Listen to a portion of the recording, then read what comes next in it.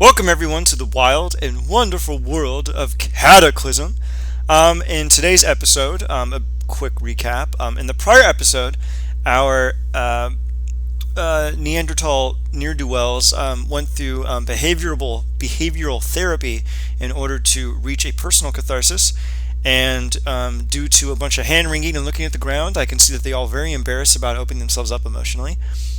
As they are swiftly removed from the demiplane upon which the unicorn goddess of light and love Ilona has deported them, they find themselves in front of a beautiful sea town with faint traces of human activity. Aside from a few boats and some disused campsites, earthen steps descend down to a gentle cove.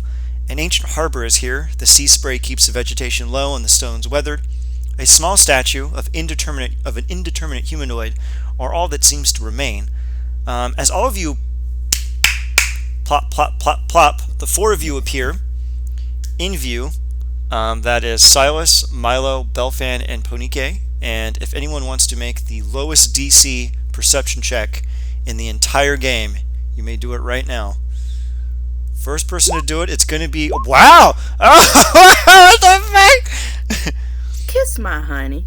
Every single one of you manages to notice that Asger is not here at present.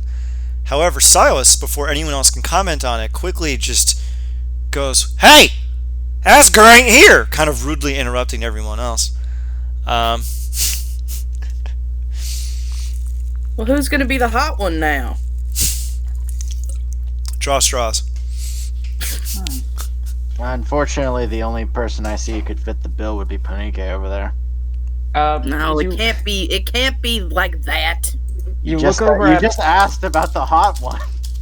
You look over at Ponike, and she's staring down at a medical file in her hands, and a small ember starts to build and then goes out, and she puts it into her bag. Mahippa. All right. She goes, "We'll read that later when we're back home. I don't care to read it now." You know what? Asger, buddy, I really am not in the mood for it this time. Where is your big ass? After a few minutes, Belfan just groans to himself and sees at the Eldritch Cannon on Asger's shoulder. Will let loose a gout. I aim it upwards. He is in another plane of existence, so you cannot broach a connection at present. Horrifying. Oh god, are we spamming Heroes Feast again? Milo's like, we're about to conquer villains. What should we do? Eat excessively. That was an accident, just for the record. I was just trying to close that. I'm just fucking with my spell.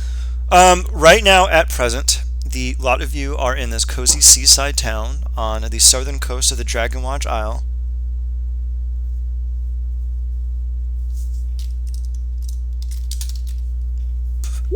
Okay. Okay. Who is that? Let me check really quick. Because I have it on the secondary monitor and I can't easily check, which is very annoying. Son of a... You can actually detach the chat. The chat. Itself. Belfan, I need you to make a dexterity saving throw. Okay. Because I have half cover because of the Eldritch Cannon, I get +4 to this. So regardless, Su Excellence, so 13.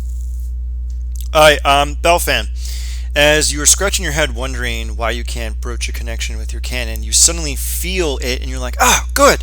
And right as you were about to test fire it, you feel a large shadow getting larger on top of you. As Asger falls straight on top of your ass, you take 1d6 bludgeoning just from the sheer amount of dummy Asger cheek. That's 5 points of bludgeoning. And you may now enter this... Yes. Have we gotten a long rest since last session? No, I'm actually going to have you all roleplay out a long rest. It is safe to rest here. Silas is going to fucking just lay on the beach. I need to go to sleep. And she will walk over to the beach as well. And or this puddle of water. She'll walk over to this little puddle of water, and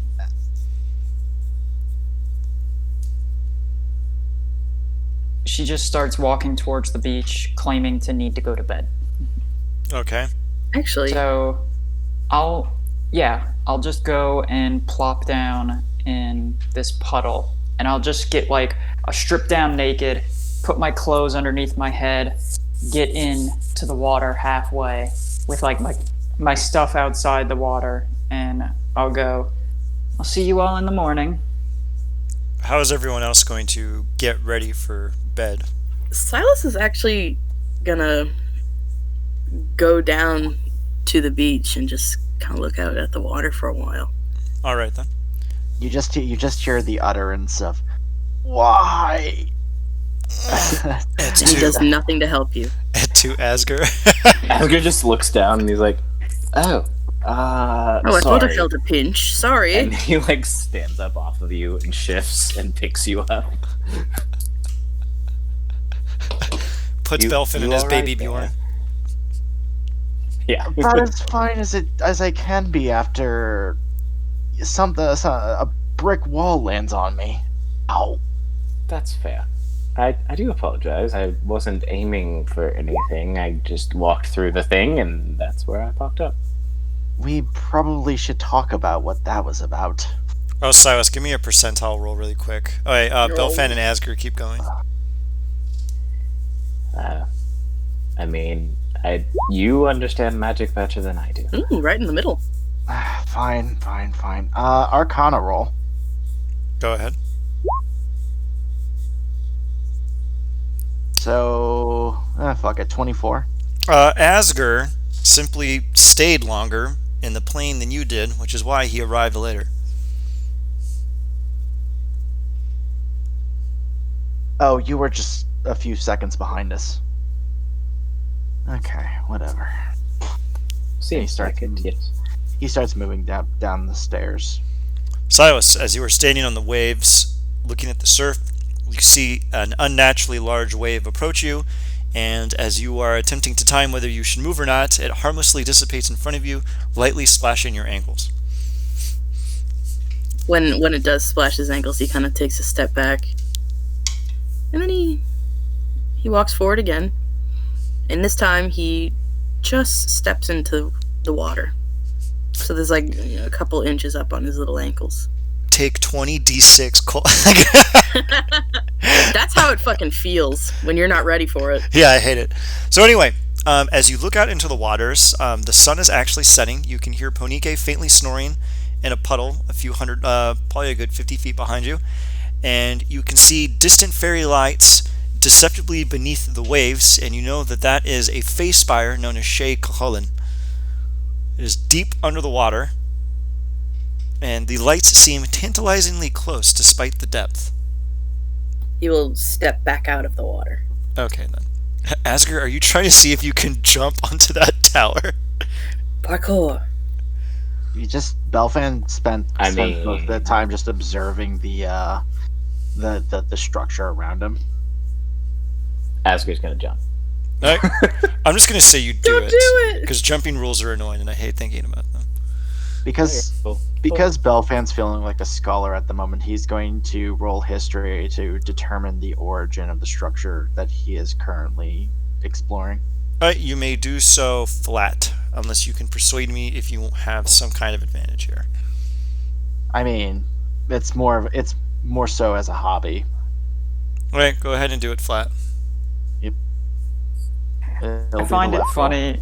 I find it funny that everyone's just walking past a naked, sleeping Ponike. Like, yep, We this is drink fucking respect women juice. This is fucking normal. I mean, yeah. Chug just that gonna- shit. Put a Respecting cup of it next to my bed in case I get thirsty in the middle of the night. powder that makes you Actually, love women. Ponike isn't asleep yet. She is tossing and turning.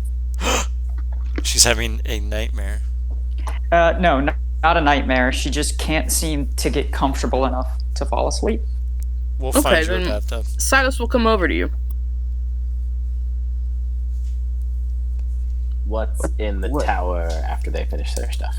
What I does a will- 21 get me? I'll sit up out of the water, and I'll just grab like my slip or something. I'll get out of the water. I'll dry myself off, and I'll put my slip on. Hey, it ain't nothing I haven't seen, or have, I guess. In the background, you just see Belfan just like, interesting. What's this?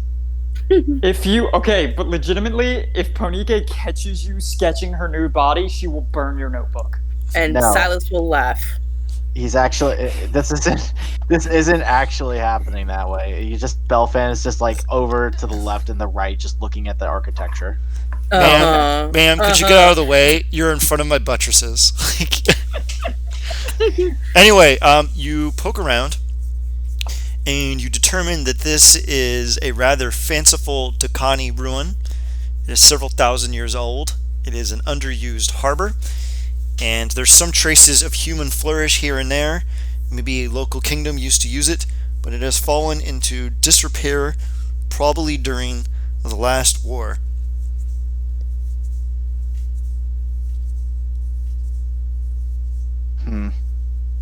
Interesting.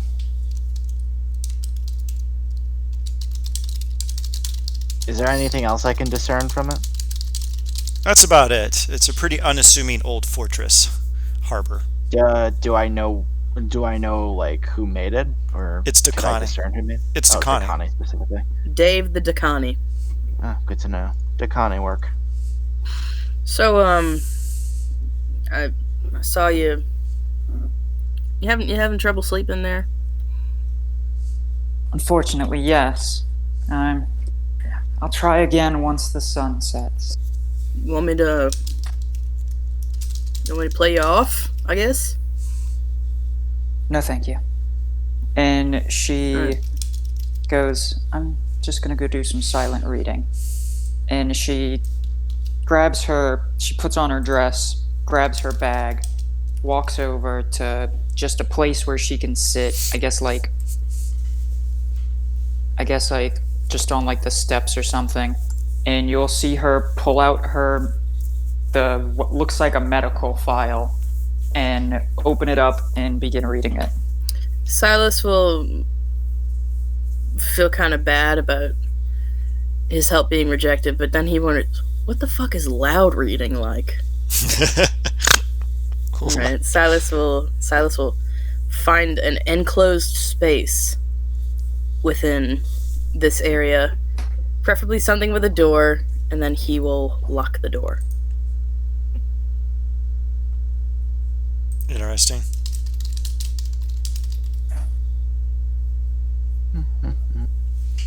So, Milo, what suspicious devil stuff are you doing?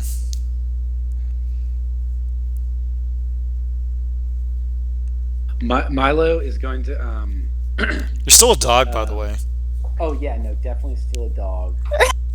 But I thought at the end of not to be a party pooper, but it was spoken at the end of last session. Could we give him the option to still be a puppy dog? No, he's still a Or dog. puppy dog? He's still a dog. So, Ray, just bring it back. What happened? Was there someone snapped me out of that dog shit? Right? What happened? I think like when we stepped out of the plane, the effect wore off.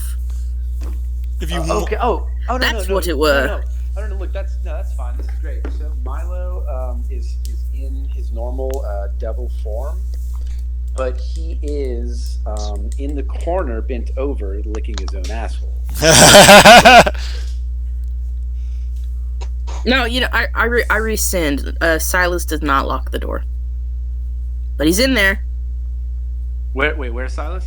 He found like the most enclosed part of this place that isn't like shabby as shit, and he just went in and he shut the door behind him. Okay, Milo. Mad sus. Yeah, Milo crawls on all fours over the door and starts like scratching on it and whimpering like. Milo, it's just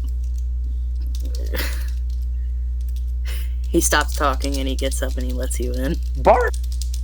You gotta. All right, bark. What's up? Milo resumes licking his asshole. You, come on. He shuts the door in your face. God, Yeah, Milo skips off. how's he so bendy? Lord. Next shouldn't do that, and then he'll just go back Hundreds and and sit in his hundreds room. of thousands what of he years does of is yoga. he wraps his tail around his neck and then pulls himself the finishing last couple of Oh. Oh inches. yeah, Like a pulley system. He wraps his tail around his neck, and you hear like bones crack as he God. like pulls his neck horrifically and unnaturally towards again. Dude, his asshole. please don't fart. Please don't fart. Milo barks. His tail is wagging. He's excited to see us. The mannerisms of a demon dog. Right. Any other nighttime rituals before we open up in the morning? How far is this? Is this below me? That looks In the about gym? 30 feet. 30 feet roughly. Yeah. Is it calm, or does it look like the waters are rushing around? That's calm.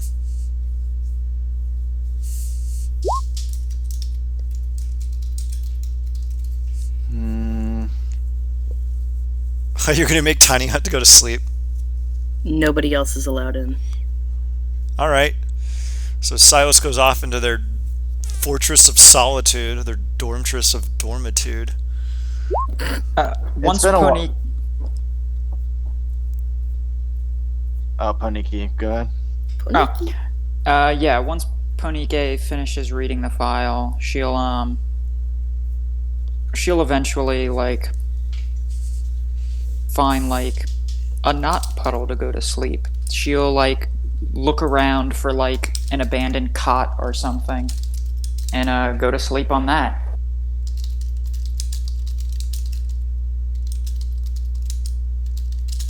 Okay, nice. Milo, how are you going to bed? Milo looks around and sees that no. Wait, is there anyone around me? Wait, hang on. I don't know if I am where I am on the map. But yeah, Milo's gonna go like up here by himself, and still like crawling like a dog. And then he like looks around, and, checks the door, checks the entrances, and then just like stands up like normal, but and then just like stands perfectly stock still.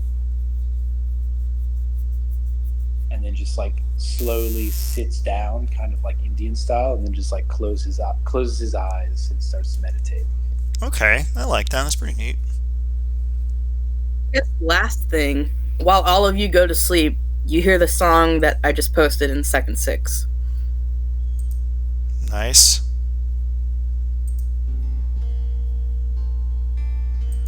Real bard hours. Real bard hours. I'll post the singy version too, I guess. Dulcimers are cool. Dulcimer's fuck, dog. I didn't. Wait, dulcimers fuck dogs? That sounds really mean. Dogs? Man, someone give Milo the memo. This is pertinent info.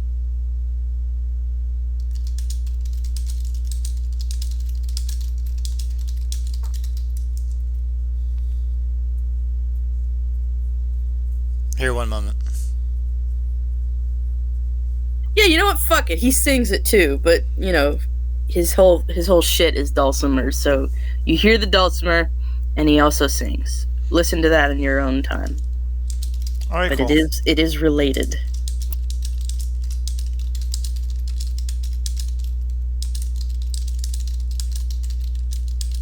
Sleepy times. All right.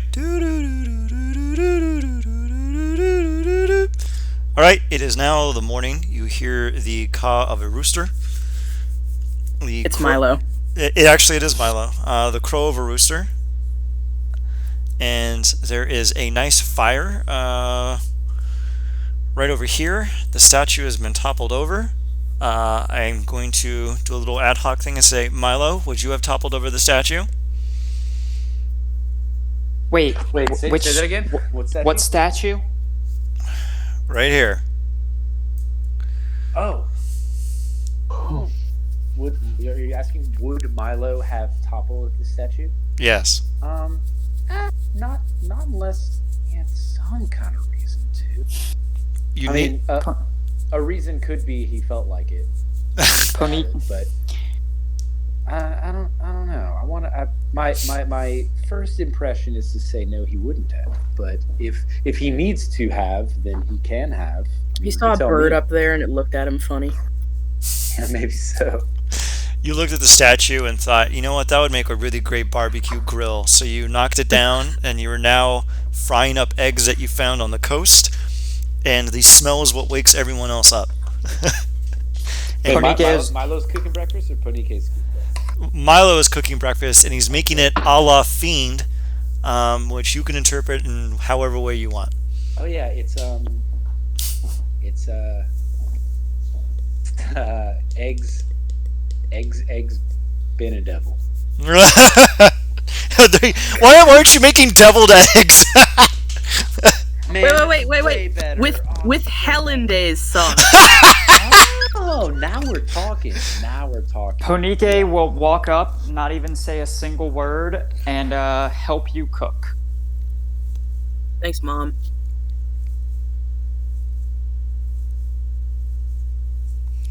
Milo just like opens up his bag of holding and just takes out a bunch of like dead children. And he's like, "What? I found them." Oh, we're not eating these. This is what holding- we're gonna sit on. I'm Bell- holding like a little slab of human flesh, and he's like, "Oh, I'm sorry. Are there any dietary restrictions I should be aware of?"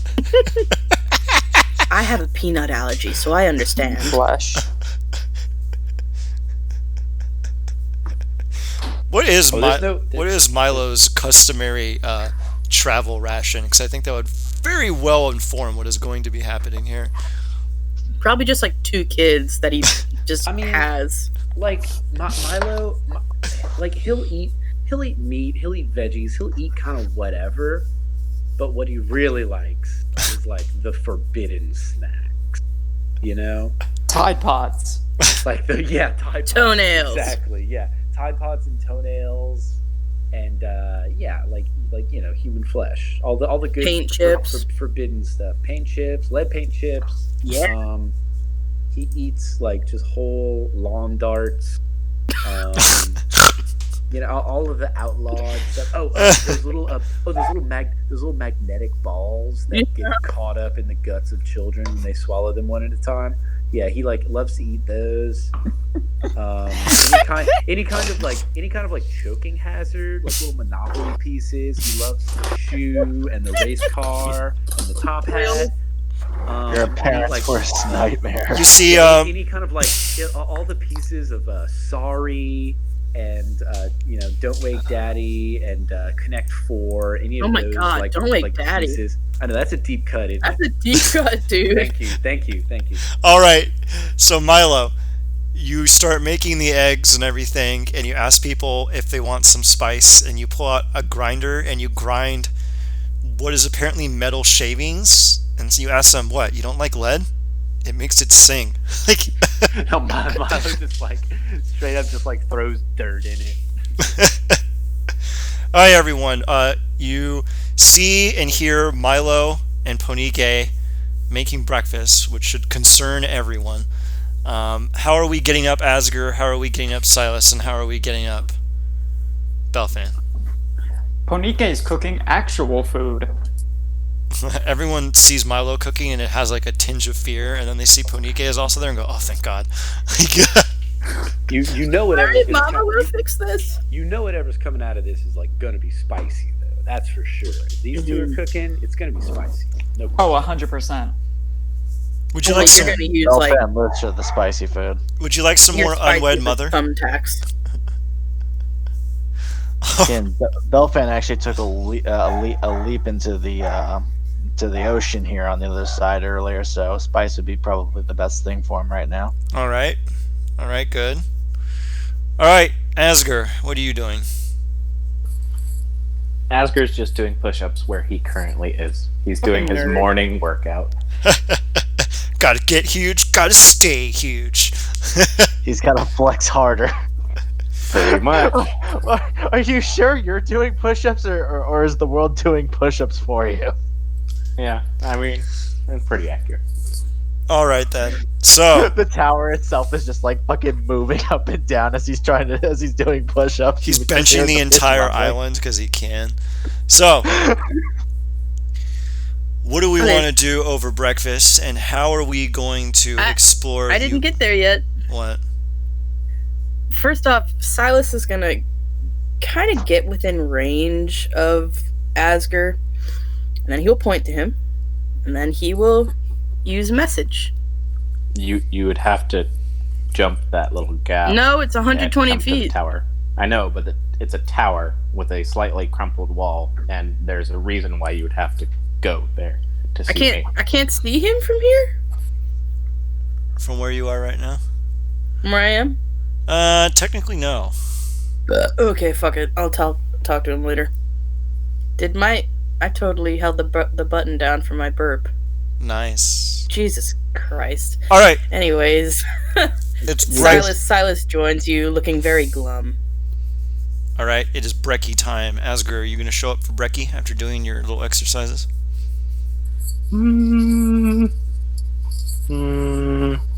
Yeah, I guess so. Asger will like climb out of where he currently is, leap back across casually. You could technically chuck the spear and then teleport to where the spear is, which would be a pretty amusing way to show up to breakfast. Wait, what? Since when can I do that? That was the thing Threat Server used to be able to. I think your spear used to be able to, would allow you to teleport to it after you threw it. No, that was the thing we talked about, but we never actually gave it to me. Ah, damn, that would have been really fucking funny right That's pretty cool. now. All right. You could just That's throw the almost like spear a- and then hold on to it as it goes in the air, like Dragon Ball style. Almost like a hexblade invocation, isn't it? To like appear next to somebody you're attacking. I think so, yeah. So anyway, we are all here at breakfast. You have a shimmering portal deep under the water that you have to get to, and you are now commiserating. How are we going to probe the shimmering blue and the faint distant lights of Shea Cahulan? I ain't never swum in the ocean.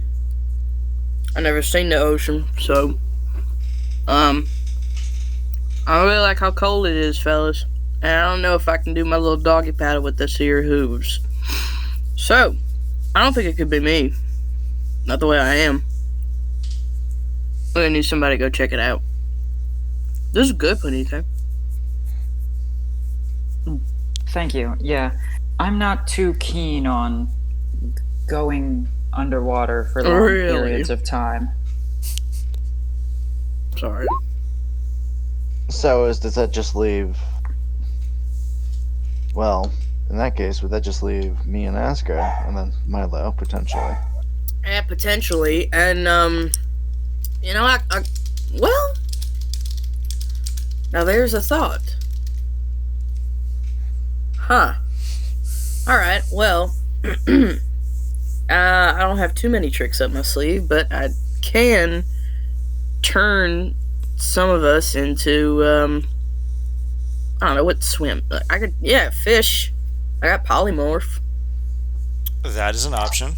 It is an option. Thank you, God. We would need something to last a little longer than that. Well, we don't know. We gotta find out how fucking far away it is first.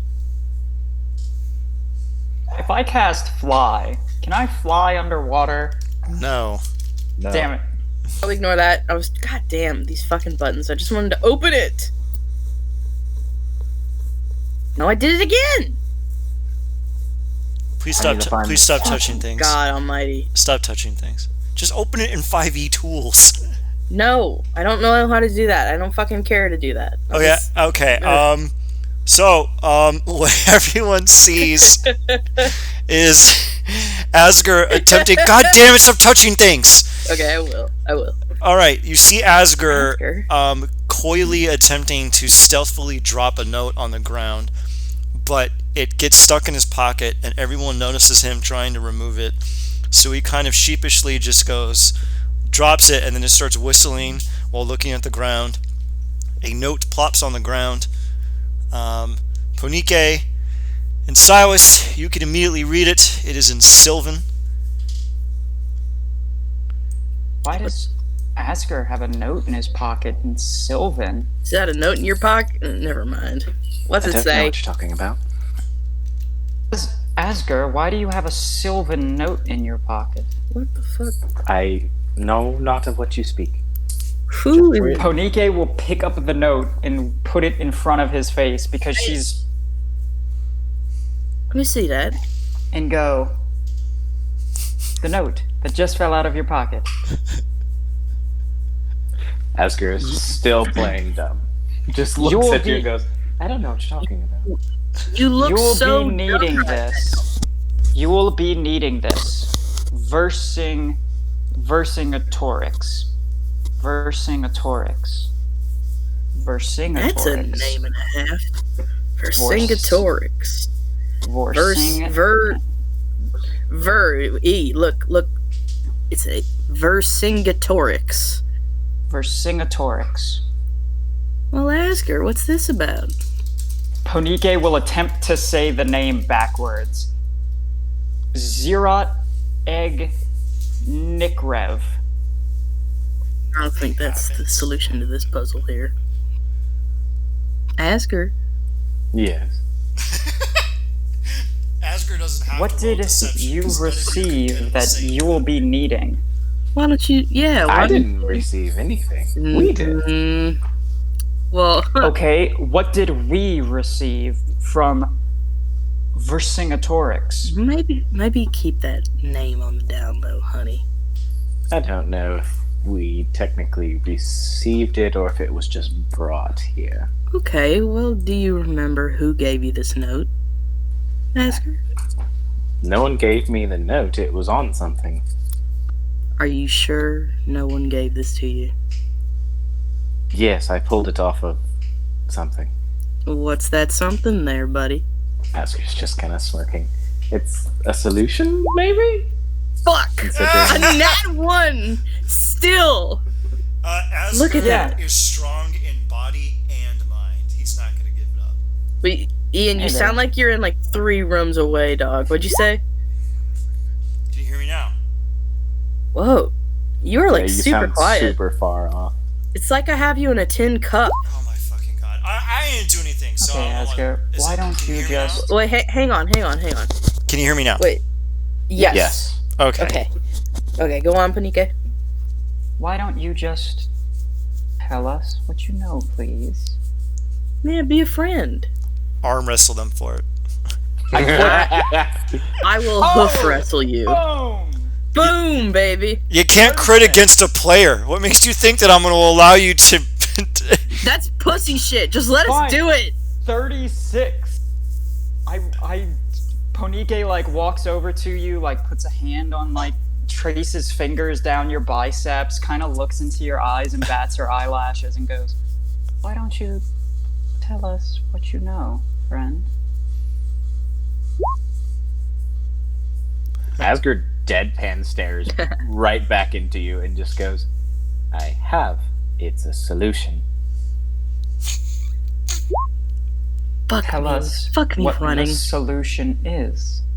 A solution to our problem of getting to the thing, possibly. Do you know where it is? It's where the shining lights are out that way in the water. If we need to go underwater, then we need water breathing. No, we don't. Why don't Asger Yes. Would you fucking tell us what this is? just speak Sure. plainly? Asger walks away. I follow. Alright. This ain't natural. I love how it's taken us 40 minutes to just enter into the first actual thing. Alright, so... I told you this would take a long time. We like to talk. you all love to dick around. Alright, We so... love to dick around. This is D&D. 31 dicking. insight. You can't do checks against each other. It's him. That's not- stupid. I mean, I'm not trying to deceive you. I walked away. And Follow him. you can see where I am. Alright, do you go and follow him towards the tower? Yep. Alright. Okay. Following. Where does Do you enter into the tower? Yep. Yes. Okay, now, Asger, tell them what is inside the tower. The tank. Asger's sitting on top of the tank, and he's like, "Yeah, so it seems our Fey friends brought us Don't. our tank." You couldn't have just said the tank is in the tower? There is a have, there is a but it- large bow on top of the tank that is faintly blue, and there's a small box of chocolates that is unopened, also on top of the tank. Don't fucking eat that. Milo Don't. goes straight for the box of chocolate. No, Silas raises him for it. Okay, dexterity contest. As they're doing this, Asger looks at Ponike and goes, "Well, where would have been the fun in annoying you then?" You're not the No, it's dexterity Wait. versus dexterity, not dexterity Okay. save versus. Oh. So redo it. There's hope. There's hope. Oh, barely. Asger, you're not the kind of person to fool with others. What has gotten into you or onto you? Bamboozle juice. Bamboozle Nothing juice. in particular. I'm just, how you say, stretching old muscles that I haven't used in a very long time. Not since before I was ever a zealot to hell. Ah, Asger has personality muscles. Yes, thank you. Asger used to do stand-up before he became... I was a This. child. I was, well, Asger, No, you weren't. Let's hear a tight 5. Let go of this. You just see Belfan just doing like a cursory inspection, as well as like looking in the innards of the tank to make sure it still functions as it should. Okay, Dolphin. Silas Give me a gets the smithing box check. of chocolates away from you. So you And then grab the obvious box of Fey chocolates with your fucking bare hands. You touch them. Yeah, I do touch them.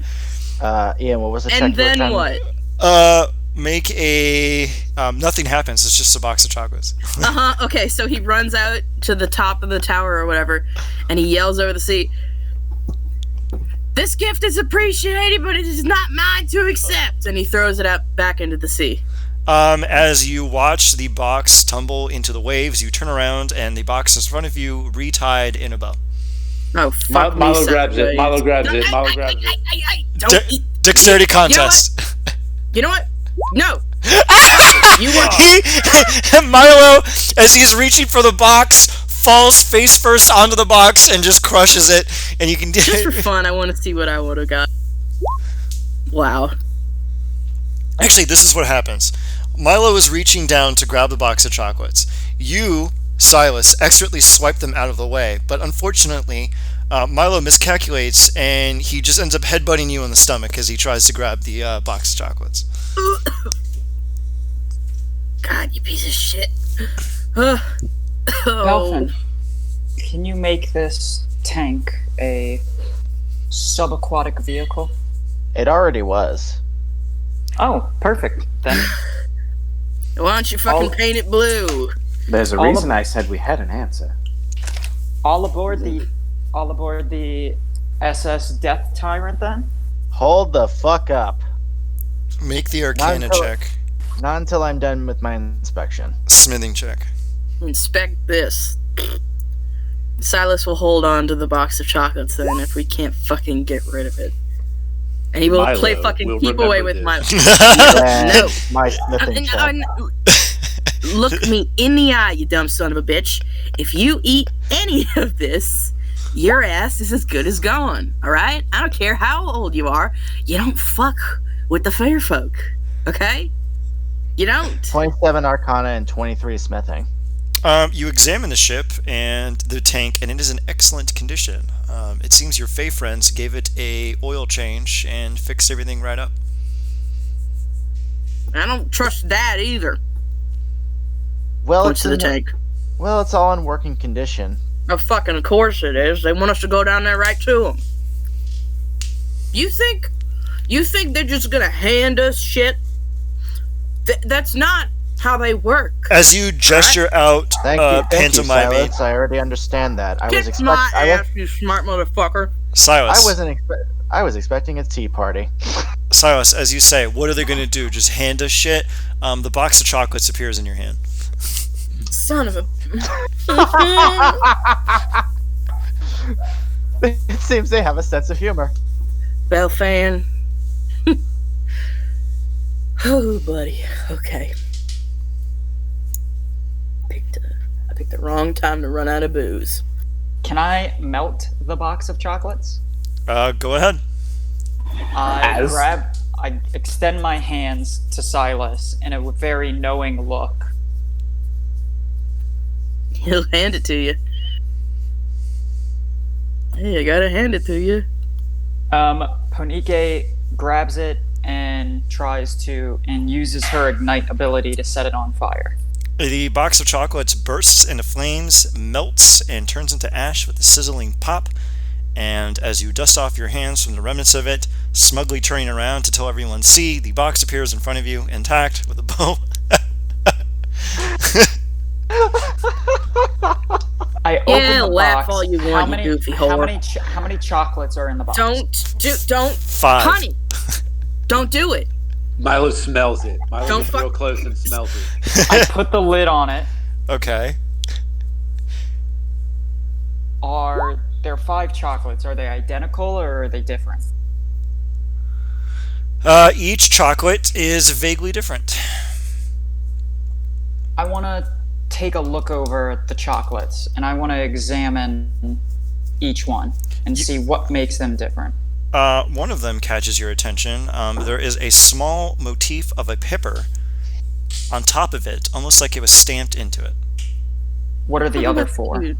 A mandolin, a skull, a pitchfork, and a cannon. I eat the one with the pepper. You dumb bitch. I need you to make a Constitution saving throw with disadvantage. Well, nice knowing you. Ponike will go, obviously, they want us to eat these. I'm not fucking touching that. I don't fuck with them. 17. Ponike, as you smugly look back and look, see?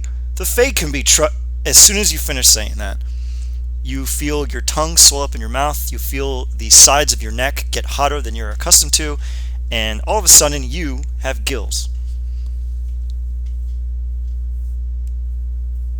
You see? The fuck? You see? And Silas is like pointing at you with a really, really shaky finger. You fucking see? I told you. Weird shit always comes from them. Okay? Look, It's we our can't solution. It's not It's our solution. No, To get it's to not. The tower. No, it's not.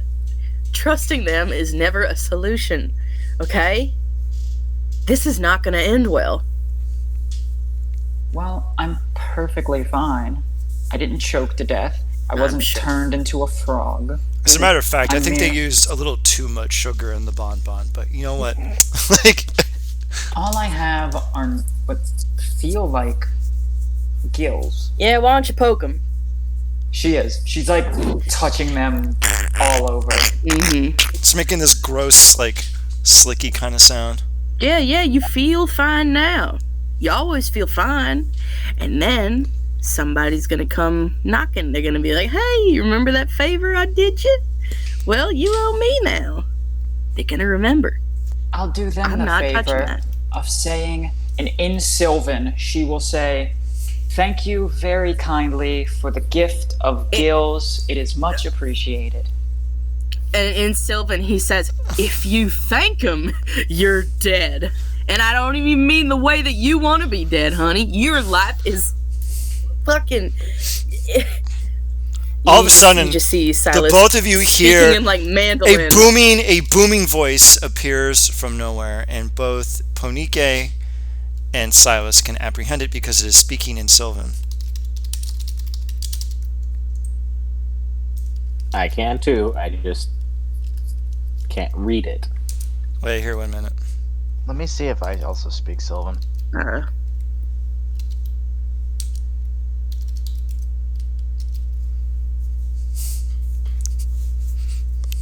Oh, look at that. Don't mention it. Shut the fuck up. So, I'm not going to mention it again. Okay. And she hands you the box of chocolates, and she looks at the tank, and she looks at Belfin and goes, "Can we get going?" As soon as it touches his hands, he lets it fall. It lands, the bonbons slope out and crack, and as you smugly go, haha, the box... he's not being smug about it. He just doesn't want to do this. As it drops to the ground, the box disappears and the bonbons float up at around mouth level, right in front of all of your mouths, about a foot away. Except for Punike. Silas covers his mouth.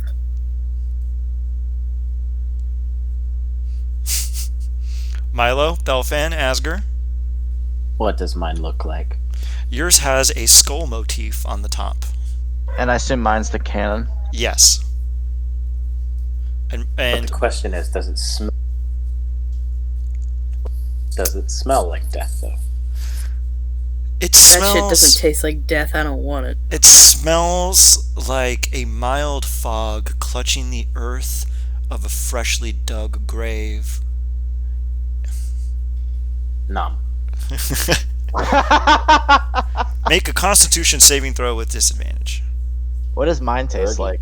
Or what does mine smell like? I'm gonna Yours... switch over real quick. I'll be right back. Sure. Yours is a cannon. It is very...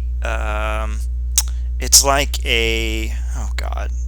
A Sour Patch Kid. It starts off sour, and then it gets a little bit sweeter and finishes in a nice creamy afternote.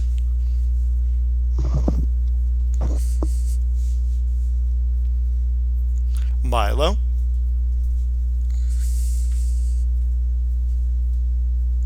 Milo. Yes. Would you like to This eat is- yours? Yeah, Milo's always wanted to eat that motherfucker since from the jump. Yeah. Since the dawn of time. Yeah. No, we Milo- can't. I can't hear you. Oh, can you not hear me? No, I can No, hear not you, you. but I We can't can hear hear Asger. Oh, okay. Okay, So, go ahead. Milo will look at Silas and give him just like a real like, you see this shit? This is me eating a chocolate. Just like straight, like eye contact, like whole body cocked to the side. Like, oh man, there's a great James Harden gif. Anyway, I'll send you all the gif, and then I do eat it. Make a con save with disadvantage. Yeah, You and do it. What's that shit taste like? It Tastes like your asshole. it tastes like victory. It tastes like the culmination of all your hard work with just a nice veneer of suffering. Oh hell yeah, that tastes great. That's good. All right, 1 minute. I have to use the privy. Let's just make sure that Asger can be heard. I guess come in and come out. I'll be right back. Use it or lose it. I can't believe you thanked them. Customary. If you don't thank them, Nope. then you owe them something. No, you don't. If you thank them, you owe them something. Pish posh. No, not is this pish gift posh. This is literally one of my hyper focuses. You are so screwed, girl. Gift not working. I won't say anything else though. I'm so fucking excited. Oh, let me check the GIF. I'm sorry. Silas. I Oh, need that's you- out of character. All right, I'm back. Yeah, Okay. there we go. Yeah, There- out No, of I character, thought it was dog. when you said thank you, they can't do anything. No. If you say thank you, that's when you're fucked. Okay, well, I like the idea of Ponike thinking it to be backwards because I think it's backwards. Yeah. It's All really right, fun. Asger, are you there? Asger, we cannot hear you, Chief.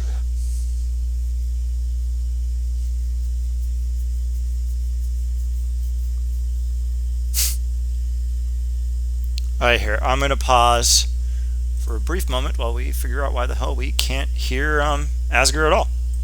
Okay, we're back into it. Asger has been brought back from the grave. Milo has just consumed his treats, and he has a similar reaction to Ponike. Gills begin to sprout, not around his neck, but down the side from his armpit down to his hip. These big, beautiful, flirting gills. And Belfan, your gills appear on the front of your chest.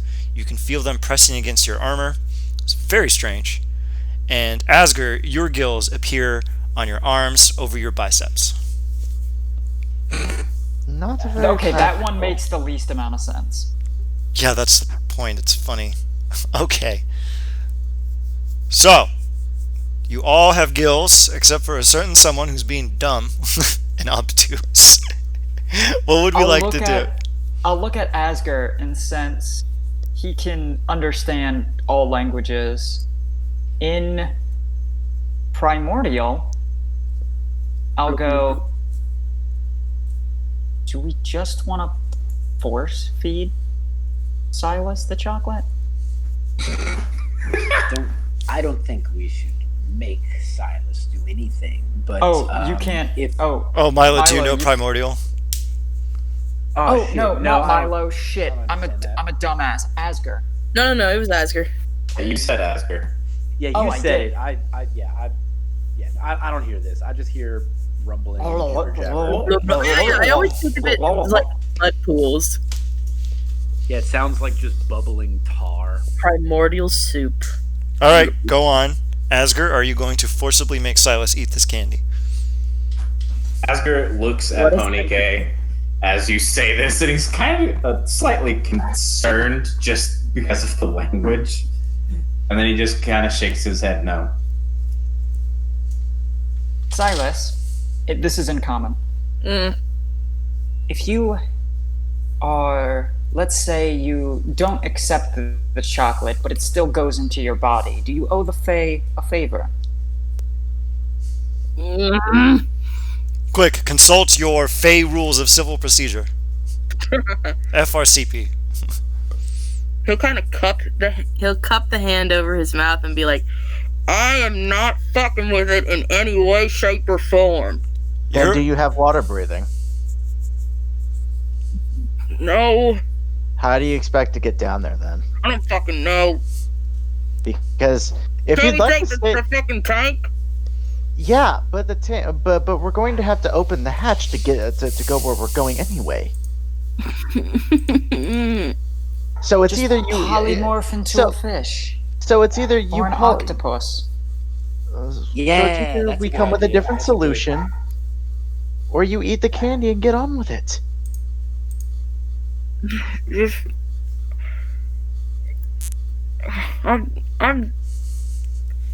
I can't eat this. I think that it is perfectly acceptable for Silas to not eat the candy.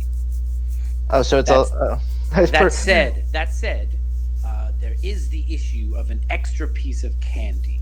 I would, selflessly put myself forward, Yeah, and I'm just letting you all know, I would eat the second piece of candy because I do enjoy candy. you. That seems like a bad idea. Just do it, Milo. Super gills.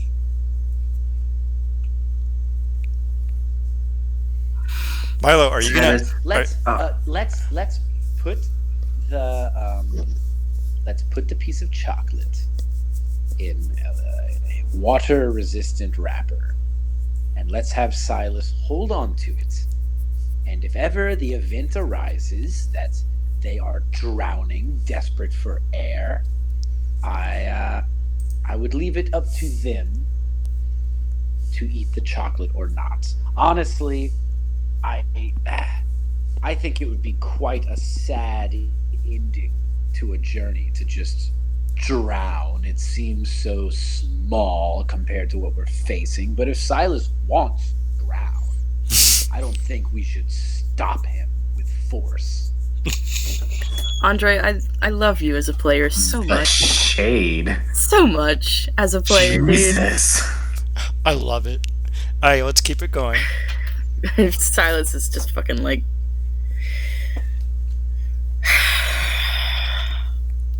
And he'll move his hands away from his mouth. and he'll reach out, grab the chocolate, and he'll fucking eat it. He'll give you the side eye like you gave him. Make a con save with advantage. Advantage. Ooh, we got disadvantage. Shit. What does it mean? Your chocolate tastes like a good laugh with old friends. Aw. It slides down your throat. You feel the gills begin to appear on the sides of your neck, but you feel a little stronger, and you can feel that your gills are not only gills, but some kind of more advanced kind of lung. You feel your lungs get stronger.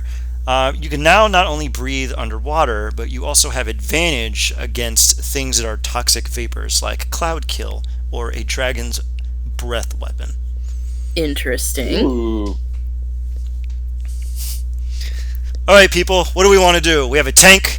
We have a secret underwater elven city. What do we want to do?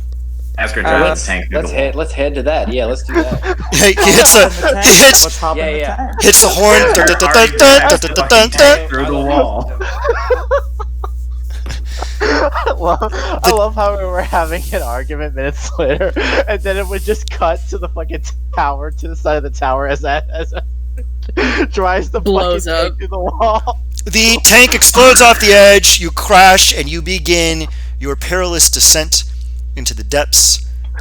Does anyone want to attempt to gauge how far down you go? Don't we have like some kind of sure. periscope in the Silence tank? counts by how often he has to yawn to pop his ears. Okay, that's interesting. Oh, that's fun.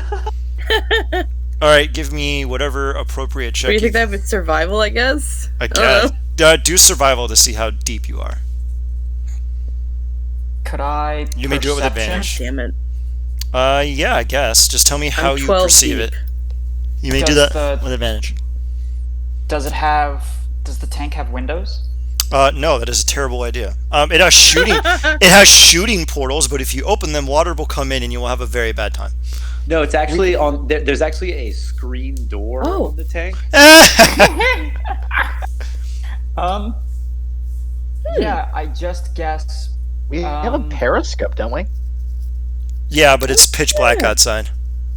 I have dark vision.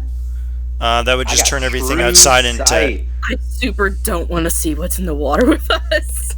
I'm Can scared. I see through the? Can I see through the murk with true sight? Not technically. Let me check. All right. Well then, Time I'm out. gonna burn that channel. Is there a like a exit on the bottom of the tank? Yes, this is a British Devil Infernal machine, so there is a bottom hatch.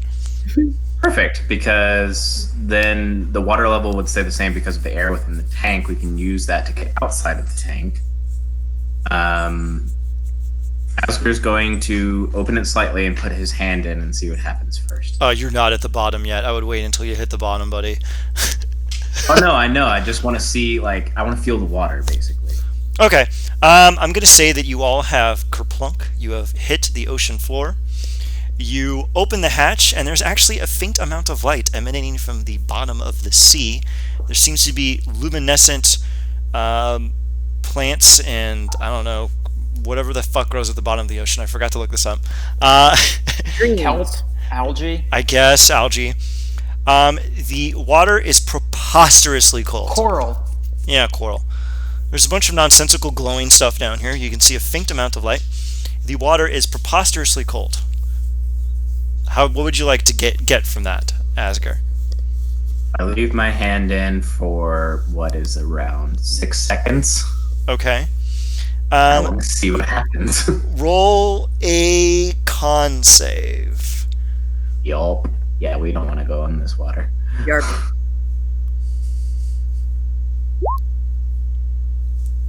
Let me double check here. There is If that fails, I'm going to roll my new thing. So, just let me know either way. that actually fails. Alright, so we'll see if this saves, because if not, you guys won't tell anything.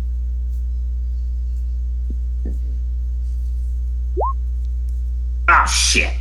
What happened? Whoa. I rolled. I mean, I probably passed the save, but now it goes down to an 8. Oh, you got the psychic thing, huh? So Yeah. You see Asger's hand. You see Asgard plunge his hand in, and his hand gets extremely cold. You see frost appear on it, and he sticks his hand out, and it quickly warms up to the interior of the vehicle. And he looks a lot at you and goes, "Don't go in there." That's a real bad idea. And actually, you guys kind of noticed reason like why he didn't take damage is there was this slight like ripple effect around his hand, almost as if there was this energy that all of a sudden shot out and protected it. Whack. Impressive. What? So I will take this time to let everyone know that Milo has control water prepared. Chad. Nice. Very nicely so done. So he can just like he can just pull a Moses down this bitch and just we can just walk. That's so ridiculous, and I'm in. I like it. I like unless- it. All right, quick thing. Unless the GM has any like water pressure concerns that would impede on. Well, the it just says component. It just says you part it. It doesn't say how much. It just says you move 5 by 5 feet of water, so you move 5 by 5 feet of water. If it fails, you're gonna have just about the world's Oh no, worst this time. isn't. Yeah. Well, this. So wait. This isn't. Wait, the cantrip, or are you talking about a different No. spell? This isn't shape water. This is control water, level 4, baby. All right, let me see what we got here. It lasts 10 Yeah. minutes. You can choose any amount of water in a cube within 100 feet. Yes. You cause the water level, blah blah blah, to rise. You part it. No, it's not flood. Yeah, part water, I believe, is the one. See it. You, There it is. Technically, you make a trench, which implies there's nothing on top of it. But Okay, I mean, if this isn't applicable, then it's not applicable, and that's up to you. I'm gonna say you can control water, but you can only do it 100 feet at a time. So there's gonna be a brief, horrifying moment where you have to like There's recast water, like, it. crashing behind us. Yeah, like, and everyone just like going, Milo's gonna get us murdered. Anyway, Silas, you are a mile underwater. This is very bad. You determine that if you go out into the water and you fail a fairly sizable con save, you take 10d6 bludgeoning damage and 10d6 cold damage because of how deep underwater you are. Boys and Panike, we gotta stay in the tank. Now, Ponike, you are going to put your peepers to examine something, right?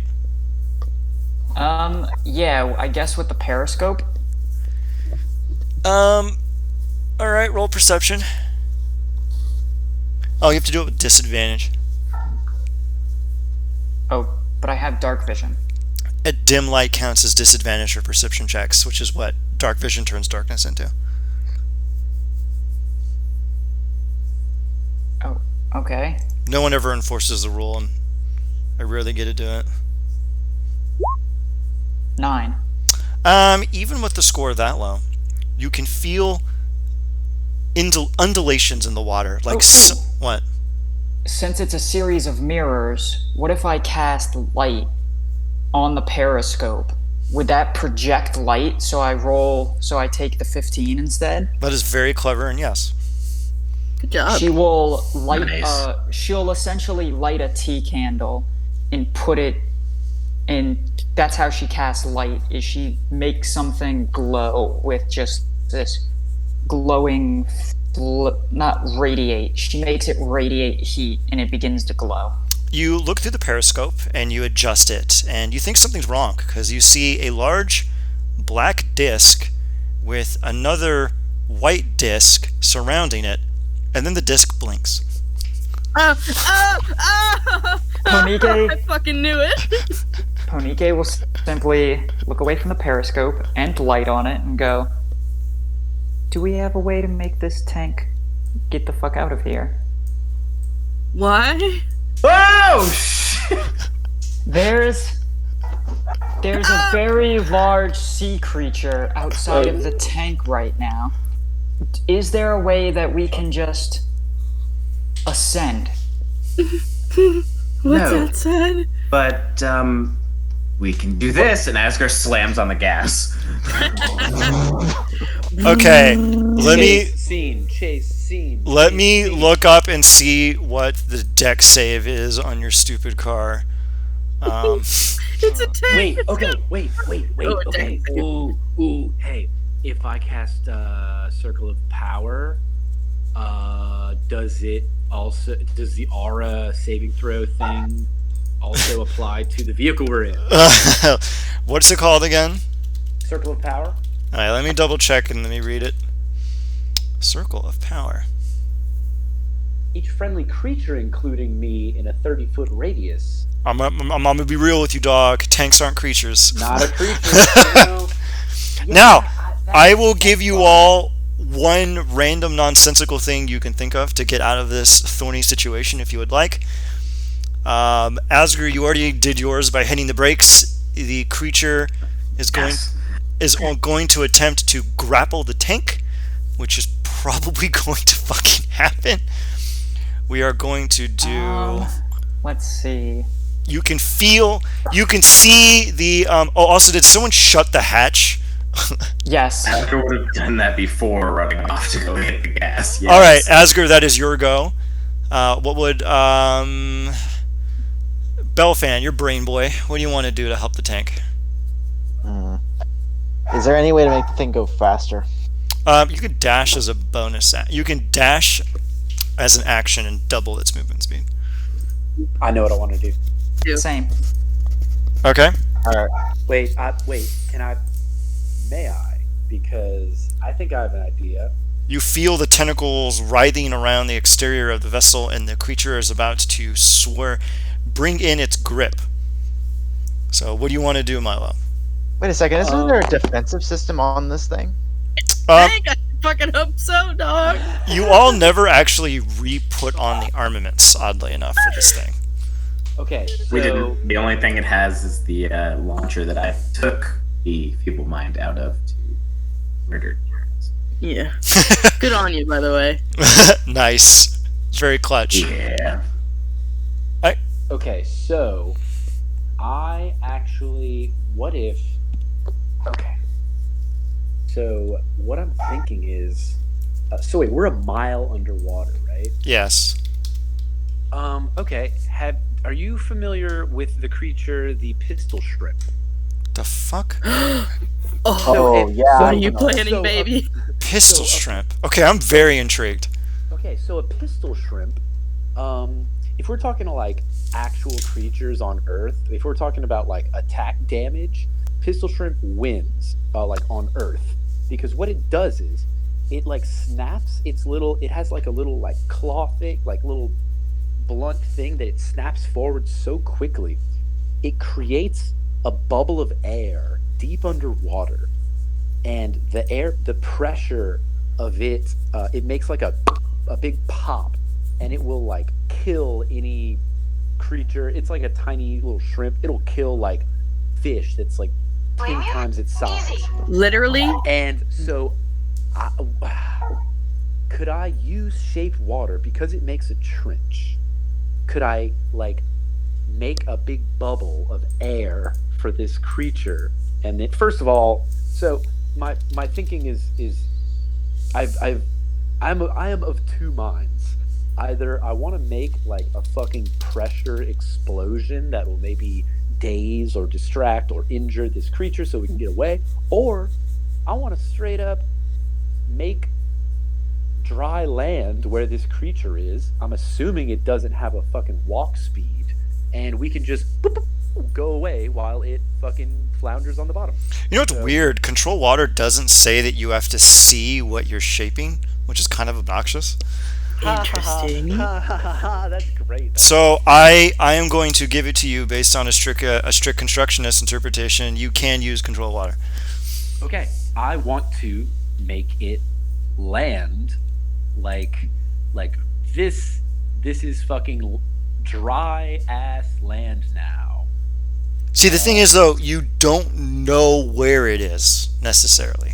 Well, Punike I can looked. tell- She could have yeah, been like, I looked, hey. and I will say I'll point to where the fuck it is. Okay. Yeah. All right, go ahead. Okay. Yes. So I want. Let's see what my part water across the spell's area. The spell's area range. Okay. A cube up to 100 feet on a side. Oh, sick. Okay, great. Okay. Oh, well then. Fuck yeah, dude. All right. Well. Oh yeah, dude. Straight up. Like.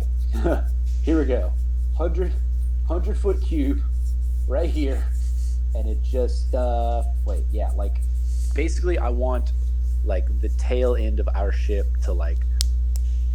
Yeah. It's just here. And then. So I guess like. Bonk. Bonk. Bonk. Like all that is now dry land. This is And weirdly difficult to adjudicate, but okay, go ahead. yeah. Andre, you're a fucking genius, dude. That's dry land now. So we're just gonna go, and as we go, I want to move. Like, This is kind Yeah, of I weird, wanna- but technically you would be within the area. But you hold it up with your concentration, correct?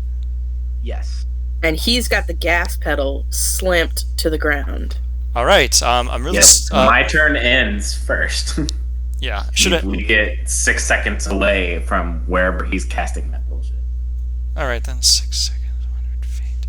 You're so fucking smart. That's so good, dude. So good. This is so fucking good. And you know the other thing that's cool about Pistol Shrimp? The force They're very of that colorful. bubble implode. That too. They can also see a lot of colors, way more than we can. But the force of that bubble closing in on itself apparently gets hotter than the sun. Jesus. Yeah. For a split second. Yeah. So it basically creates like a plasma bomb inside something. Yes. That's ridiculous. Yeah. The pistol shrimp has like the highest damage move of like anything on Earth, basically. And Yeah. and again, You hear- it won't you- kill as like you- a human, but like As it'll you kill. as you open this cube of open air, you can actually hear the creature and its horrifying bellow as it screams a terrifying roar, and you feel its tentacles close in on your vehicle. Unfortunately, it breathes air and water. Oh boy. Well, shit. Well, but then Well, the bludgeoning okay, damage it of the shit breathes. coming back on it. It's I'm not going. worried about It is I'm not going worried about its to. breath. Does it Huh? have a land movement speed? Is what I'm wondering. It does. Ah, fuck Wait. off. Okay. It had to fall, though. How high was it when it fell? It was on ground level with you all, actually. But listen, when that spell goes down, the pressure of a mile's worth of water is gonna bonk right on top of it again. When he And even breaks if that doesn't concentration. hurt it, it's in air now. So you know how blobfish are totally normal when they're underwater, but then we bring them up, and because their pressure gets so fucked up, I'm they just gonna- get all Yeah. melty. Yeah, So this this is thing not is a. just going blobfish now. It's not a deep sea creature. Fucking whore. Yeah, now I will tell you one thing though. You know what you can do, Milo? What's that? Do it, Milo. You can break concentration on a spell anytime you want. So you could dump a mile of water on its head as a free action. Well, I'm googling how many pounds that is. That's a lot. Fuck Hang on. Okay. Wait, hang on. Are we grappled by the thing right now? I should have had you all roll initiative. I'm going to say he is going to attempt a grapple, and he's going to do it with disadvantage because he's very confused why there is no water. Where'd it go? Wait, but how long does this motherfucker's reach? Oh, it's I mean, a, he's a tentacle man. Probably enough if it's got tentacles. He's mean, a kraken. it's Something. its reach is 30 feet. Jesus. Ian, Motherfucking What? I have the amount of pounds Oh, 100 God. foot by 100 foot by 100 foot weighs. How much? So a So cube much. that is 100 feet on each side is 1,000,000 cubic feet. A single cubic foot of water weighs 62 pounds. This is 62 million pounds just slamming on this. If you dude. break concentration, you honest to God will just straight up kill this guy in a single hit. All right. Like That's Milo? probably what I'm gonna do. Alright, here's the problem You though. wanna have the biggest dick in the room? When did you break concentration? Oh, well, I haven't broken it yet. So are you going to get out of the bubble before you do that? Because I highly recommend it. Yeah. No. Yeah. No. There's no question of breaking concentration until we're like away from this thing, or like at least like 40, 50 feet away, like on the move away. Okay, here you go. I am just going to do a quick calculation that can actually technically kill him in a single hit. You are going to barrel through so proud of you. I'm really annoyed that I can't argue against this, but you're one hit killing this guy. Like a CR-23 deep sea creature, and you're killing it in a single hit. Holy fuck. Okay, this rules, and especially, this will be... Oh, yeah. Welcome to the horrors of water combat. I'm about to... I'm like... You kill him in a single hit. Daddy, tell me how much damage I just did. 342 bludgeoning damage. Yeah. Has obliterated a kraken. That's definitely a personal best. I can only speak for me, but that's a personal best for damage. I mean, yeah. You can see like the implosion, and then suddenly this ocean floor is covered with this thing's gore. I'm gonna need the tank to do a deck save with disadvantage. It does it flat, so who wants to roll 2d20 as the intense pressure of 62 million pounds of water slamming behind you is gonna cause the tank to careen forward. Yeah, you fail. Oh God! I need everyone to make a con save with disadvantage inside the tank. Oh boy. Con save? Yes. Okay. This is just where the game ends. It might be. Everyone's ears get Is so it with fucked up. disadvantage? Huh? 26. You can sense it coming, big boy. Great. Disadvantage? Yeah. Is it normal or disadvantage? It's disadvantage. Yes. Cool. It's 62 million pounds of force. I have to do this at disadvantage. Hey, that's still pretty high. If that fails, I'm gonna roll again. Yeah, I got a 26. Yeah. Jesus. Let me see who failed here. Silas, no good. Belfin, no good. Milo, no good. Asgar and Ponike, the tank begins to just do somersaults, and you have to just go into a defensive posture and just... There's really no way to brace yourself for 62 million pounds of force suddenly slamming down 100 feet behind you underwater as this enormous underwater torrent barrels forward, knocking the tank forward onto its path. I'm going to make... All of you are going to take... Since I saved, can I hit the brakes to slow us down? There's nothing to hit because the force is just causing the tank to like tumble and twirl and somersault and roil and ride. Yeah. Alright, you take... I'm going to round that down so I don't have to do fucking math. You take 39 points of bludgeoning damage if you failed, and you take half if you passed. So I have an idea. 19. Yeah, 19. Just do that. I have an idea. The tank begins to roil and writhe, and eventually you hear a... And you have hit something solid. Very solid. Actually, as we were going, just to save us, are we going to take further damage if we hit something solid? You can make a con or a deck save to brace. I was going to... Okay, so if yes, then we still have the launcher for the water, right? So it would be loaded from the inside. I could technically load thread sever with a rope attached to it, hold that bitch, and launch it like an anchor. That is hilarious, and you may do so. Alright, I'm gonna do that to try and slow us the fuck down. Alright, give me, I guess, what the hell would the check be for this? Whatever you think is appropriate. Give me a con save first, though. Another one? Yeah, with advantage. Okay. Wow. Okay, yeah. I'm okay. Asgard, through a breathtaking example of athleticism, you focus your inner mind get yourself to realize how the vehicle is moving, and you turn in the opposite direction, orienting yourself as everyone else is flying around on the inside, banging everywhere. And with effortless Well, grace, except for Ponike. yeah, Ponike is also fine. With effortless grace, you thread sever into the cannon and launch the anchor. I'm going to make an attack roll, I guess. I don't know. It's kind of dumb. Just so if you fail, if you have to critically miss to fuck this up. So. Alright, cool. I can't. It's not. Yeah, hold on. Where is it? What? You launch the cannon and it hits nothing. And as you realize, oh my god, no. All of a sudden, kerplunk! Everyone make another con save or a dex save, your choice. Damn it. I cannot believe you failed. Is this normal, advantage, disadvantage for the con save? You can go flat. Alright, cool. Oh wow, that is no, it's good. No, it's good. Dex save or con save at normal? Still gross. Jesus. Yeah. Yeah. Oh. Assuming a 15 still fails, so well. If Granted, I'm just taking how-tos, so whatever. okay, so if you got a 19 or above, you pass. If you got below that, thank you God. fail. So you take 34 Cool. bludgeoning or 16 if you passed. Let's see who's close enough to actually hit it. Silas, I'm actually going to give you that +3 then, since we both failed the check, and you will pass, and I will take the full damage. Nice.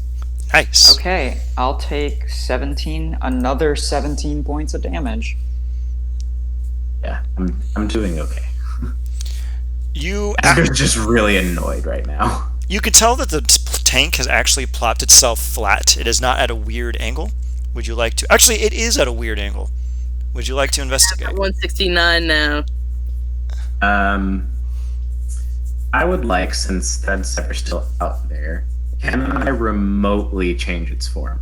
Or do I have to be holding it? I will say you can remotely change its form.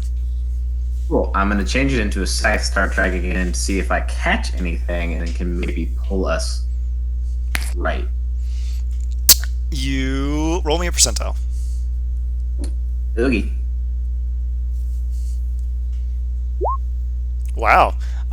You quickly find yourself stuck on something, and okay, athletics check with advantage, and I really hope it's 2 nat ones. That'd be the funniest thing. Goddamn. Okay, not that. Asger, you definitely right the tank, and as you move it, you actually feel a roaring sensation of water pouring into someplace.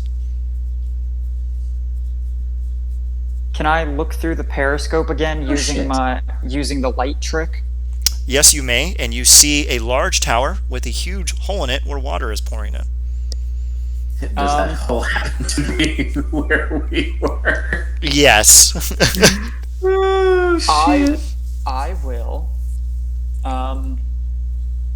Now that the tank is upright, I will cast Fire Shield to give myself resistance to cold damage, and I will open the hatch and go, I'm going to put these new gills to the test, and I'll jump into the water. You jump into the water, you take 0 damage. Kind of weird, but if you have swim speed, you don't take bludgeoning damage, which I think is surreal, but whatever. Wait, we have swim speeds? Yeah, you do. Okay, so the chocolate gave us gills and a swim speed. Yeah, it gave you everything you need to enter the Fade Tower safely. Nice. Okay, so I will swim to the tower, go inside, and look around. You see a flooded partial maze. 1 minute, let me make sure that I set everything correct. A maze? As in a labyrinth? Yeah, there's a labyrinth. A maze. Oh man. It's amazing. He meant corn. That's amazing. Yeah. Children It's a of the- corn. It's a corn maze, so it's a maze. It's really just a crossword puzzle looking thing. I hate absolutely every single one of you. This is the kind of shit you fill in with a crayon in the back of a menu. Find the fries. All right. Okay. Is everyone going to follow suit? I'm kind of annoyed because in this section, the Kraken was supposed to break through the wall and start attacking you with its tentacles, but unfortunately, he's dead. Bye-bye, Kraken. You see, It was really cool, and he was gonna block off the maze, and it was gonna be really cool, but he's dead. People are saying that the Kraken, he's a bitch, he's a pussy. They're saying it more and more. I hate all. The Kraken never wins. I hate all of you. Okay, I'm gonna make this. I'm gonna make this as blunt as possible. The Kraken was the only enemy, and he is dead. Like, Great. Let's just go. RP. all right. RP. So I am going to just reveal the entire fucking map and just move your dumbasses to where you think you have to go. Oh, sorry, bud. Yeah, I'm really mad. So sorry. Is there a ceiling to the maze? Yes. Damn. You think I'm fucking stupid? God. Hey, everybody, you know Ian's dumb. Like, Asger, That's like Asger. a good question. yes. do you mind just plowing through until we get to the center? Sure. it's perfectly within the realm of reason. It's a After pulled Shrek out his movie. moonlight Actually, grape- you know what? Moonlight grape. Actually, you have come in on what seems to be an observation deck, and which actually allows you to get a bird's eye view of the maze. So I can fly over to the center. Technically, yeah. Or you can I cast. a Chad and have Asgard just blow through everything like the Juggernaut. Yeah, let's Kool-Aid Man this. Let's Kool-Aid Man I cast steroids. No, I will fly above Asger, telling him where to smash. I like it. I love it. All right. Some more of it. How many walls do I have to smash? 1, 2, like 2, honestly. 3. It's really just 2. Yeah, if we go straight, I can do 1, 2, 3. He wants Go directly straight just because I'm annoyed and want to. Make 3 con saves with advantage. Why are they con saves? Because you're breaking through a stone wall! You're just like smashing right through it! Like, this is I am a siege weapon, do you not remember? Oh, that is true. Okay. Hold on, he is the human siege weapon. Let him do it. Hold on, time out. Clickety.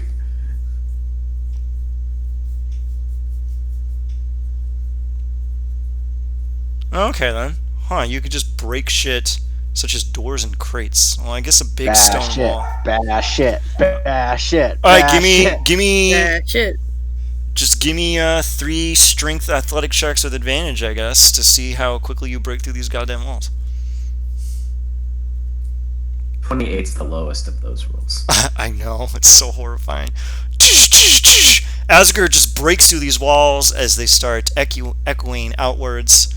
You arrive at the center portal, and you can see that it is disused.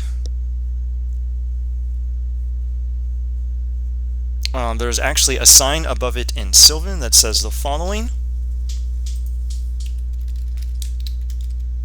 Only 2 people can read that. Actually, technically, no, I wouldn't need to be raging into that. I can just do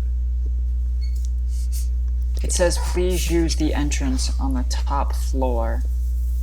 I will fly straight up. And The ceiling's like 10 feet tall. If you look to the north, you'll see what it looks like a conch shell, but is a staircase. yeah, that's what I was gonna fly over to and direct Asger to smash his way over to. Tyler just follows him sheepishly. 3, 4 more. Okay, you. I like how you could just make 3 and then walk around this corner. No, it has to No. be 4. One of them is a crit. Wow, you blow you blow through the wall, and you can almost feel it tell you, "Please, no, I have a child," as it disintegrates into dust. Asker chuckles too. So. Fucked up, Asger. I assume this is the top floor. Yes, you see a small funerary statue of a woman. Her hand is clutched, but there is a missing item. What's What's it look like she's missing? You can't quite tell, although there's a bunch of motifs all over her body, mainly of whales.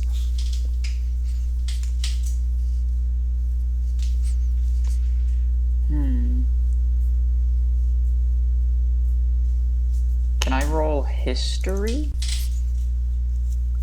You may do so. Try to parse this out.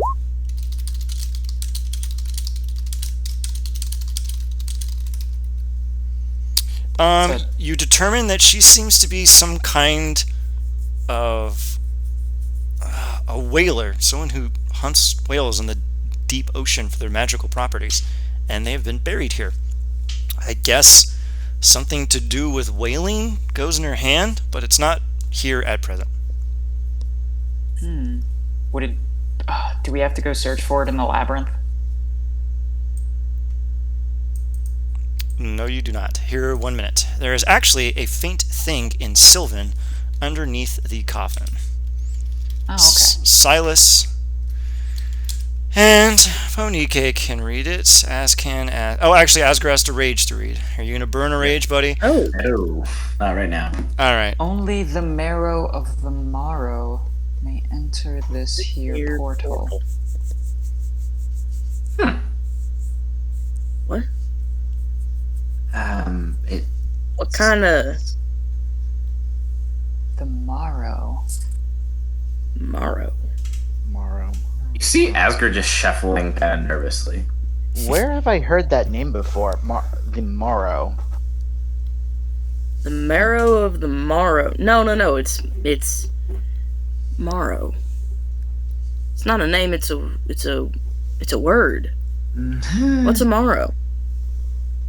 Marrow the Well, Morrow? As- It's an you- Italian song. What's a morrow? What's a morrow for you? Okay. What? It's a morrow Uh. when the moon hits your eye. Be right I back. do believe you are quoting that song Incorrectly. You may do an intelligence check in order to discern what it may be if your character is flummoxed. Can I look at the coffin and see what the fuck it's talking about? Like, You look at the coffin and you see the exterior motif shows your standard whaling stuff. There's whaling songs and Sylvan kind of put in the outside. There's a bunch of random artifacts that look like faint tusks that seem to be worn down bones reaming around them and everything. bones? Yeah. Oh my god. Okay. Can I... Something... I fucking feel like I should know what's up. Oh, Ian, did I discern I'm gonna- anything from the 17 history? You determine that it is a whaler's grave, and you probably presume that whatever should go in her hand has something to do with whaling. Her hand... What's her hand look like then? It just looks like it's supposed to be holding a kind of sizable object in its palm, but the object is missing. I put my forearm into her hand, and then I will channel magic into it, because that's my magical forearm, and just make the bones in my arm glow. That is very interesting, but there is no reaction. Silas gets a fucking funny feeling and digs around in his bag. Can you say the riddle again? Only the marrow of the morrow of the may enter morrow this here portal. May enter this here portal. I find it super funny for me and Silas to just read everything in unison. Anytime anyone asks to translate something in Sylvan, you do have to say it at the same exact time. Yeah, I'm gonna look in my bag in case the Fae dropped something in one of our bags. Okay. At that point, this is literally one of the first things I ever fucking rolled for Silas. He pulls out of his bag a scrimshaw. And what that is, Ooh. it's a little carving, just a nautical little themed carving of something, and it is carved out of whalebone. He puts it up in her hand. And it's in the shape of a dude. And Silas found it in some guy's stomach after they killed him, and it's been baffling. I cut it open. I cut a dude's stomach open and found it in him. It looked exactly like the dude, and it's fucked Silas up so much that he kept it forever because he thought it was so cool. You put the scrimshaw in the lady's hand, and a single turquoise tear streams down her cheek, rolls down her neck into her chest, disappearing into the interior of the statue, and then a shimmering portal appears, rimmed by aquamarine and shells, and you can hear the faint, beautiful, deep timbers of a whale's call. You can smell the sea spray, and before you is a portal to an arch-phase realm in Thelanis. I'll be double dog damned. Well, we did it. I sure am glad I killed that guy. Wait, no, I'm not. Well, all aboard all ashore who's going ashore, and she steps through the portal. Okay. Can somebody hold my hand while I go through? My hand sticks back out the portal. Oh. You cannot do that when you're in it. You are in it. Damn it. Thank you. Milo reaches out to Silas and gives a little grin. He takes your hand. Nope, but when you reach for his hand, Milo runs his hand through his hair, and his smile's even fucking smooth, man. God damn it, I fucking love Milo. And then Milo reaches it back, and then really gives the predator handshake. Does a real wrist to wrist, and we go through. Oh, Ponike, I sent you something on Discord. Did you get it? I read it. Okay, perfect. I'm waiting for everyone to go through the portal. Well, that's why it's called Reddit. Oh. Ha ha ha. Oh, I get it now. I think it literally is. Yep. All right. So everyone has entered the portal. Yep.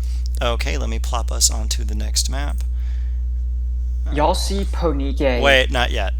Ah, damn. You arrive on this map, and you can see a large, destitute shipwreck with a weird makeshift little hovel on top of it. Ponike is nowhere in sight. Let me read the little narration, and then Ponike, you can take it away. You notice the place is littered with random treasures like golden little artifacts, coins, swords, and various things. None of them are magical. And all of a sudden, you see a disheveled face poke out of the sand. Take it away, Ponike. She steps out of the sand, walks around the tree, and goes, You motherfuckers.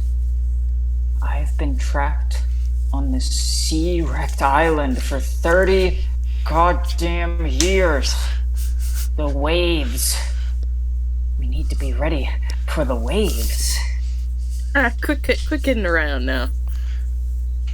I'm not kidding around, and she picks up a half a coconut, and the coconut is scarred with burn tallies, and there are just hundreds of tallies, and she throws the coconut at you, and she throws another coconut, and she drops a piece of driftwood at your feet, and another piece of driftwood. Asger. And you cool it. Okay.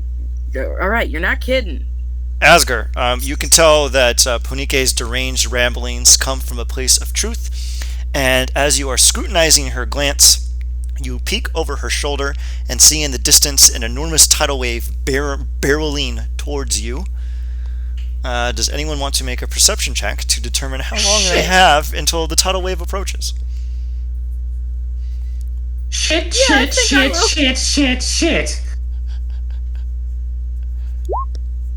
Oh, fucking finally. Okay, now I can see clearly. I put my glasses on and face my death.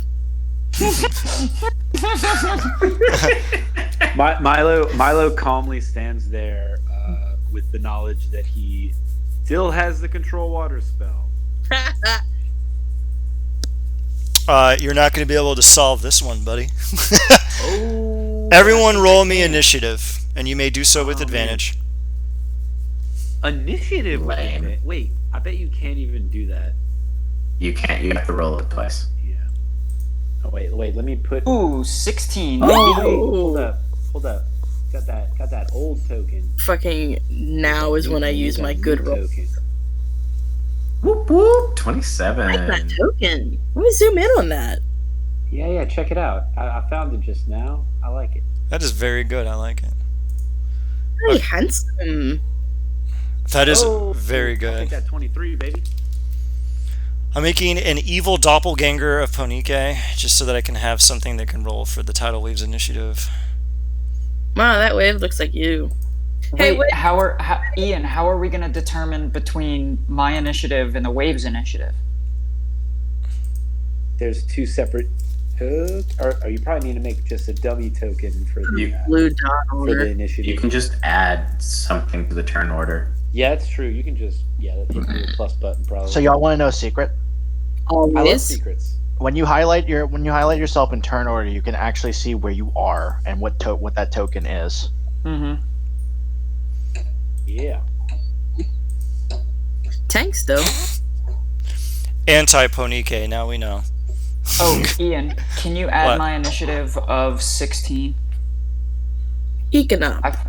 I forgot to click myself before. I like Econop. Mine's also 19, but for some reason it's not adding. I really don't. We understand always why. have trouble with you, and I don't know why. We have to look into that. Okay, then. That's a son of a bitch. Okay, I'm moving Belfin down so I can actually fucking click it. And you are 19, my good man? Yes, sir. Okay, now let me roll for anti-Ponike. Shadow Pony Gay. 13. Alright, the wave goes last. Okay, then. Makes sense. Alright, it is top of round. You have 6 rounds until the wave arrives. How would you like to prepare? You said there was a domicile or something somewhere? It is Ponike's weird shack. They've built it out of the wreckage of this ship, and it is right over here. Gotcha. And how big is the island, like, tall-wise, that we're on? Probably like 5 feet above sea level.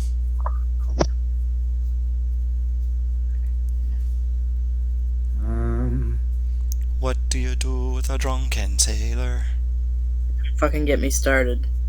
I have 3 CDs of sea shanties in my car. Damn. Dirty. Yeah, dog, Alright, I what do you love wanna- me some sea shanties. Alright, what do you want to do, Asger?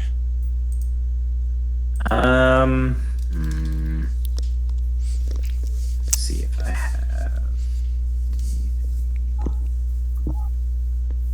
that would even be remotely useful. Probably not, though, when it comes to spells. Mostly just death. Can I kill the wave? I'm like, no. I grapple the tidal wave. Ah! Actually, yeah. How much bigger is like this ledge compared to like where Asger is, since there's like, actual lip there, or is that just supposed to be like where the shoreline was? That's the short line. But It's not when actually Asker like- breathes on a tidal wave, it disappears. Oh no, you figured out my secret. Is I guess I'll briefly stick my foot in the water. Is it like fuck off cold? No, it's warm and temperate. It's Caribbean. Hell, there's like turtles and a hammerhead shark. Dirt. Just making sure.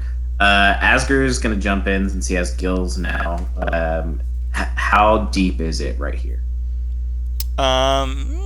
Maybe like 2 feet. Oh, so it's super shallow. Does it look like there's deep water anywhere? The areas over here where everything is floating. This is deep water over here, and it's like Gotcha. deep water over here, and deep over here. Everywhere around the isle. Gotcha. This one section in the center is also deep water. Yes. Cool. So he's gonna. Is this regular or difficult? We have our regular swim speed. You have your regular swim Regular speed. movement speed. Yeah, swim speed. Let me see. How long did I? Cool. So that's 5, 10, 15, 20, 25. Okay, perfect. How deep is it right here where I am? 20. 20 feet. Okay. And there's basically like, I guess the entirety of this like island is kind of rising up from that point, right? Yeah. The lady on the door is Ponike's only friend. They've been here for 5 years. They haven't aged a day. They just leave them on that door. Well, They call them Wilson. yes. Her name is Asger's Dora. going to go down, I guess, 10 feet, and then he's going to start slamming into the wall in towards the island, since that's solid like land, and try and make a cave divot so that we can duck in there and it'll avoid most of the pressure of the wave. It's like soft, malleable sand. You'll need something to reinforce it. Okay, I turn on the little machine that we have. Hey, good. Okay, that works. All right. Asger, you see Asger kind of make a little divot there and dig into the island. So yeah, I guess I'll make 2 attacks into the wall to make the divot. I don't know. How do you want me to do this? Just do 2 attacks into the wall.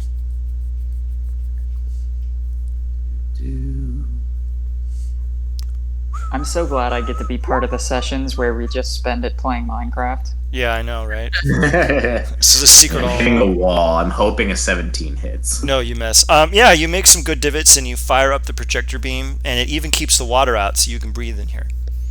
Perfect. Asger's going to tell everyone. I'm not 100% sure this will work, but it should. I'm going to dig further into the wall here where you saw me go underwater and protect this. I can breathe, by the way, so you want to come here.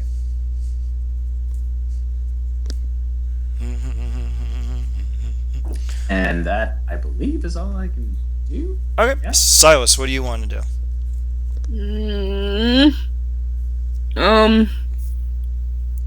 Fuck. Ponike said she was throwing coconuts at us. Can I fucking grab some coconuts out of fear and then just dimension door over to Asger? Yes. Okay, I fucking do that. All right, Silas, you are where Asger is, and you go into the tunnel. Milo, what would you like to do? I want to be where the Asger is. All right, then. So you're just gonna bumble over there, Milo? Oh, I could have grabbed you. Also Oh, that was going rude. Oh yeah. Yeah, You we know can. what? Can I retcon? I Yeah, grab you a just grab. coconut, I grab Okay, my great. demon, and I go. All right, Milo and Silas are in the tunnel. I will also go ahead and let's see here. What do we got? Does anybody need healing? Because I feel like I do. I'm sitting at 71 is like Wow, like just How? 62 million pounds of force is all it took to get you all to suffer some fucking damage, right? wow, yeah. Dude, I suffer damage for breakfast. Hey, guess what, Ian? I not only did I kill your monster, but I did more damage to the party than you normally manage. Oh God! I'm the Don't taunt the DM. Oh, but that's this. You're really gonna regret what you're saying with what happens at the end of this segment. Don't taunt the DM mid-session, man. I have reached a level of DM taunting that I personally have never yet even approached, for sure. I'm in. This is a dangerous game. Yeah. All right, what do you want to do, Milo? Trying to get us killed. I'm a fucking. You mean what I usually do for fun? I'm gonna fucking heal myself. There you go. Healing magic only works in this plane of existence if you sing a sea shanty while doing it. when you're out.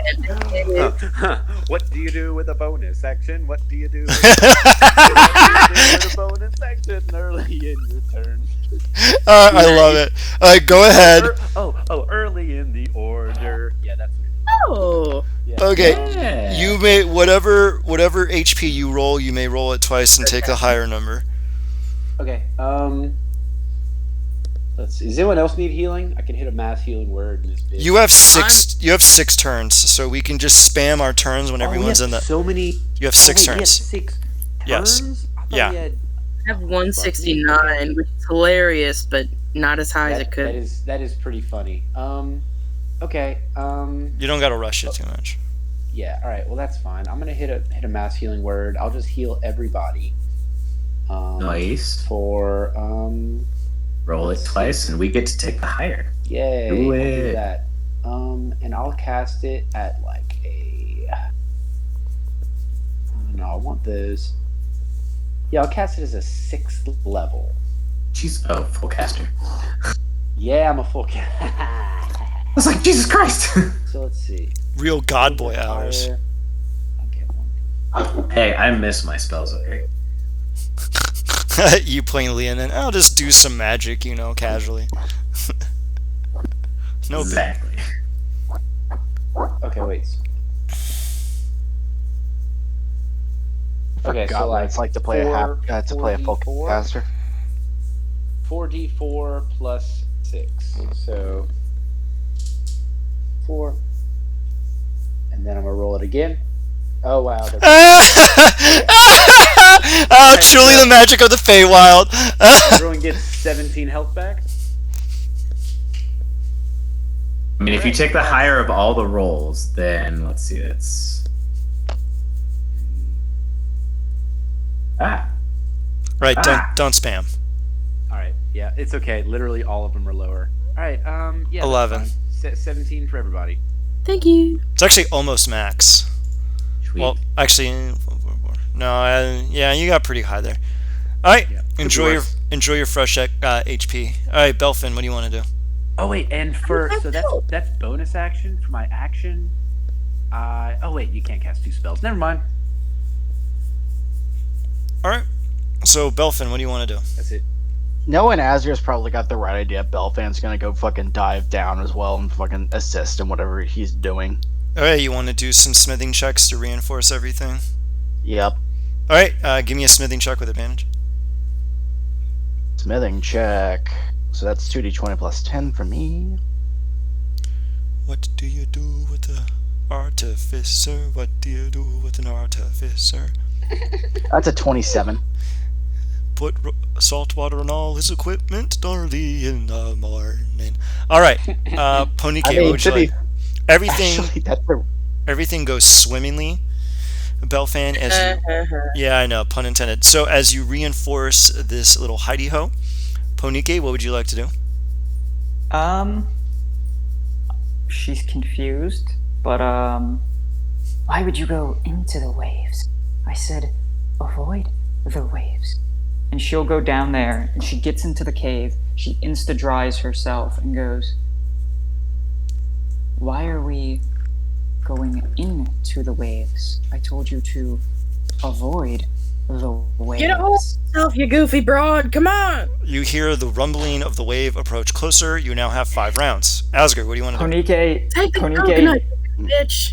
Ponike grabs Silas's collar and goes, Cookie, I've been stuck on this fucking island for 30 fucking years. She called me Cookie. Actually, you know what? I think Ponike needs one indefinite madness. What do you think, Ponike? Yeah, send it. Let me, what do I roll for it? It's a D100. Oh my god. This is so great. I like the demented side. Me fucking You too. called her Kooky, so. I called you crazy. Oh, I thought you said Kooky. Well, she would have. She responded crazy then. I instead said of- crazy broad. Oh, I Did thought that you not said, pick up? No. No, I thought you said Kooky. I love you thinking that we're on a ship together, though. That's pretty fun. Kooky. All right. I'm so confused. That's what you rolled on the indefinite madness table. Uh-huh. Yeah, but like 2 of those are definite lies that she wouldn't even believe. You've been very alone on this island, and you've convinced yourself of a few moral truths Okay. All right. God, I'm excited. All right. Asger, it is your turn. What would you like to do? I want to come back out of the tunnel after we create a decent sized one. I don't know how many turns it'll take, but I know, I guess the pressure of the water kind of going out will kind of cue me to get the fuck back in a safe amount of time.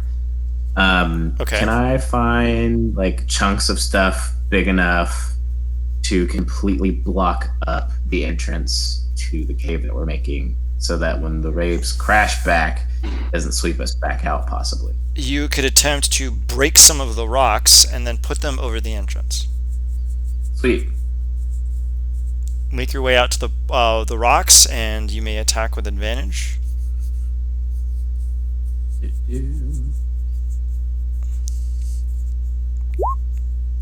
What? No fucking In my Really? what in the world? Gotta love doubles. All right, you hear "hacha, hacha!" like just two quick karate chops. Asger just picks up this enormous boulder and gently nestles it over the entrance, and it is snug. It is not moving anywhere. This place is completely sealed off from the outside environment. I think we're okay for now. We'll let it pass, and then I'll unblock it. Okay, Silas, what would you like we've to got do? gills. Silas, well, no, that takes a minute. Are the gills permanent? Wait, no, Ponike, yours are gone. Yeah. Because water breathing only lasts a day. Uh-oh. No, there's air in here. Yeah, that's fine. Yeah, that's fine. I know, but what happens when he moves the rock? I don't think that water is just gonna be like, okay, I'm done, and leave. There's a projector field that's keeping the water out. Don't worry about it. Oh, dope.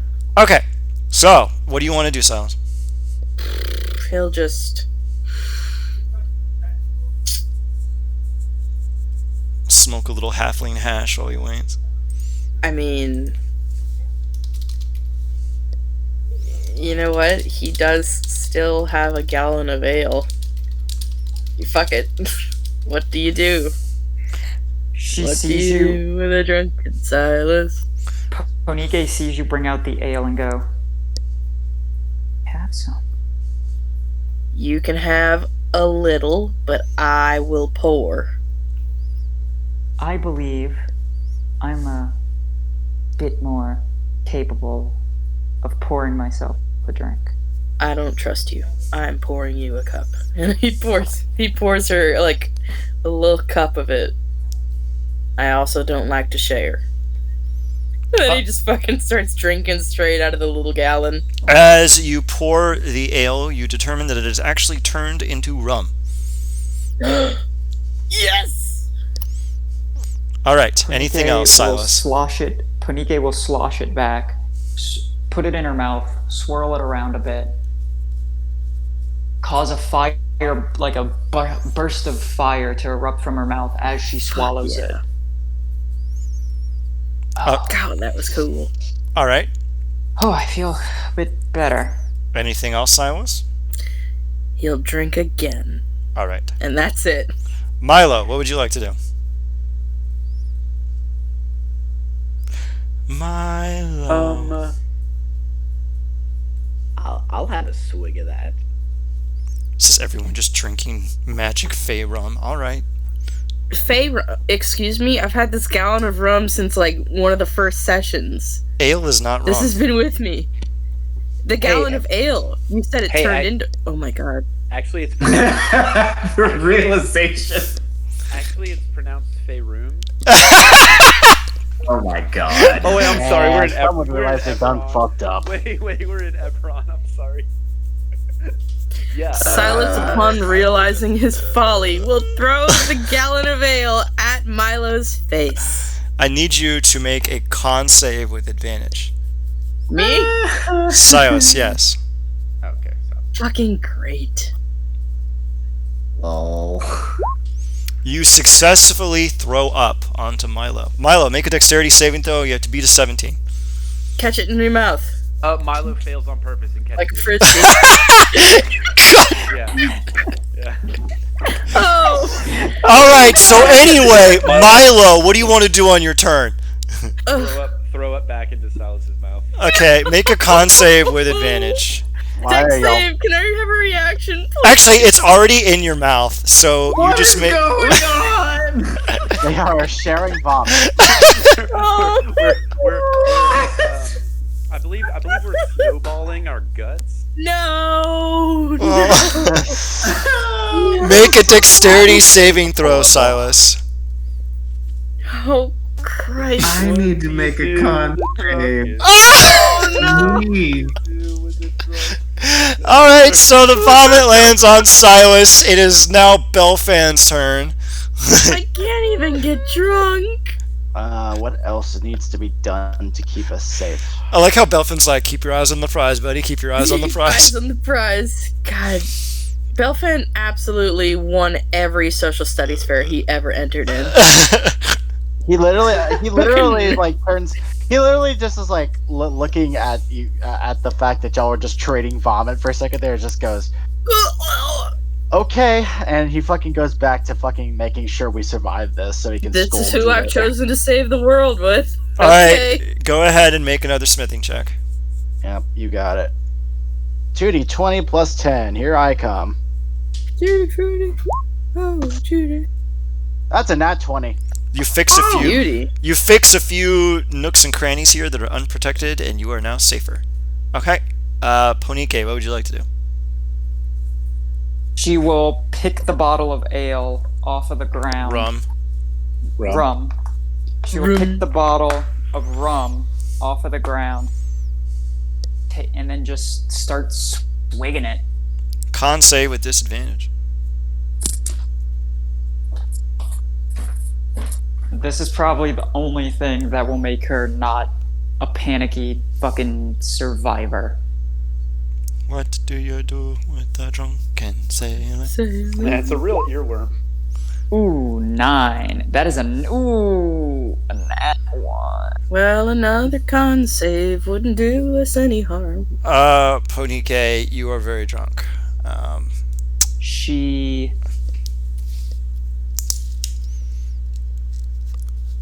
Anything else?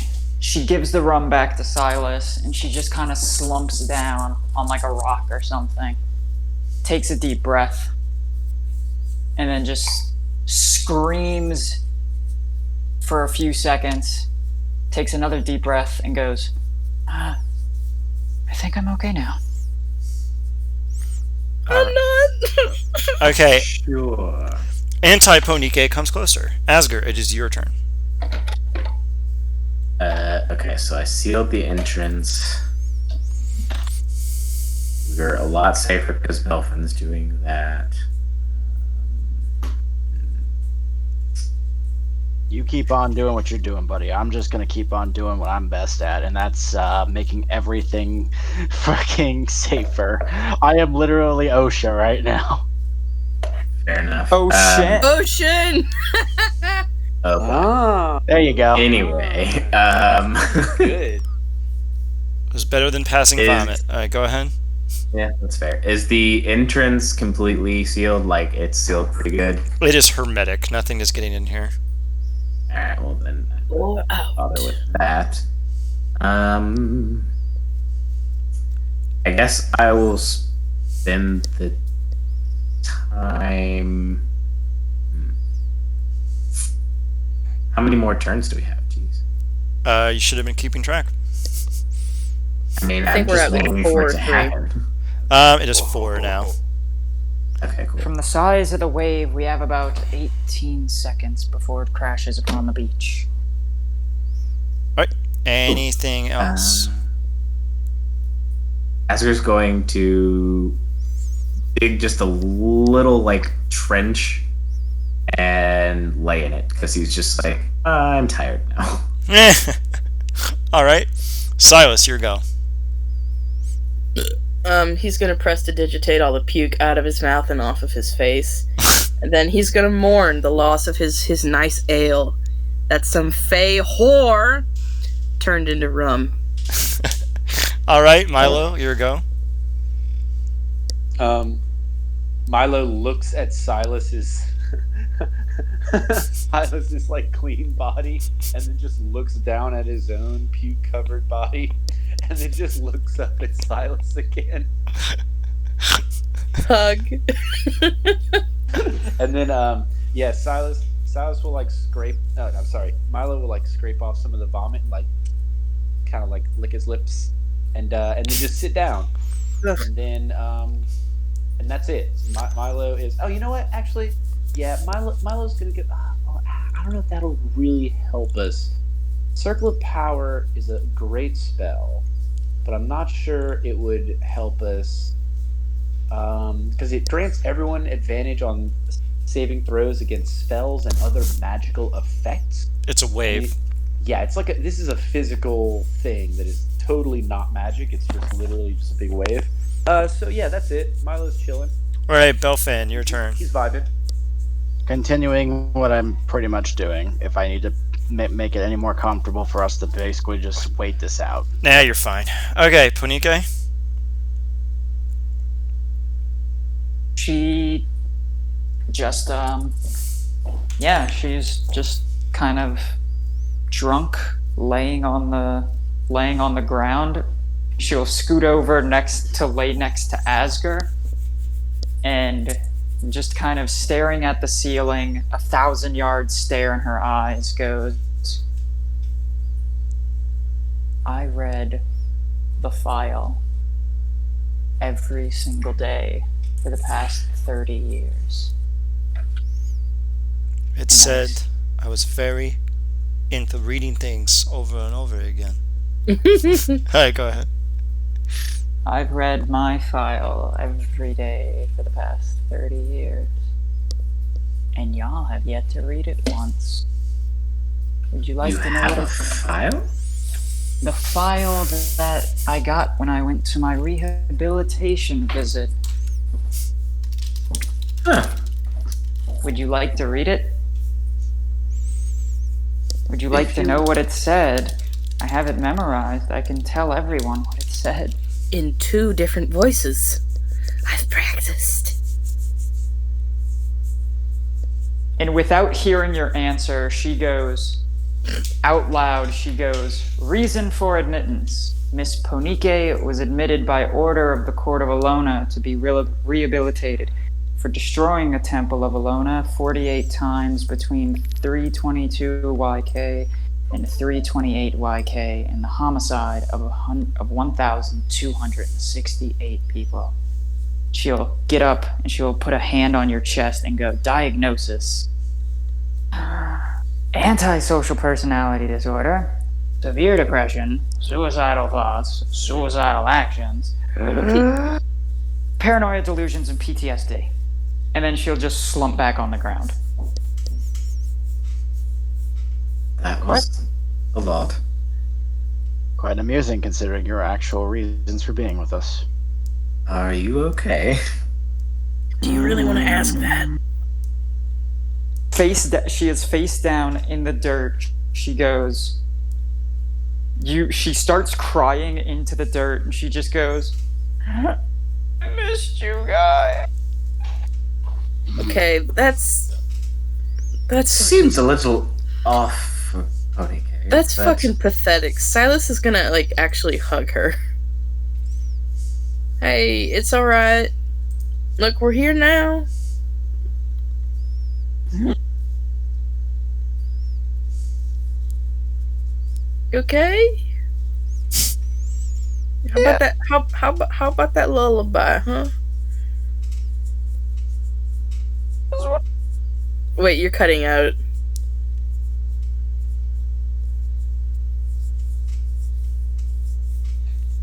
Are you there? We can't hear you. Yeah, you're cutting out. I just want to go home. Yeah. Well, we're almost there. I promise. Lie to them. Ain't no way in hell I'm gonna stay here longer than I have to. But look, just kind of pat her shoulder. Things are gonna be okay, I promise. This wave's gonna go by. We're gonna go for a swim, I guess. Or We'll get out. I swim. I swim. All right. Anything else you want to do, Ponike? Probably throw up. Nope. Are you sure? I seem to be the favored target for that kind of shit. Alright. You can throw up on me later. It's a real friend right there. What the fuck? You people are fucking weird. Anyway. Excuse you? Hey, you attracted us. Weird people attract weird. I'm an enabler. Like, Motherfuckers you came to when you said, I want to make an awful campaign with the evilest motherfuckers in the world. I know who I'll ask. Anyway. all right. Whose turn is it? It is Asger's turn again. You have 3 rounds. If you're not going to do anything else to prepare, we can just have the wave arrive. Do we want to do that? Silas will play a ditty. Okay. Waiting for it to You come. hear. Oh my god, no matter what Silas tries to play, It's always what do you do with a drunken sailor? No matter how hard they try, it's always what do you do with a drunken sailor? This is his hell! That's amazing. Asger's gonna like pat down a small area and just start tossing dice and looking around at people. Just frantic gambling. All right. The Truth or wave. dare? The wave arrives, Honestly, make it. and you hear a furious crash as it slams into the ground above you, and you feel the ground shake. Water starts to drip through around the cracks. The earth starts to shake and shift. You feel an enormous torrent. The waves subside, and then it's silence. Evens, we don't. Seems we're fine.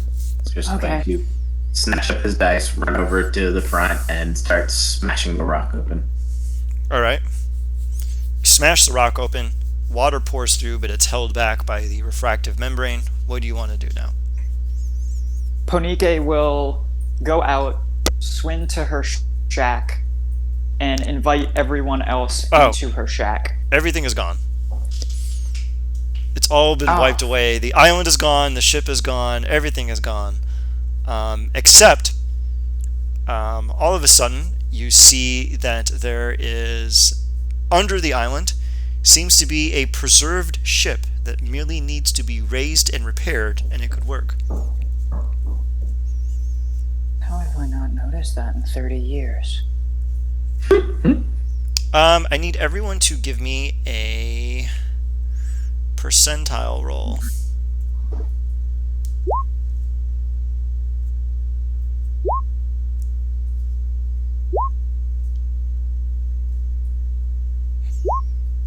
Wow. Fucking, I was like 100. Damn. All right.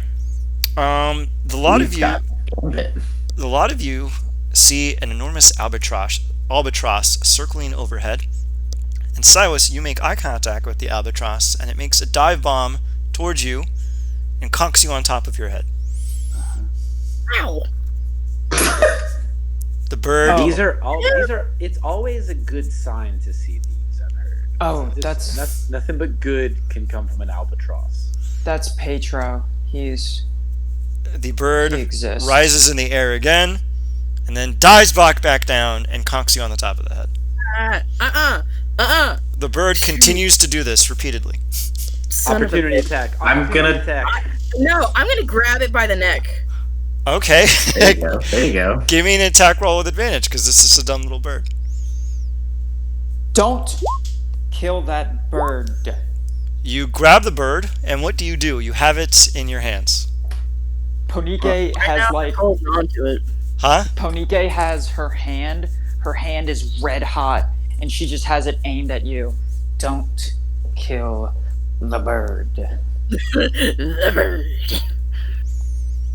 I need you to make a wisdom saving throw, Silence.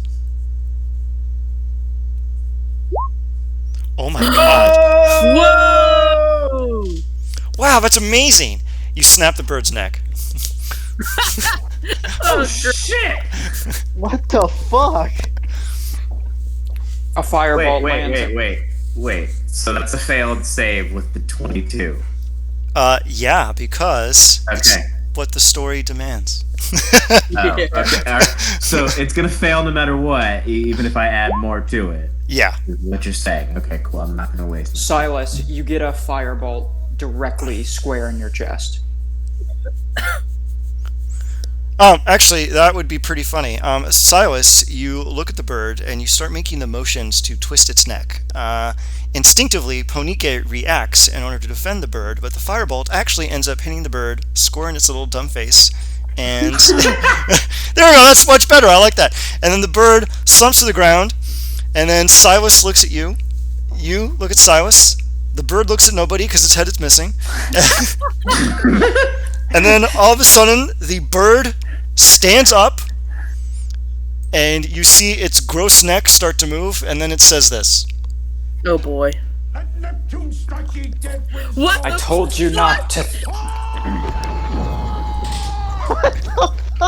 Oh my god! Hello!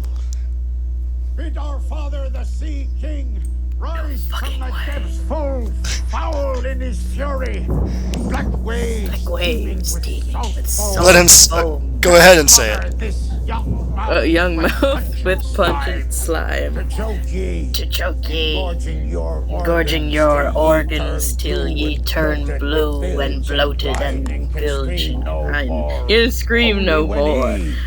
Only when he, crowned in cockle shells, with slithering tentacle tail and steaming beard, his fell befinned arm, his Goraltine trident, screeching banty like been the tempest, and plunges right through your gullet, bursting ye, a bulging bladder no more, but a blasted and bloody film of nothing for the harpies and the souls of dead sailors to pick and claw and feed upon, only to be lapped up and swallowed by the infinite waters of the dread Emperor himself. Forgotten 20 man. To any time, forgotten to any god or devil, forgotten even to the sea. For any stuff or part of Winslow, even any scantling of your soul, is Winslow no more, but is now itself the sea. So anyway, All right, fine. I like cooking. Anyway, you're I cursed. listened to that 6 hours at a theater festival because I had nothing else to do. All right. So anyway, needless to say, you've been fucking cursed by the albatross. I told you not to harm the bird. And what did you do? You picked up the bird. And Ponike will start walking towards Silas. And what did you do? You picked up the bird. He picks up and the what bird. did you do? And what did This you do? one, flapping the wings at it. This one, Hey. Ponike shoves you. do it again. She shoves you again. Do it harder. You know I can't. You know that's as strong as I get. You're right. And then he shoves you back. All right, Ponike, you have Great. Almost to stop like this from becoming a full blown like. Let us have our spat. We're big girls.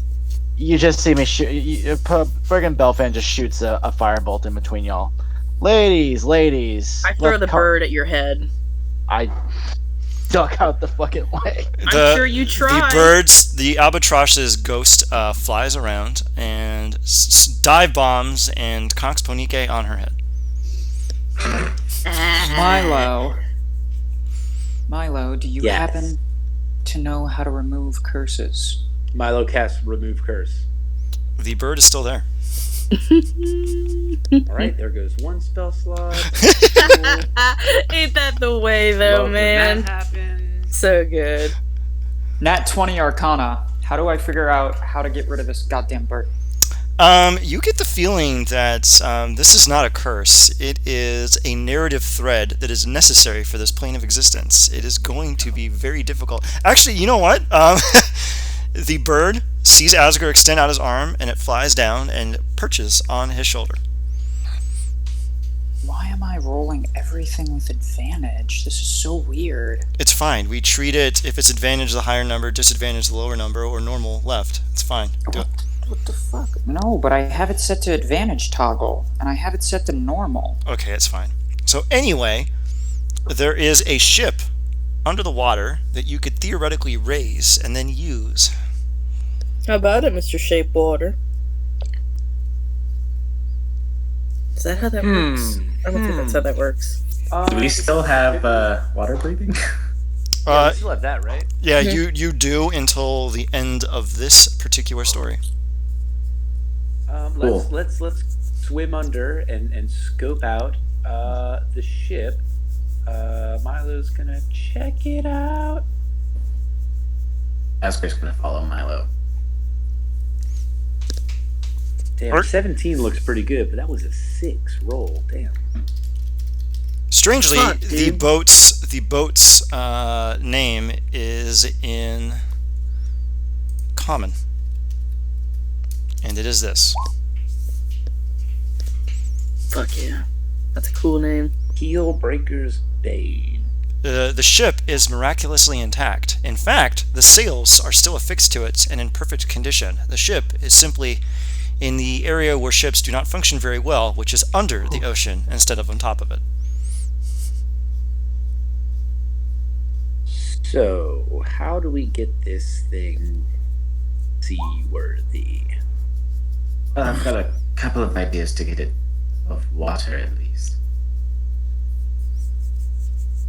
Say that again? At least have a couple of ideas to get it above water and not down here. That seems to be Necessarily a not good seaworthy. first step. History-wise, do I know anything about the Keelbreaker's Bane? You have never heard of that ship in your life. Damn. Asger's gonna swim down to the bottom underneath the ship and see if there's anything like lashed down, if the anchor's down or something, like anything that would like keep it from breaking away from the ground. You flex to breathe.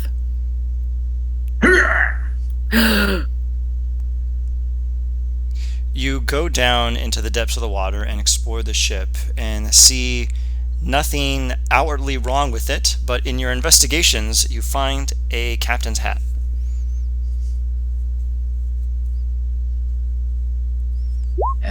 Asger takes the captain's hat. Yeah, you deserve it, buddy. Put that hat on. Uh, Put your hat on. I need you to make a wisdom saving throw with disadvantage. Oh my god. I'm going back. Do. With disadvantage. This is Yes. Oh, I rolled insight on the hat. By the way, Silas is keeping the bird body. He's gonna put Gyarados' head on it later.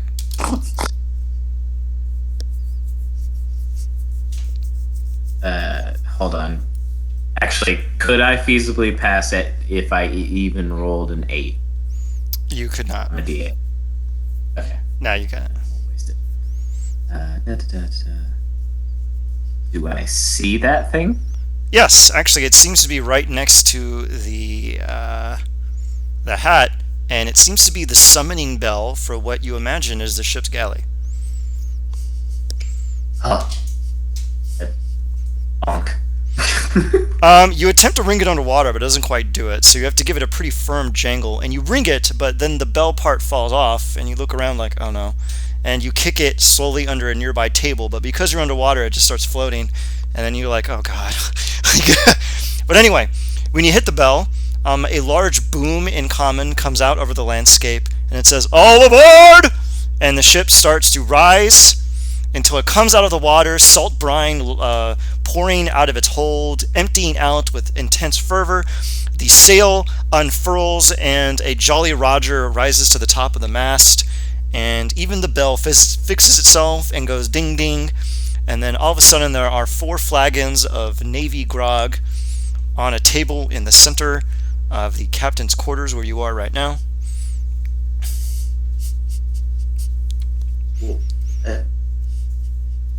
The fuck just happened? How many flagons of grog? Flagons. 5. Can everyone give me a D100? I drank one of the flagons. I drank one of the flagons, whatever. Fliggins. Fling. Flargan. Please just keep butchering the English language. Here, one second. Argonite. Flargan, Bardo. Flargan. You are all you are all extremely drunk apparently. Even though you haven't actually drank anything, you're just like this. Hold on a second. Okay, so we have 14 next. Huh, okay.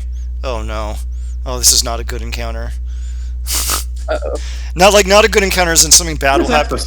Not a good encounter as in, well, nothing bad will happen to you, but I just know that you people are going to turn it into some kind of enormous bamboozle. So it's a great encounter, is what you're saying. God damn it, why did one of you bastards just had to roll the one merchant chip on this entire list? Oh boy, I have no money. Literally, yes. Wait, how do we have no money? I don't have any money. You left. Oh, wait, you left. I've got money. You left your purse back in the prime material plane. We've all got I have hella money. What the hell? I have 75 gold. What do you do with a drunken sailor? Okay, thankfully these encounters are pretty quick. I'm just putting in the last one, and then we are ready to go. Give him some gold pieces. Now I need everyone to make a wisdom saving throw. My favorite. Regular. Flat. Alright. Flat. Wow, I rolled bad. Sure you did. Oh. I'm gonna fail. Wow, sir. Alright then. I'm going to send something to the people who have failed. Did I even pass with whatever 16? Probably not. With a 16? Yeah. Technically, or do you want to see something cool? I'll see Would you something. like to play a game? Let's do it. Whatever. This segment does not have Hey, man. This segment does not have combat. So, Wait. Ooh. I still have the hat though, right? what hat? Oh yeah, you still have the captain's hat. Hell yeah. You're it's in- now on my head. You're in charge. Ask her. Silas tells you that you look very dashing with it. Asger just is beaming. He's like, yes. Wait, Yes. Ask her. Who's your first mate then? What kind of question? Oh is that? shit. I don't know what that means. That's All right. I just That's like- a divisive question. That's what The lot of I need someone, Silas, to make me a survival check, which we're going to treat as a navigation check. You may do so with advantage because you are suddenly acclimated to the sea life because you're the only one who can actually. Oh my god! All that time playing I what know do you what she do with a wants. drunken sailor, you know how to ply the waves like the mistress that she is. Hal comes back and Asger hides the hat. It was a phase, I swear. So anyway, you ply Where did this yourself. come from? You ply yourselves expertly over the turquoise waters. You feel the salt spray, the wind whistling past you and through the jib and the sails and whatever the hell is on a ship. I forgot to look up all the nautical terms. Pulleys. Yeah, pulleys and jib and the jig and whatever the hell it is. And eventually, deck. You find yourselves in a small bay, a very flat little cove with palm trees and fruits. But in the distance, you see a storm approaching frighteningly quick. And before you can even get ready to drop anchor, this storm has billowed over you and is battering you from all sides. What do you all do? Cry.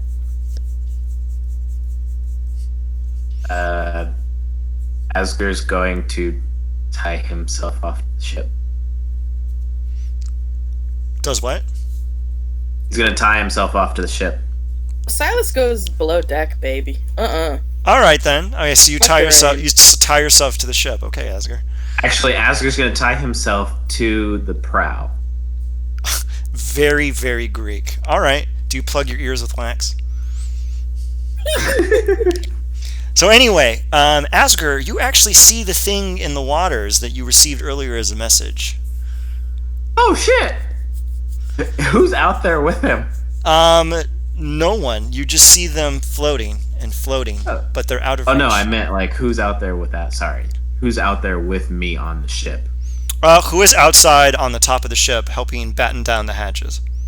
Oh, I would have ran inside. Yeah, I'll see y'all in hell. Alright, so Belfan and Milo are Chads and everyone else is a coward? Yeah, Milo's on the deck.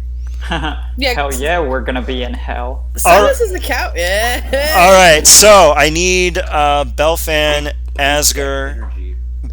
Exactly. I need Belfan, Asger, and Milo to make whatever appropriate check they believe will help them keep the ship in shape as they weather the storm.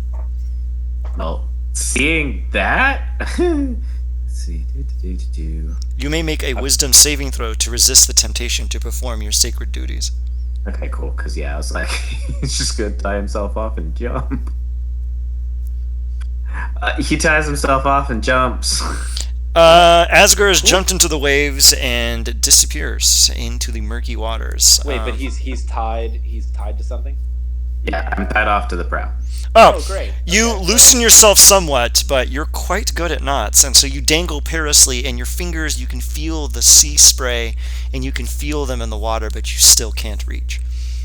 Belfin and Milo, you didn't have to make wisdom saves. Just make whatever check you believe is appropriate. You're seeing Asger perilously dangle over the edge of the prow. Are you going to assist him? Yes. Alright, go ahead and do whatever you believe is appropriate to assist him. You can have Milo... I will just help in another role because there's nothing none of my proficiencies are anything physical. As a matter of fact, I'm gonna make a pulley real quick. You unfurl one of the sails and then use that to hoist Asger up. And plop, he is on the deck. Physics. Am I still tied off? You are actually conveniently still tied up in a little hog tie now. You actually spun around a little bit in the wind and it tied you up real good. Well, I have bad news and good news. I'm going to break said ties. Make a wisdom saving throw. My God. No, actually you passed. You look out at the sea and the squall, and you see the storm wither away, and the things you see in the water also disappear. Asger immediately calms back down and just kind of like sits and like is shaking his head. It just seems kind of delirious. As the storm withers away, you see another ship is docked on the other side of the island. It seems to have appeared out of nowhere. What would you all like to do? Sail to it and communicate. Alright, are you going to take down your Jolly Rogers so you don't look like a bunch of assholes? Yeah. We already look like a bunch of assholes. You want to look less like assholes? Define less like an asshole. Okay, let's Milo see. is not the one to do that. No, I am not. Alright then, you sail around and you find a pleasant vessel called the Seaside Extravaganza. It is laden with chests and items and various other accoutrements. Silas is just eyeing it. And he's got a smile that's just slowly getting bigger and bigger and bigger. All of a sudden you see a creature, well, a person, with pale green skin and wearing vibrant red robes and covered in gold bangles and chains and small rings, approach from the lower deck and say, "Hello, strangers, well met." Silas, your hands start to bleed. Fucking great. Nope. What? And down he goes. What? Wait, what? Dun, dun, dun, dun. Don't you remember? Silas is cursed by the Fae. If their hands start to bleed, it means that there's a Fae nearby. That was never officially said. Oh, my bad. You thought you kind of fucking said it. Okay, whatever, I'm sorry. Well, anyway. Look, it's like how you... Oh, it's so obvious. I mean, yeah, but I didn't say it. Fool. Anyway, guys. Alright, my bad. So this anyway. is my coming out video. First. I'm sorry I outed you. It's okay. The fucking... So apparently... Meta knowledge. Okay, you see... We'll leave it as the meta for now. You see a creature emerge, and then Silas clasps her hands and runs away. They round about and go, "My name is Gelly. Unfortunately, all of the wares on my vessel are for the Pirate Queen, so I can't part with a single thing." The The Pirate Queen, Pirate Queen. the Countess of the Crag. I will. Sorry, I could will you run- repeat that? The queen I of the will- booty. The I queen will of the run booty. past. Hang on. I will run past Asger, snatch the hat off his head, put it on, jump on the bow of the ship, and go. Lucky for you, I am the Pirate Queen. Yes, Yeah. love that. No, you're not. Of course I am. Don't you recognize your queen? I saw her yesterday. I'm not dumb. What is her name? This is a test, Gelly. If you can't recognize me when I'm simply disguised, Then what is your name? Then do you truly Then what is deserve your to name? serve me? Then what is your name? You know I can't speak my own true name. That is intriguing. Now, do you know the secret handshake?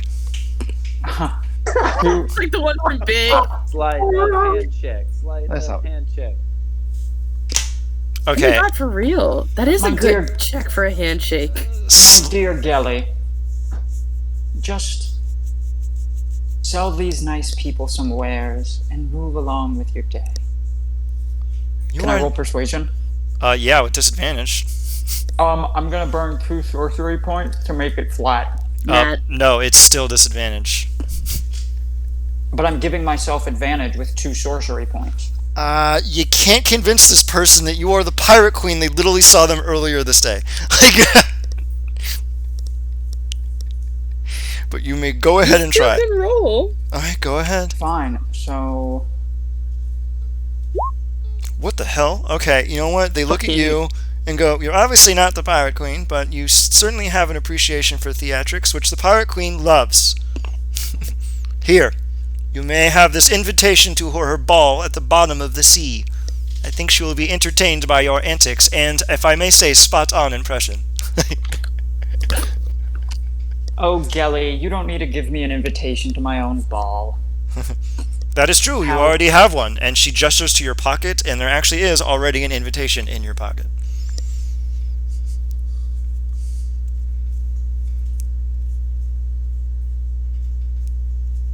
Are you there?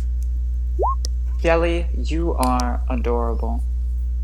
Now, these fine folk would like to purchase some wares.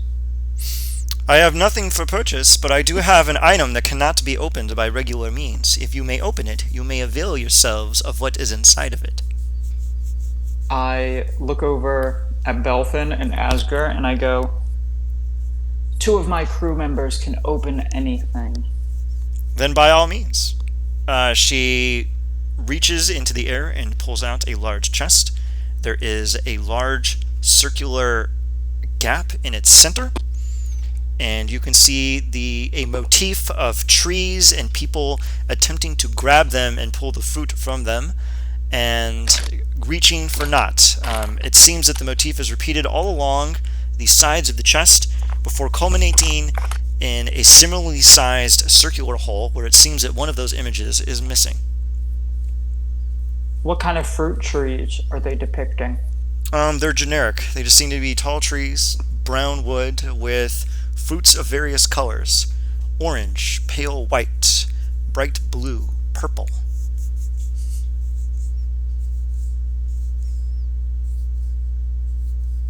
How many tries do we get? I don't believe the chest is any particular about it. You can try as many times as you'd like. As a matter of fact, you may take it. If you cannot open it, it will simply return here. Interesting. Thank you. You are welcome. Also, here. And she reaches her hand and pulls out a large jug with a seeming endless amount of X's on it, and then hands it to you. Ask her. Great. What in the world? Asger holds it out in front of him quizzically. It is bristling with magical potential. Even the most untrained eye in the arcane can tell that this is bristling with energy. What is this? She looks at you. It's Navy grog, of course.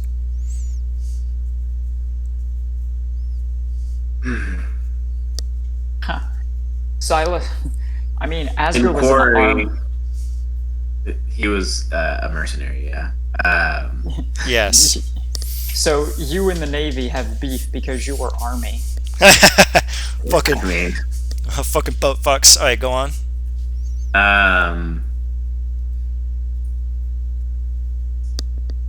Let's see. In Quarry, he's going to ask Silas if I refuse this, am I screwed?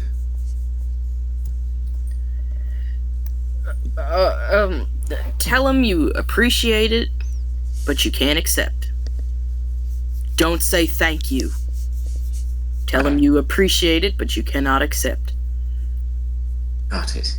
And then out loud he'll go, I appreciate it, but I cannot accept. And he sets it down. You lot from Eberron never accept gifts. It's very odd. Taxes relationships, you know, but alright. She picks it up and says, now if you don't mind, I have to get going. Feel free to take the chest and try and try and try. If you open it, you'll get a surprise. And if not, I'll just be bothered by it again, so take your time. And she shimmers off down to the lower floor and shuts one of those, like, old Western style flappy doors, which, like, just does the left and right flappies. Yes. And it does it excessively longer than it should, and then it just stops. Love those doors. She takes off the captain hat, gives it back to Asger, and goes, well, let's crack this chest. Belfin! Coming. In Corey, Silas goes, is she gone? Yes. I think so. Okay. Actually, Okay, you he would comes you would back immediately know because your body returns to normal. Great. Okay. He comes back up. We accepted Whew. this chest as a gift. We did. Technically, yes. You kind of did, yeah. Shit! Okay, you know what? And he claps his hands, and I need to. Clearly, you all have no idea what you're doing here. I think I need That to. would be correct, yes. Yeah, a little Fey 101. I've been All in right. the Feywild for over 30 years, Silas. Good for you. And you know what you did before then? You said thank you to the world, and something answered back, honey. So, I don't trust your judgment on this. Can you blame me? Yes. No. Anyways, so let's just cover our bases. Everyone pay very close attention. Don't fucking accept gifts from the Fae. And never... Look. The fair folk are a very tricky lot. They don't really subscribe to the same moral compasses that we do. Yeah, I hear you, but look, honest to goodness, they are alien to us. They don't understand that, and they don't want to understand that some things are bad to us. As long as it doesn't hurt them, they don't care. So, they will do anything in their power just to have a good time. And unfortunately, that comes at a high cost for a lot of folk that didn't mean to get caught up in their shit. So, just as a baseline, do everything in your power to not interact with them ever. Don't give them your name. Don't accept gifts. If they ask you if you want to go to a party or something like that, if you want to walk with them, nothing. You say no, and you are very polite about it. God, goodness, be polite about it too. You don't ever want to make them mad. Just be polite, be clear in your intentions, and get the hell away from them as quickly as you possibly can. That's the basics. Good. Let's address the chest. Yeah. Belfin, do you think you can crack it open? I can give it a shot.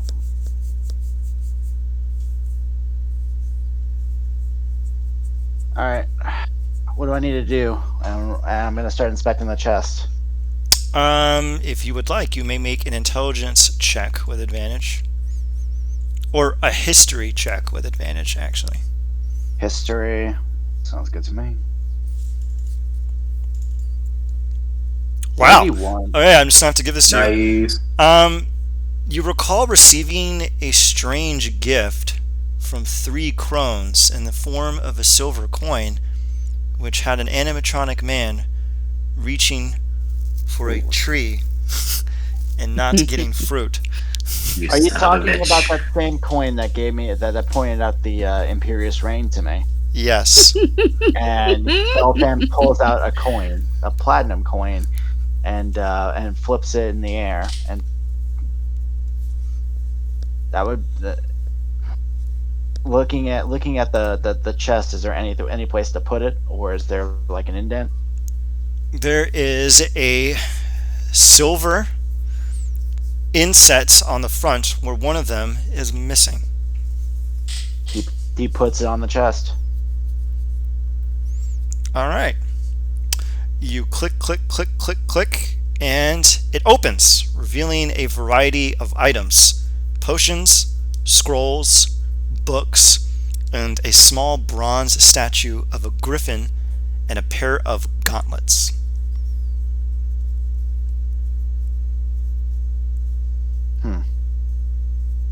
What do we have in here? I immediately cast Detect Magic, and I start digging around. Absolutely everything in here is bristling with magic. Is there anything that interests me? There are a pair of gauntlets, a figurine of a griffin, and a book. Reach for the book. The book on the cover says in common, Manual of the Golem. Manual of the Golem? The Golem? Interesting. Would you like to inspect the other items? I'm actually looking at what this does. Oh, shit!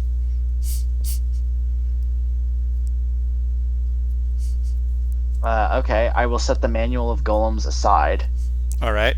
And I will inspect the other 2 items. The other is a statue of a griffin. Yep. Identify. It is a figurine of wondrous power.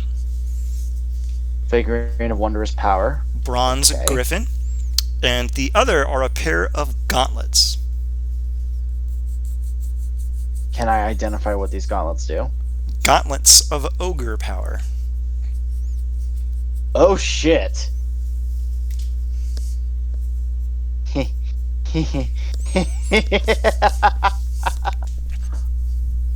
Now what? The book here constructs on how to create golems. So flesh, clay, whatever you can think of.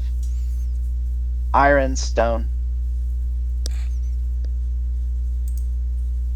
I don't have the exact proclamation on what that one does, but may I remind you where this came from, Belfan?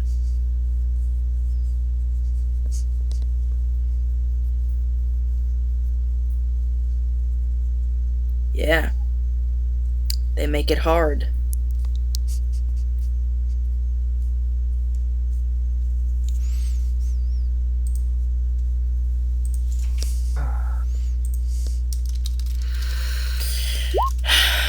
Well, Let's just keep moving. With the chest is unlocked, we can deal with the stuff later. yeah. We haven't well, I mean, y'all accepted it. But we haven't taken what's inside, so we can just say it's riding with us. It's not ours, it's just here with us. Okay? Let's just keep moving. Because the sooner we get out of the Feywild, the better. The better. The better. Thelanis. Yes. The sooner we leave Thelanis, As you say Feywild, you hear it. better. Like, you are the weakest link. Goodbye.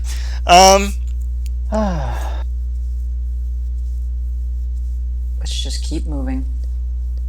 Ponike, as you say, let's keep moving. All of a sudden, a ghostly albatross emerges from nowhere, flies down, and pecks you on top of the head, then disappears into the aether. I love that it decided to curse her and not me. Because technically, she killed it. Cool. All right, so I need everyone to make a wisdom saving throw.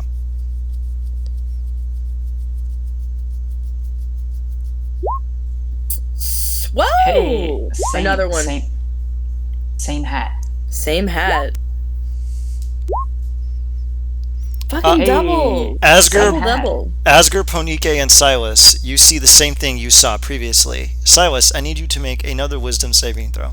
Oh, I never saw it. What is it? I sent it Oh. Here, 1 minute. I passed the wisdom save. I passed Oh, you the passed first for this wisdom one. save. I forget it. Well, you failed this one, so you're going to get this thing. Here you go, Ponike. Can I pass it if I Hello, roll Morto. well?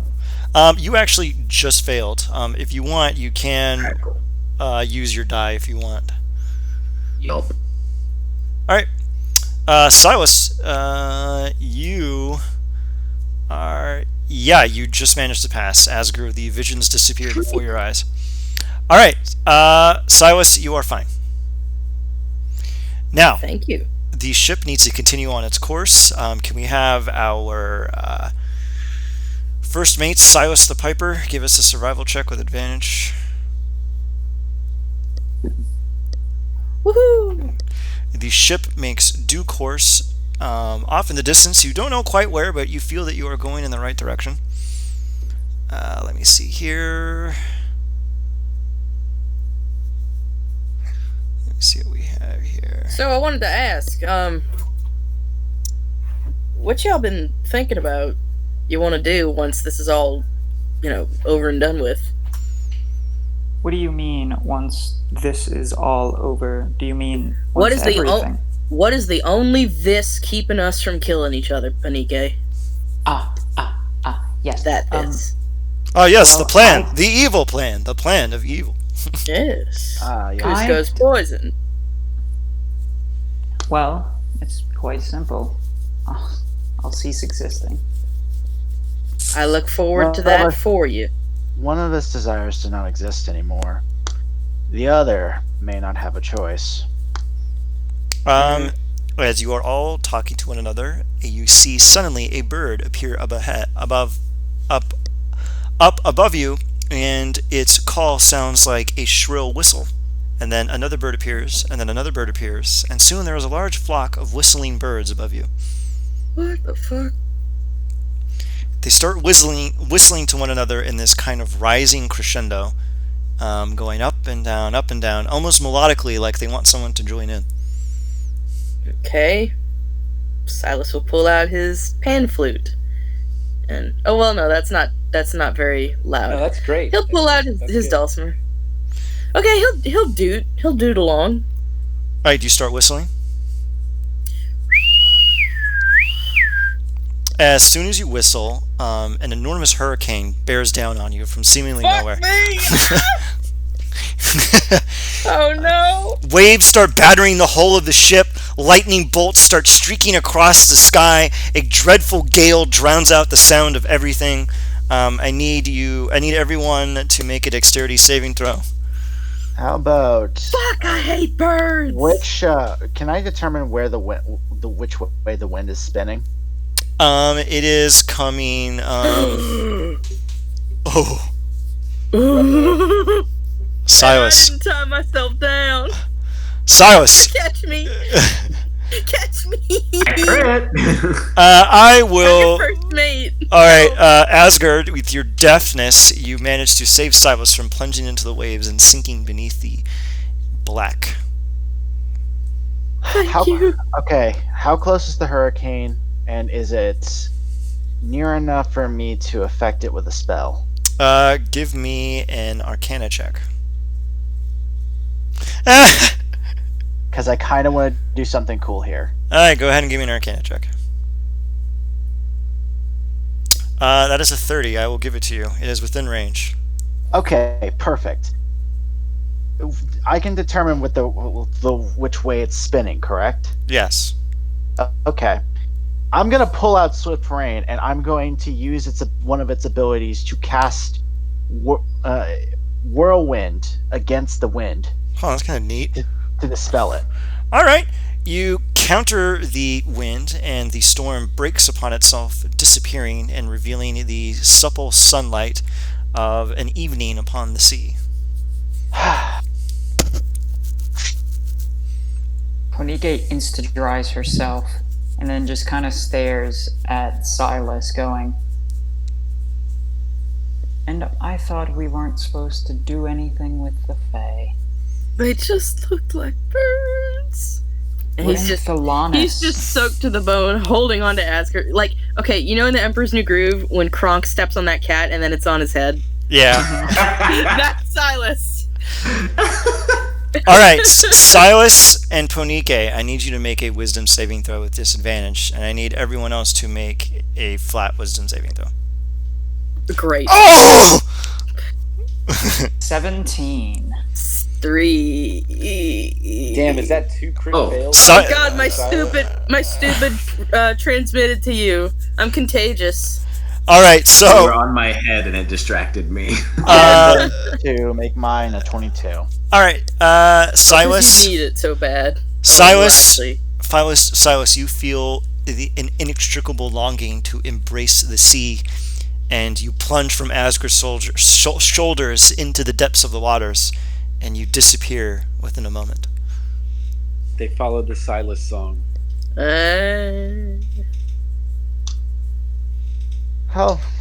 Wonder how long it's going to take before they start singing. Bubbles come up. Asgard, you look into the waves, and you feel that perhaps there is a new mistress, and it lurks beneath those waters.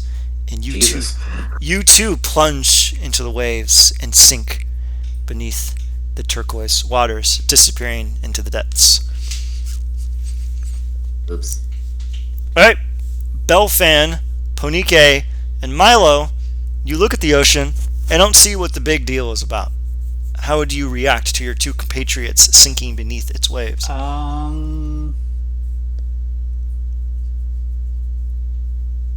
Should we go after them? Bubbles. Yeah, they're either going to realize that that they've decided to swim into water. Do they still have their gills? Yeah, so... Oh yeah, we do have gills. Oh wait, no, it's not the night. Oh wait, didn't you say that we have this until the end of this arc? Yeah. Oh, okay. So we just give them a few minutes. You don't know what pussy will do to a motherfucker. How long do you all wait? I assume that's what we're swimming towards. Yeah, Milo...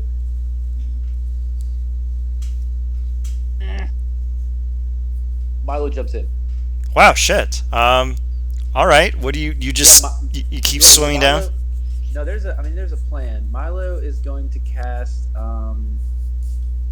Dispel Magic. That does not work. Oh, it doesn't do anything? Ah, well, fuck me. Alright, I thought That's that like your was a good second idea. wasted spell slot. Man, give Milo a break. You gotta be really careful trying to literally break the narrative in Thelanis. Wait. Okay, so there's like... Okay, so the... Could I roll Arcana? Here, let Milo finish. If the narrative's more important than the mechanics, then, like... I mean, should we just just go wherever they go? Because we don't have a choice anywhere. You can actually do a few things if you would like. Yeah, give me some options, because I the goal is to go in and get them and bring them back to us. Unless there's something down there that's better than what's up top. One of you has received an item which would elucidate this mystery. Oh, do we have to check our character tracker? No. Oh, okay. I referenced someone having an item and getting an item, and it occurred recently within Thelanis, and that item will indicate to you what is happening. It's the bird corpse. I look at the invitation. Does the invitation show me anything? That is exactly it. You open up the invitation, and you see the location of the party is a watery grave. Great! Can I roll Arcana to figure out if it's like...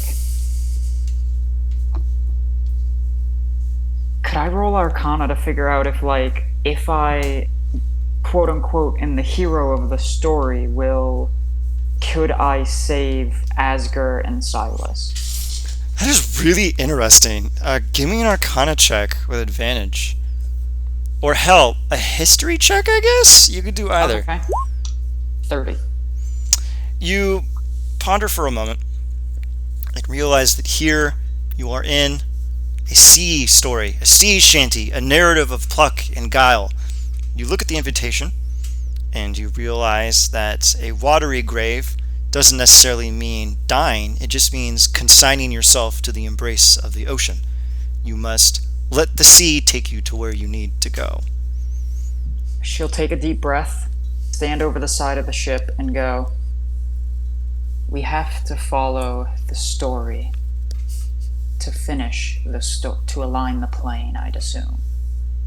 So, Belfin, whenever you're ready, see you in the water." And she dives into the water. You are lost beneath the waves. Now, Milo and Belfin, what would you like to do? I thought Milo already jumped in. He's in the water, but he hasn't consigned himself to the sea yet. I imagine he heard that little spiel, Milo. Are you going to partake?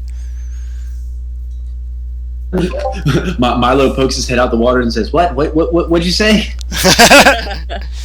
Belfin, are you going to tell him what he needs to do? Consign yourself to the depths below. So they're going the right way. Mm-hmm. So we'll follow them then. Go the way of your origins. Deep into the depths. All right, Milo puts his pointer finger and thumb over his nose, and then just puts his other hand up and gives a little wavy down. All right, Belfin, how do you embrace the sea? Belfin takes one last look at the chest, and then just shakes his head and jumps in. All right, neat. Good job not stealing the loot that was obviously cursed. So anyway, you all sink deep into the waters and waves, and you all experience the same thing. You keep going deeper and deeper, and you feel the pressure and you feel the cold, and right before it feels like it's unbearable, you find yourselves falling through a ceiling and then crashing on top of a boat in this strange little harbor. And you all arrive at the same time, oddly enough. Konike will stand up, insta-dry her stuff and herself, and go, interesting. A second Milo? Park. Oh yeah, I copied over his old version. So anyway, you are now inside this crag. Let me read the little blurb that's here.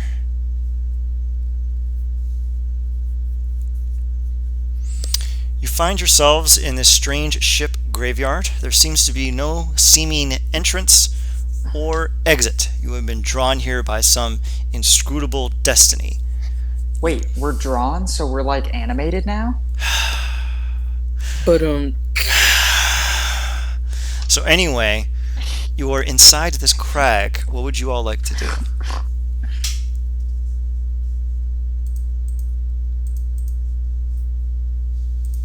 Milo levitates forward and gets a good look with his beautiful true sight, and just gives everything a nice once over.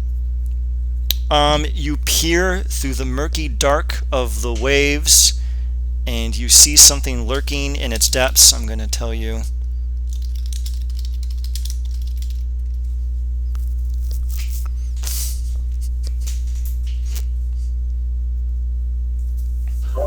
Hey, remember that thing that was in the water? which? There's another thing in the water. The tentacle, the monster. Oh, great! Woohoo! As, Okay. as soon as you say that, an enormous creature emerges from the depths of the waves and bursts forward with all its violent fury. The creature emerges in the center, lets out an enormous roar, and lashes out with its tentacles. I'm going to need everyone to roll initiative. Fine with me. Okay, then. Oh, wait. You Here. lying some bitch. Wait, hold on a second. Red bastard. Alright, Belfan, you get a 22. Let me just manually add everyone, I guess. Bucket. Why do I only roll good for initiative? I don't know what to do.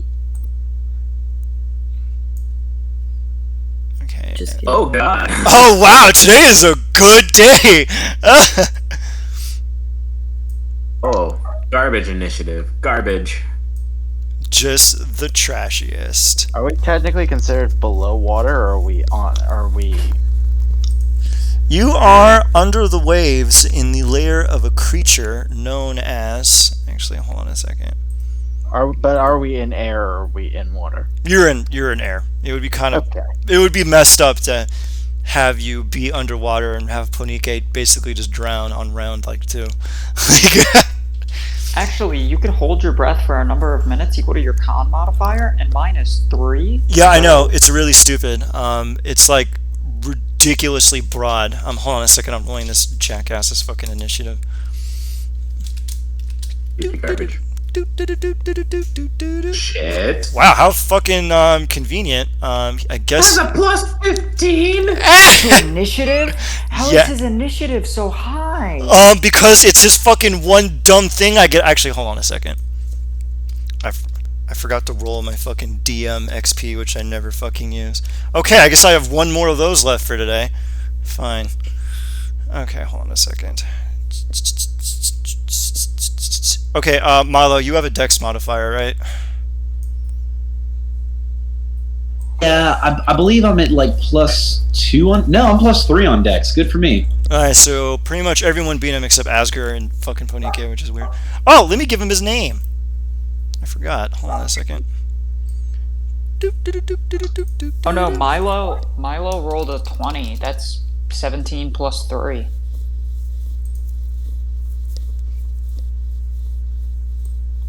No, I didn't. I clicked the button that said initiative, so that was all included. Your mic vibes are horrendous, sir.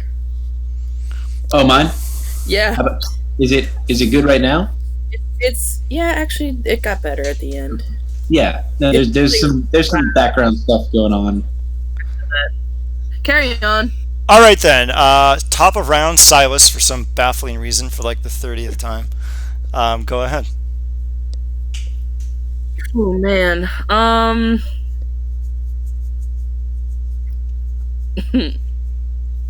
Really?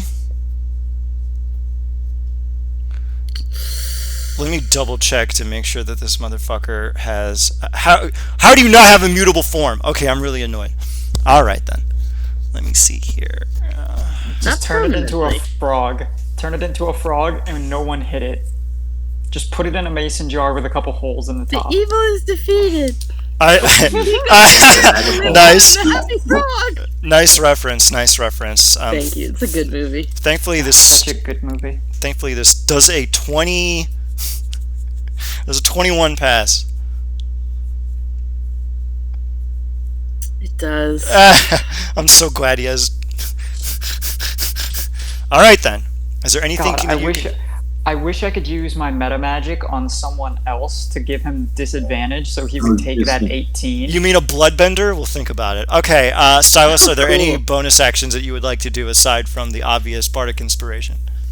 Yeah, bardic inspiration. Okay then. Given to Belfan. Okay. Let me see here. Can I technically hit you with this?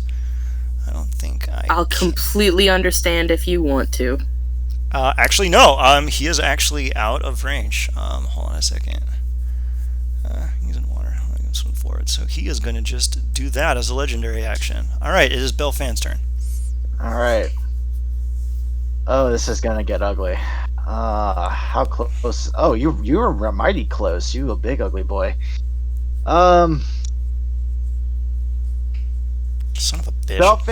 Belfan's gonna walk up and cast Destructive Wave on his in front of it, right in its face. Okay then. So give me. What do I need to roll for that one? It is a. 1 sec. Should be con, right? Or is it dex?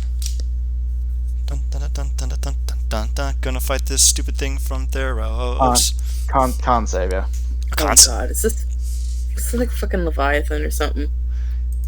It's that. Benny. It's that. Benny the Leviathan. It's the ridiculously overpowered Kraken from Theros that I fucking love. Does a wow? Did he fail? He fails. All right. How much damage does he done. take? He takes 5d6 thunder, 5d6 radiant, and he is knocked prone. I'm going to burn a legendary resistance. He is not knocked prone. I also think it's absurd that you can knock a gargantuan monstrosity prone, but he's not immune to it, so yeah, okay. And for 33 points of both pains. So 33 points in total. 33? Okay, then. Yep. And then Oh wait, that's thunder damage, right? thunder and radiant. Do you need that split? Yeah, I need it split. He's resistant to thunder. Of course he is. Alright.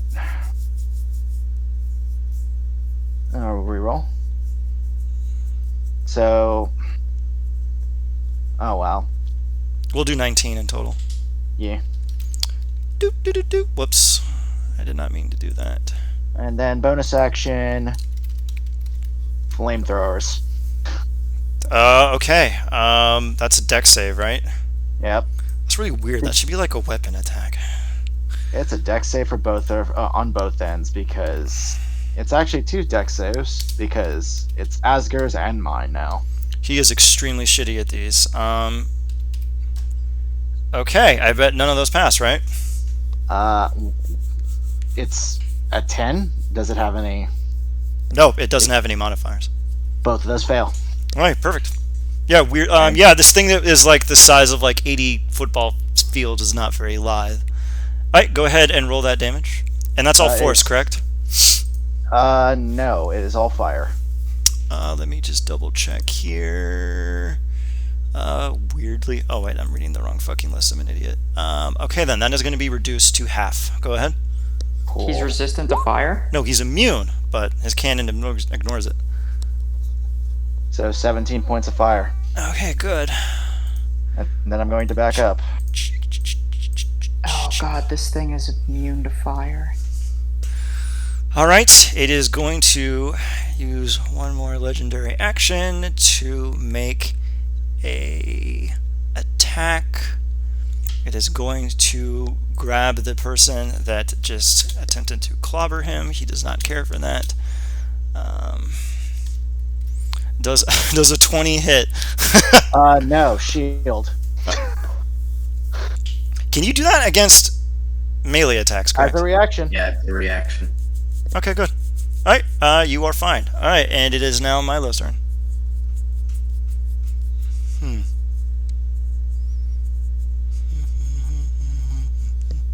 Milo? Milo. Oh, yeah, that's me. Yeah, that's me. Yes, I will cast Circle of Power. Okay, nice. So we all have advantage on our saves.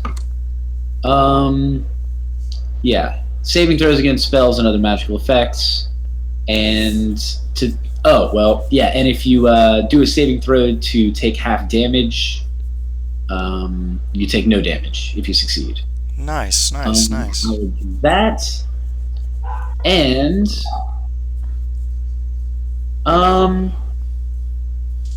So far, this thing resists thunder and fire. oh, you know what? Actually, I will go ahead. Sorry, if I can adjust that. I'll use meta magic to quicken that, so I can do that as a bonus action. Oh, smart. What do you want to do as an action? I'm gonna fucking hit this guy Go ahead. with my whip. All right. Actually, it's immune to fire Which- and resistant to thunder. Got it. It's immune to fire. Yeah, it's immune to fire. Well, I do psychic damage. I do 100% psychic damage. Yeah, I'm just going to tell you he's not immune to psychic damage. Great.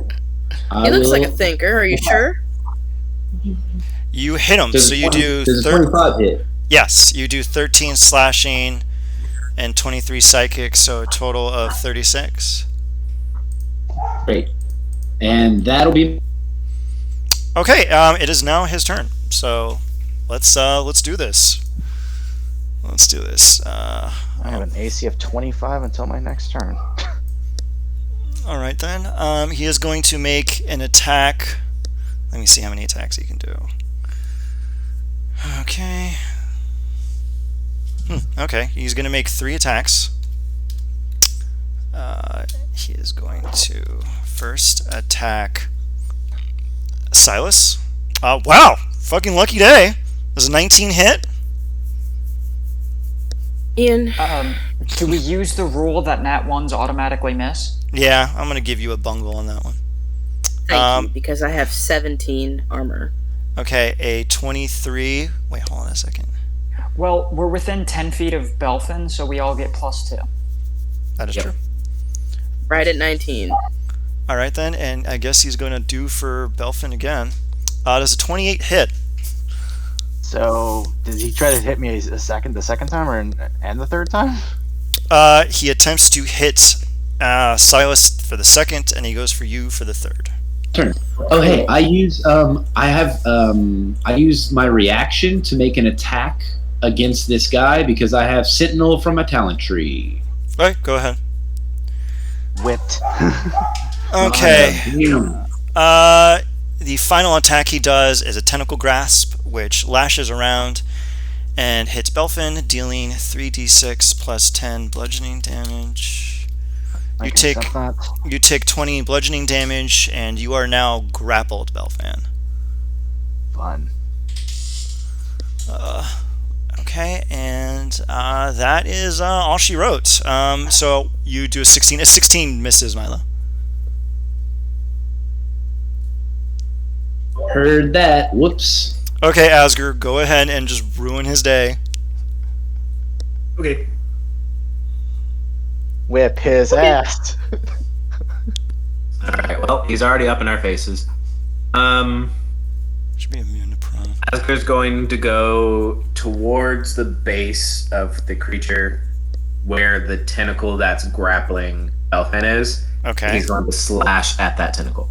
Okay, And good. lop it the fuck off. And I'm going to go ahead and go for the whole shebang here. You're going to do an auto crit? Oh yeah, auto crit. I'm raging. I'm not.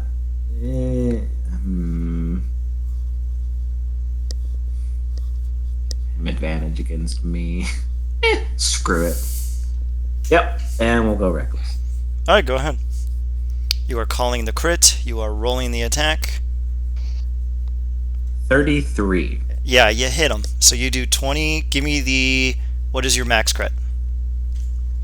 It was 188 when it was 3rd level, so that adds another 2d10. So that would be another 20, so 82, 208. He is not immune or resistant to any of your damage types, so it was 188. No, 208 total now. That was back when it was a 3rd level spell slot. Jesus of the Nazarene! Alright, he is now bloody. You sink your scythe into his tentacle and slice down, revealing a lot of blood and doing egregious damage to the creature as it lets out a horrifying bellow. Oh, wait, it's not immune to necrotic, so I actually get to roll my thing! Oh, what thing? My d6 plus half my level. Oh yeah, go ahead. Extra damage. Alright, tell me what that is.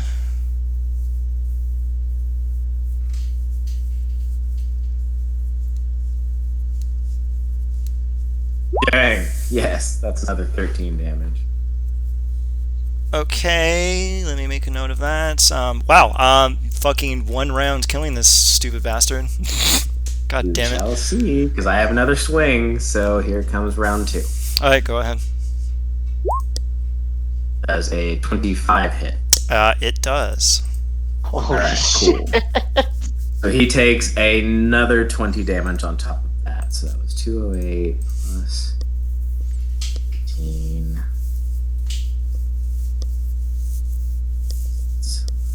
God, SMR zealots are just like Broken. Yeah, they're fucking broken. Welcome Yeah, to my I hit like a freaking truck.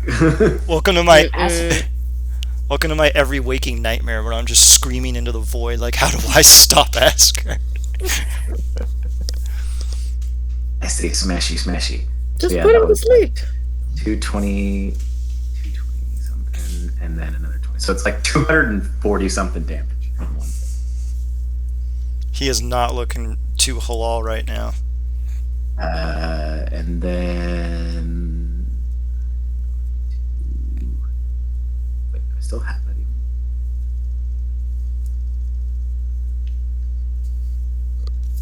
Oh, wait, I used my bonus action to rage.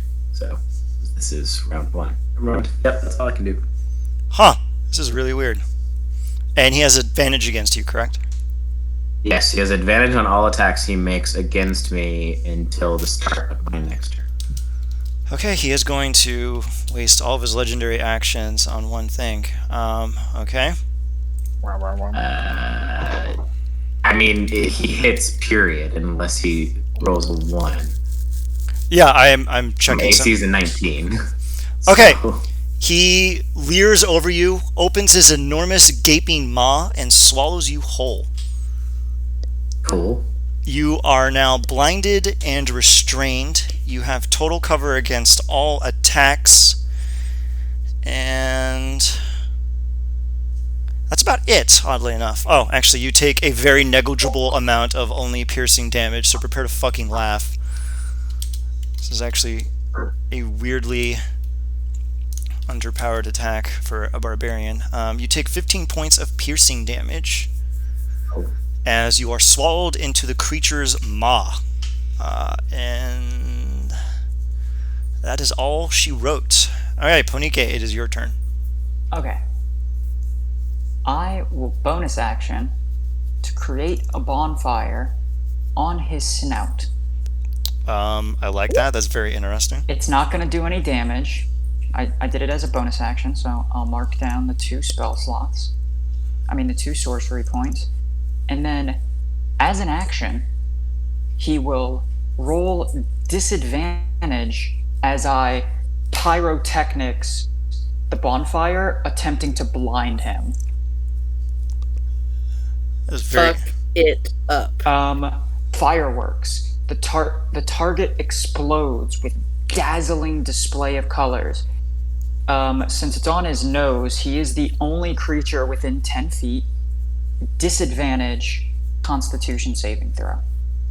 Interesting. I'm going to...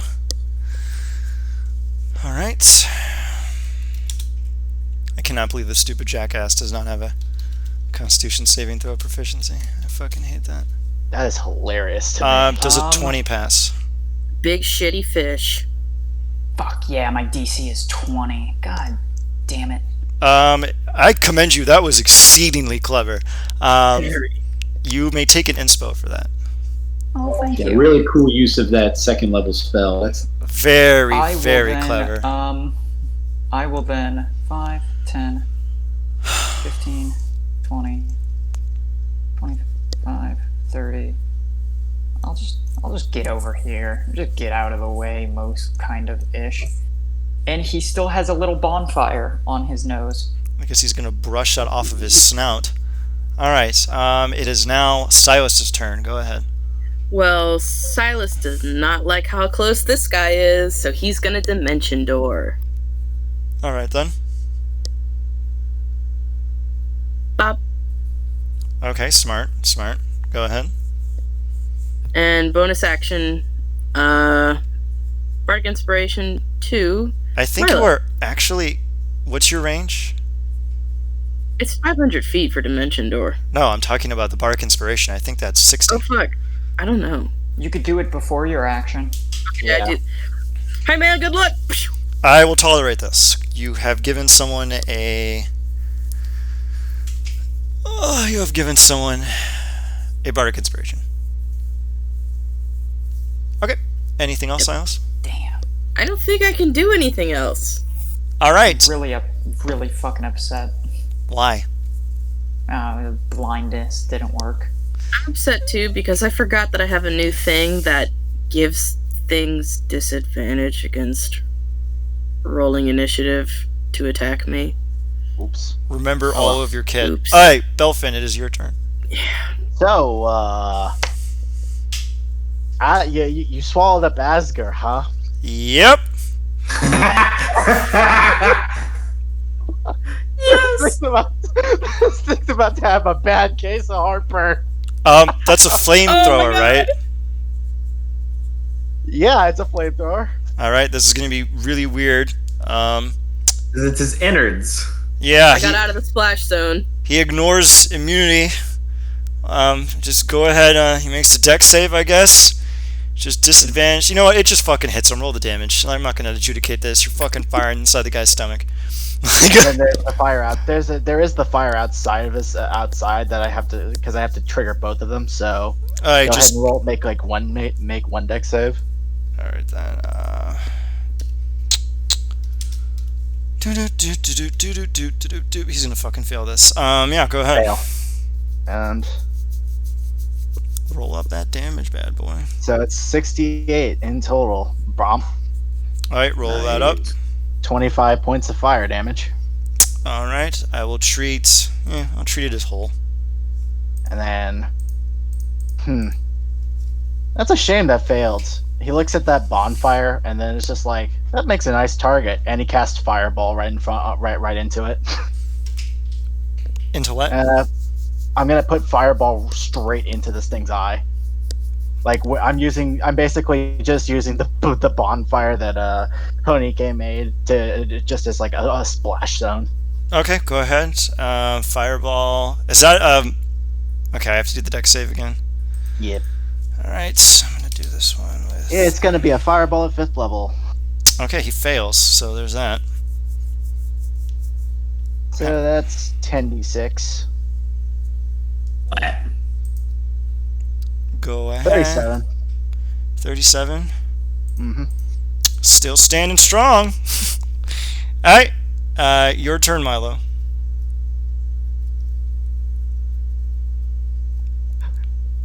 I think I am going to. Hey, wait! Quick question: how do you change the color of your dice on the? I see Belfan's rolling red. How do you do that? How do you get dice? It's You in have to, settings. you enable 3D dice in settings. Thank you. Okay, word. Anyway, I am going to. You know what? Yeah, I'm gonna this. We could get you back. This circle. This circle of power isn't doing as much right now. This thing didn't even count I spells. completely forgot Belfin was still grappled by this thing. But technically, you can still do anything you want, which is really weird. I thought Asgard chopped off the. It's gonna. That is what I aimed for, and I crit on that. It is going to give Belfin advantage on escaping. He's a pretty dummy thick monster, but you knocked him down to bloodied in one hit. Also, grapple doesn't technically actually affect anything Belfin can do, which is kind of dumb. So, That's true. yeah, it's really weird. I hate grappled and restrained. Yeah, Belfin can just do whatever the hell he wants. Restrained would, but grappled does not. All right, Milo, what were you gonna do? Okay, yeah. I'm just gonna go for it. I'm just gonna go for a hold monster. All right, go ahead. So I believe that's a wisdom save on you. I swear to God, if he fucking fails this, I'm gonna be so pissed. I'd be so happy he'd be paralyzed. That does not Just fail. lay it. Oh my god. Yeah, no.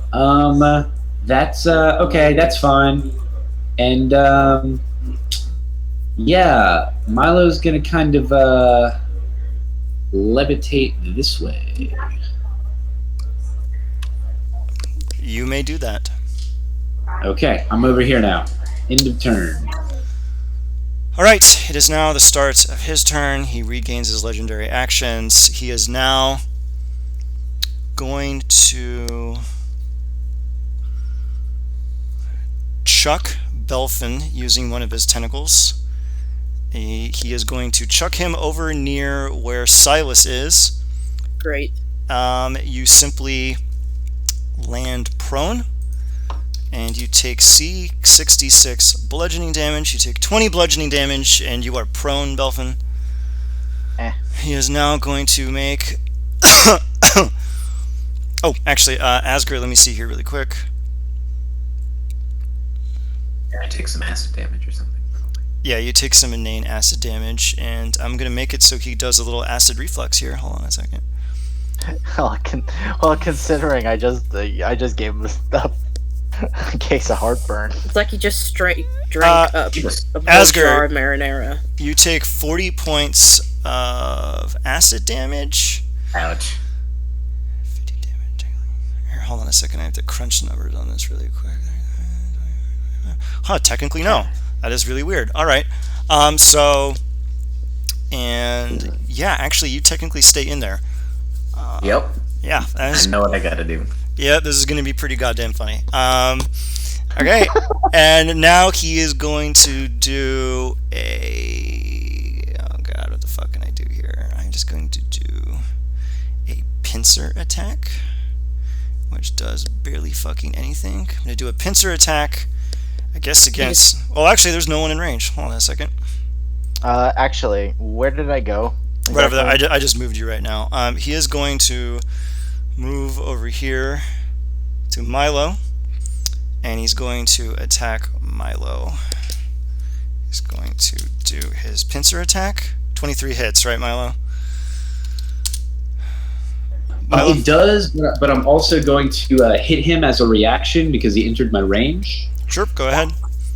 You take 21 piercing damage. Okay, I hate that. And you are Another now 16. Ooh, wait, Bardic Inspo. What is it? A D10? Yeah. It's a D10, yeah. Go ahead. Woo, there's a 26 hit. Yeah, you hit him. You are also grappled. I will say that you get off one fervent strike before he grapples you. You take Excellent. 21 points of piercing damage, and you do how much? I do 39. 39 psychic damage. Oh yeah, how do you want to do this? Oh, Hell yeah. Oh, you know what? I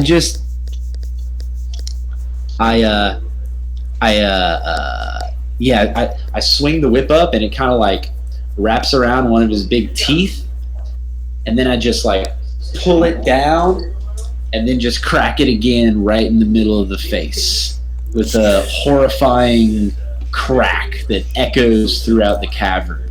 You crack open a part of his carapace on his chest after removing the tooth, and you see a beating heart which starts to pulsate faster as the creature sinks beneath the waves, and unfortunately its grip is still strong around you, Milo. And Asger, you are still in its stomach, and all of a sudden you feel Asger, you feel this most acutely. You feel a thunderous beating, like several hearts are pulsating.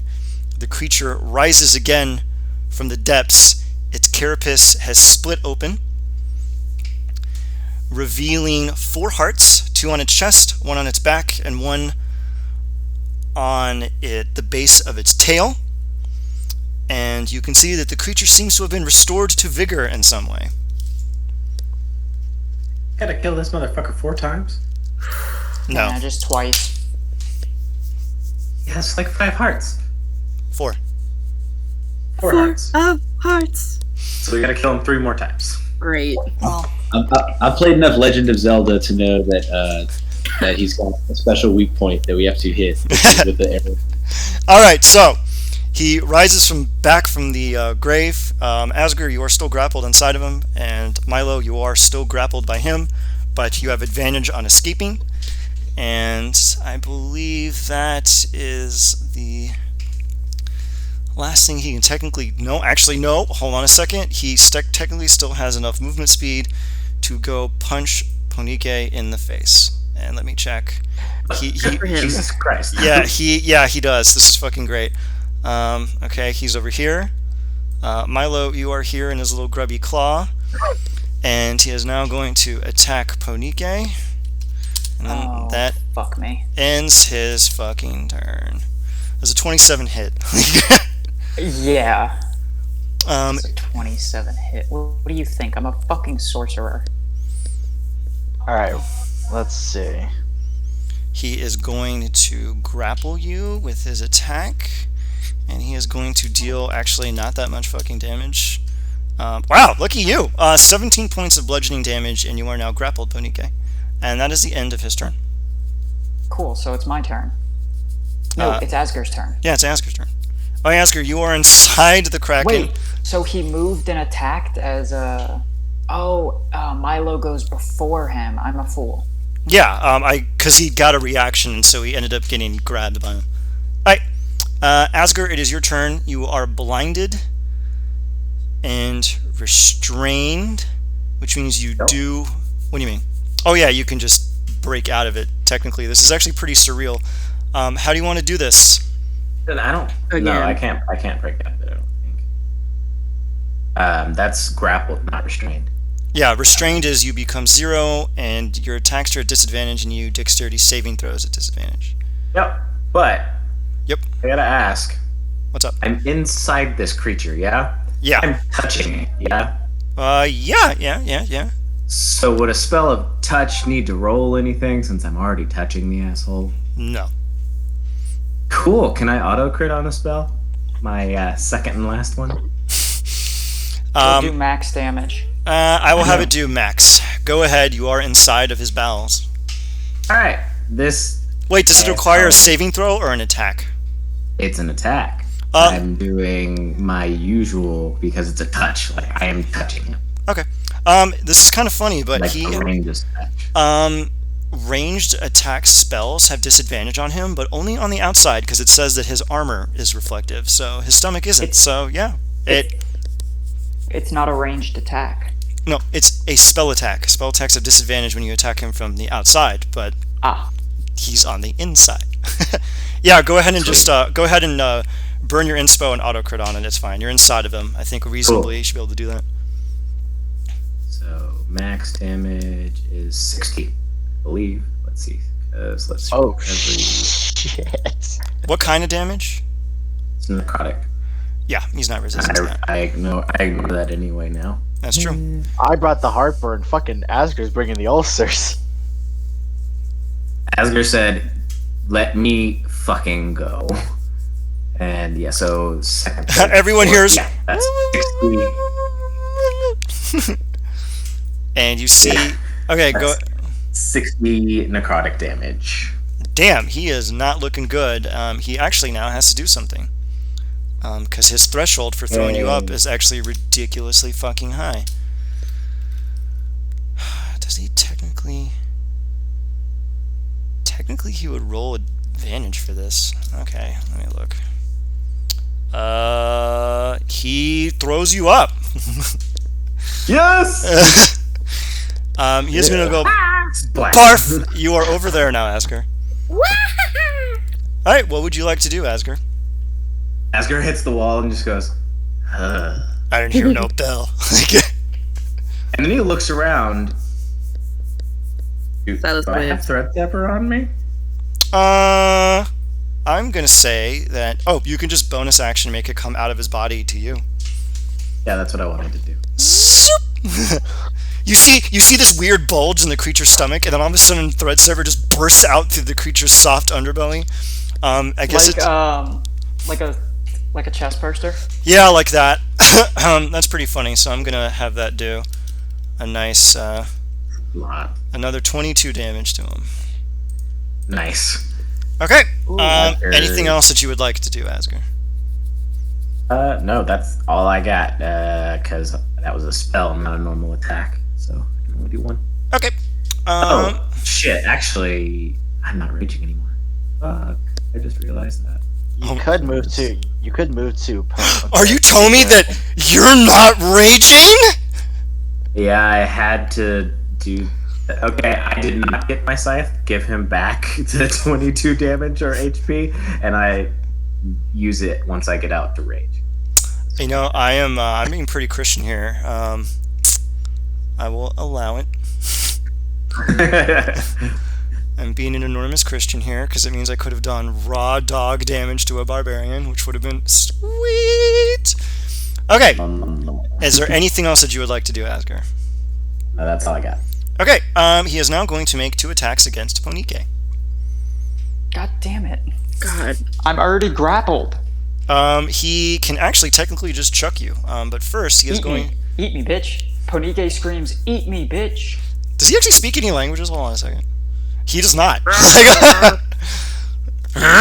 Friend? Eat me. It speaks roar. Eat me.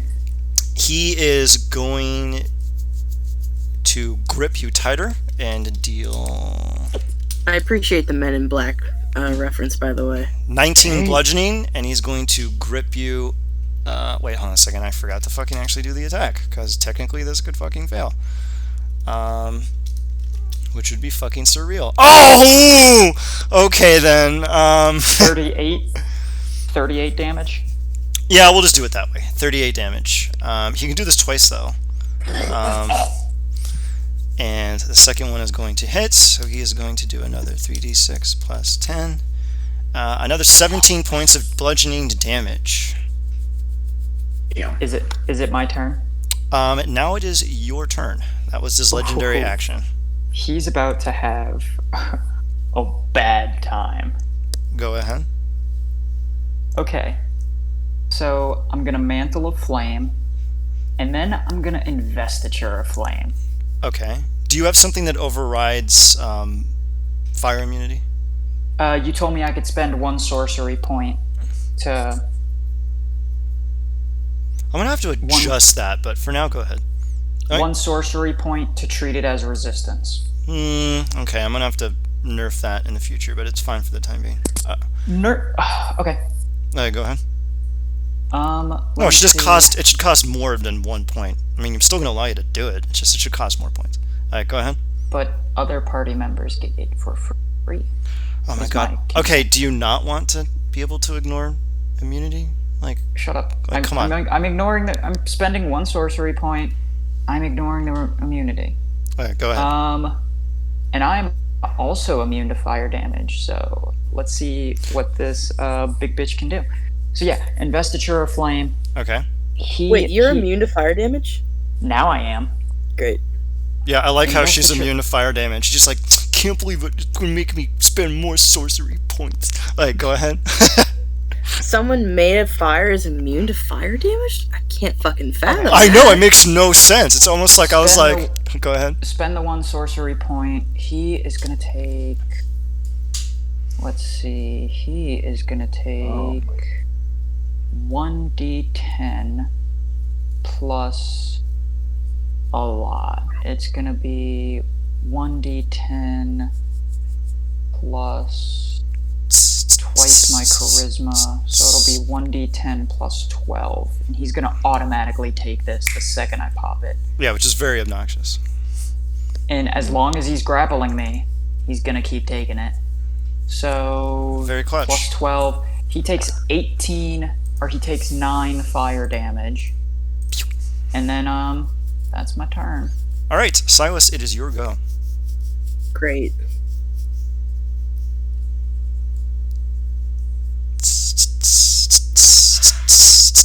Tanika, how you looking? Oh, I am below 100. Great. Oh no. And there ain't much I can do, so. Okay. Performance check. I want to call it to me. Really?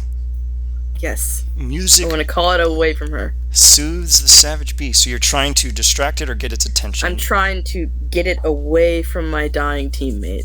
You may. And I mean, not dying, but she's. Yeah. You may do performance with advantage as an action.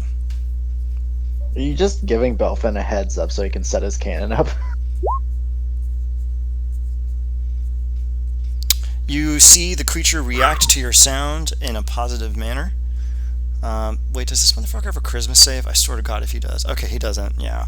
You know what? I'm going to roll I think this. I have something for that anyway. If I'm trying. Yeah! Oh! I do! He's in trance. Okay. Okay. And then while I'm playing, I just. Come here, boy! Alright. It is the end of your turn. Yeah. Okay. Can I take a bonus action to just kind of piss my pants a little? You take 1d4. 1d4 piss damage. Okay, you have attracted his attention, and he is going to use his action, his legendary action, Great. to move closer to you, which is actually literally right in your fucking face. Okay. That's at half speed. So, yeah. Yeah, he's a chunky boy. And then your two friends are right here, grappled in his tentacles. Actually, I guess I'll move them. Oh no, Ponike, where did you go? Hold on a second. Boing. Okay, there we go. Good. All right, Belfin, it is your go. I just kind of look at Silas and for a second and go, "Do you want me to shoot?" Yeah. You better do it. Here he is. Dun dun dun dun He's dun dun right. dun dun. Motherfuck. Okay. I have to angle it in an odd manner anyway because actually, wait. Did you say Immune to that any fire. of the hearts are? Hold on. Hearts are. Was any of the innards exposed besides like the heart? Because you said there. You It's just- mentioned that it was exposed. Let me reread the stupid text block for this. Because The damage creates cracks in its there's small cracks in its carapace, revealing its hearts. Oh, so it's like menial. Like I wouldn't be able to shoot something into it. No, you. Okay, it basically just gives him an equal amount of HP. There's really no special mechanic to it. You just hit him and it still does damage. Okay. If you want to try a crack shot, you're welcome to. Crack. Okay. I mean, he's entranced. It would be a worthwhile shot. No, I'd say that he was intrigued by whatever the hell the noise was, and he came over here. Oh, what's that? Ooh, what's this? Ooh, what's this? A bar. Hello? Motherfucker. And anyway, that is why you are half fish, son. Like, okay, go ahead, Belfin. What do you want to do?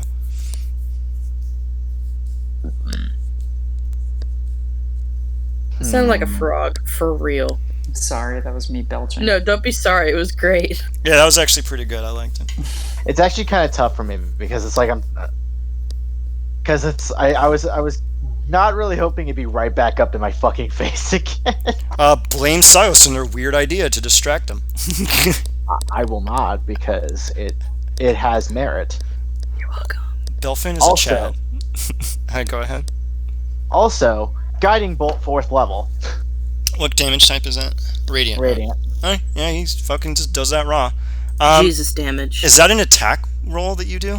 It is, but Okay, you do that at disadvantage. Bark inspiration. there you go. Snake jazz. What? Wait, what the hell do we have here? Okay, so I'm gonna level with you. It's a 19 and a 22. The 19 misses.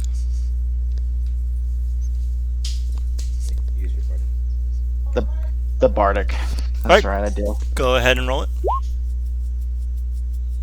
Okay, so it becomes a 22. You hit him. Roll your damage. Yep, and that is the original damage for guiding bolt's 46, right? Yeah, if I recall. Let me double check. Okay, so in this case it's 76 radiant.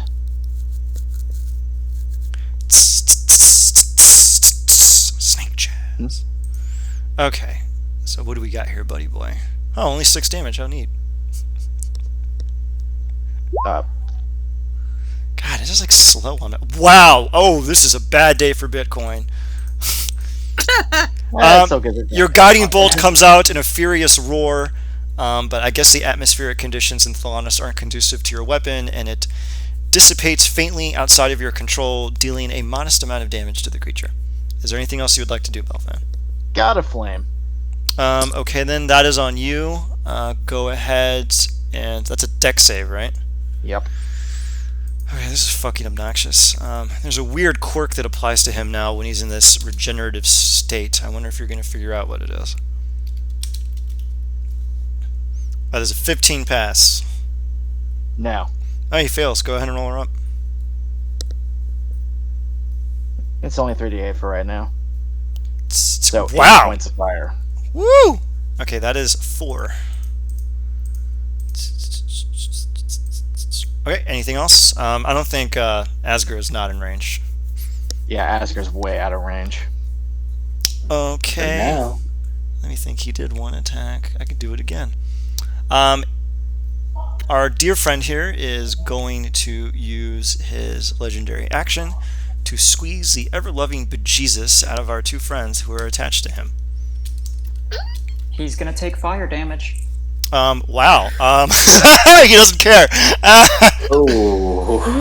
Does he take fire damage on your turn or whenever he attacks you? Whenever he hits me or whenever he grapples, because he's touching me, at the end of his turn, he will take fire damage. And whenever he attacks me, so he's technically attacking me. Okay, roll the damage. It's just 6. It's just 6? All right. Then at the end of his turn, he'll take a d10 plus 6. Okay, remind me that. Alright, let me see what the hell... Let me see here. He will do... Okay. Who's that crit on? He does... That's on you. He does 38 points of bludgeoning damage to you. Awesome sauce. And now he's going to do it to Milo. Because he believes in spreading the hate around. Does a 36 hit Milo? Yeah, wait. Let me check my character sheet. Yeah, it hit. The highest you can technically get is like 41 if you're cheesing like crazy. Wow. Okay. Thankfully, this attack does not do a lot. You take 20 points of bludgeoning damage, my good friend. Okay, and it is now Milo's turn. Okie dokie. So, so what does it take? What does it take to get out of this grapple? You just like a strength check or a dex check? You can do either athletics or acrobatics for this. You may do so with advantage, however, because his arm is brutally damaged earlier. Oh, well, that's nice. Okay. Yeah, I'm gonna acrobat out of here. Yeah, that doesn't work. I'm sorry. Yeah. You feel the tentacle writhe around you and contort and squeeze you tighter as you attempt to writhe out. That was your action. Actually, no, I think those are... Isn't that technically a... So wait, I'm just grappled, right? Yeah, actually, that doesn't actually impose any disadvantage on anything you do, which is really fucking stupid. You could do whatever the hell you want. Restrained does. So my speed is low, but that's it. Yeah, your speed is 0, and... Alright, well, fuck him. I'm just gonna attack him then. Get his ass. You may do so. I'm just gonna hit him. That's an 18. That misses, unfortunately. Woo! What an asshole. He's pretty dummy thick. Alright, anything else, Milo? Nah, that's it for me. Okay, then. He is going to do his turn. He is going to... Alright. he is going to squeeze and squeeze the both of you. That is going to be for Ponike. He's going to take a 6 damage and then a D10 whatever at the end of his turn, correct, Ponike? Yep. He Okay. takes 6 more damage right now. Okay, I already And did then, it. You take 21 points of bludgeoning, Ponike. ooh. Okay, and this is going to be for Milo.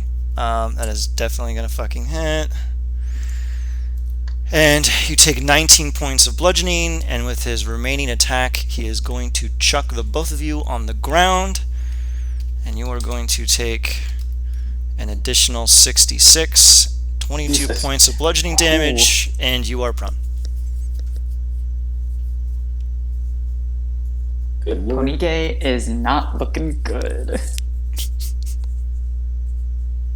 And at the end of his turn, he will take... Wow! Oh my god, is someone actually gonna... Someone's gonna make a death saving throw, it finally happened! Remember when... Milo, I have 5. Holy shit! Oh my god, it's happening! And Remember when Milo killed the Kraken? This is the Kraken's dad. he takes 11 damage at the end of his turn. Is that after you halved it? Oh, after I have it, it's 6. Okay. That is the end of his turn. Go ahead, Asger. Alright. So my scythe still has the rope attached to it, yeah. Yeah, you never removed it. Cool. So here's what's about to happen. Let's see. Oh, shit. Yep, working. Are you gonna try to pull him physically towards you? No. Oh no. No. So Asger's gonna aim for his neck. Okay. Yeet his spear.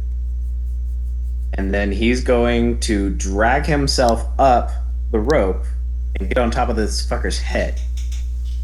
I like it. Go ahead. So first I gotta hit. I can't do what's it called? So do it's the spear form. Like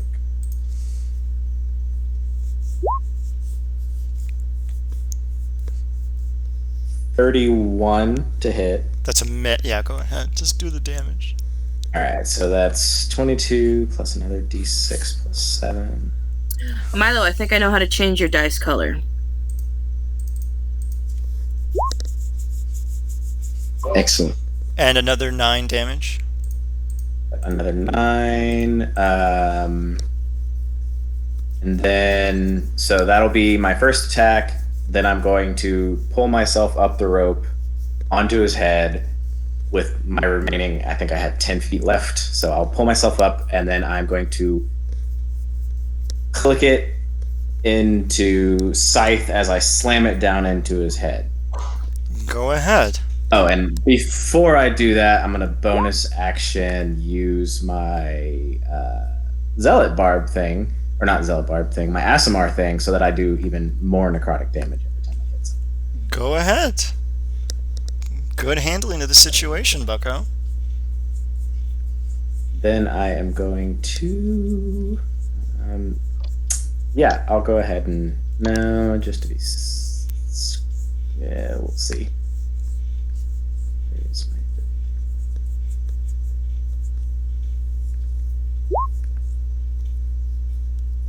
Oh my god.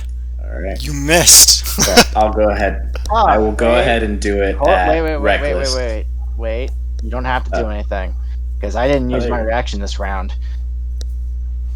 I think nice. You might Flash of genius. You might theoretically be out of range, but I don't want to do the multi-dimensional math to figure out how tall this thing is. So just go ahead. Add the 6.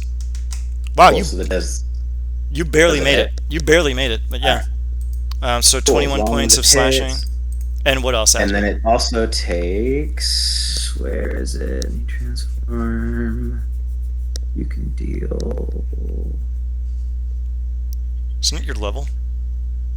Yep. So it takes another 14 necrotic damage. God damn! Fucking ASMR, am I right? Congratulations, he is now bloodied. Sweet. Yeah, and that's all I got. I am basically on top of this motherfucker's head. Okay, let me see here.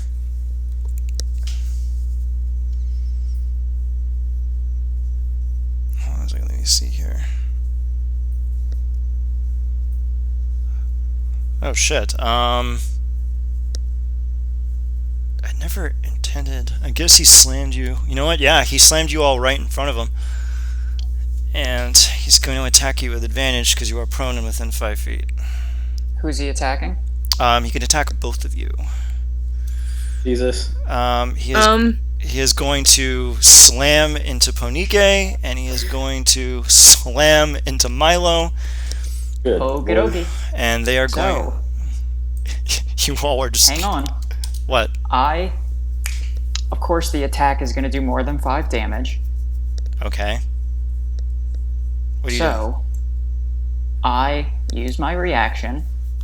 I am so sorry, Silas. You are within 10 feet of my body. It's okay. I haven't taken any damage yet. Alright, what are you doing, Ponike? So. Let me roll up Milo's damage while you do that. Oh, it's a tentacle attack. Okay, so 3d6. Okay. This is gonna get ugly. Alright, Milo. Spark. You take 21 points of bludgeoning damage, Milo.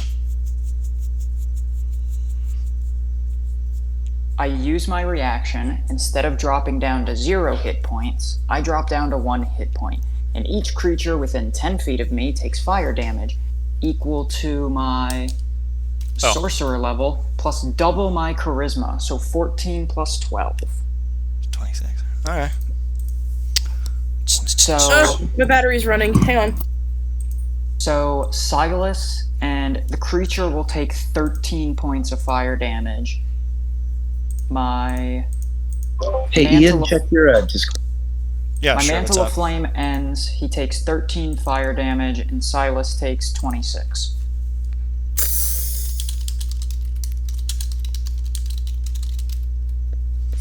Oh my fucking god. Is it my turn? Yeah, Okay. I'll take an action to cast a 7th level Cure Wounds. Hold on a second. Roll your d8, Milo.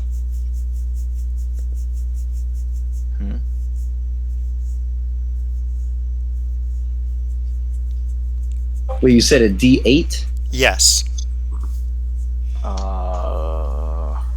What's happening? Yeah, fook. Oh. Okay, Milo, you see him get slammed by the Kraken, Tromakratas, or however the hell you pronounce his dumb Greek name, and you see him change. People over there. I'm on its head. Huh? Actually, yeah, you all see this. Milo, do you want to describe what they see? Let's see. Let's see if I was right. The ultimate reveal. Yeah, so you see something step up, and it's you see a humanoid figure, but he's got this black fur on his head, and it's got these like orange stripes going up and down, and you see him open his eyes and they're just pitch black, and he's a Rakshasa. I fucking knew it! I knew it! I knew it! I knew it! I knew it! I knew it! Alright, we have to keep it. You did. You called it. You actually you super called it. Okay, Yeah.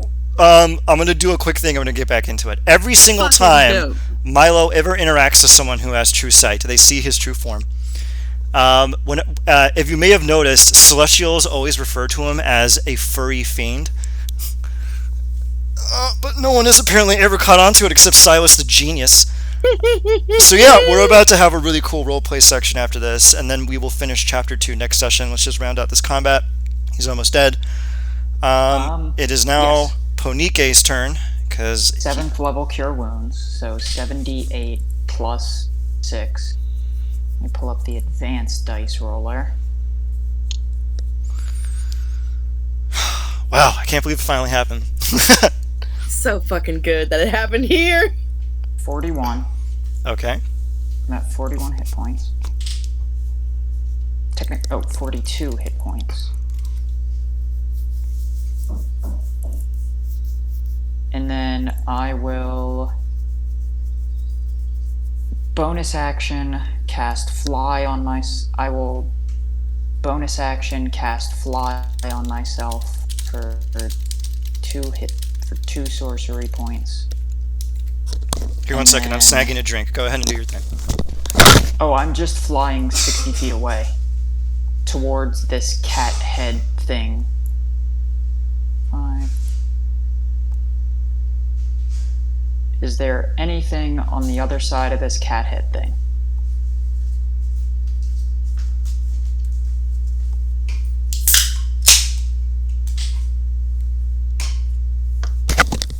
Ian.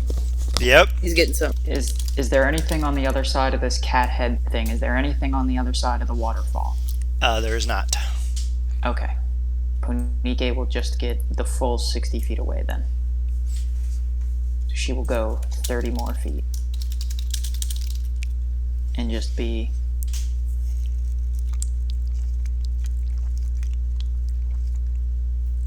way the fuck over here. Just perched on this woman's hand.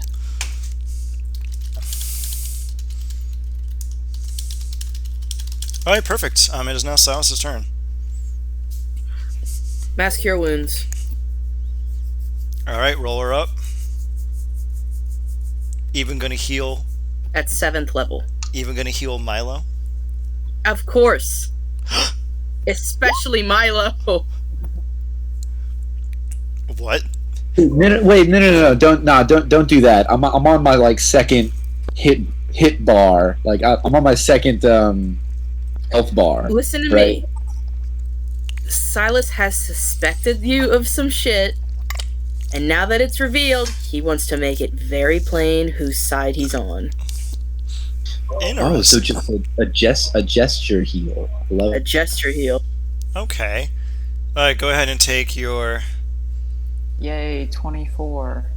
It's not about the HP, it's about sending a message. Alright, anything else, Silas?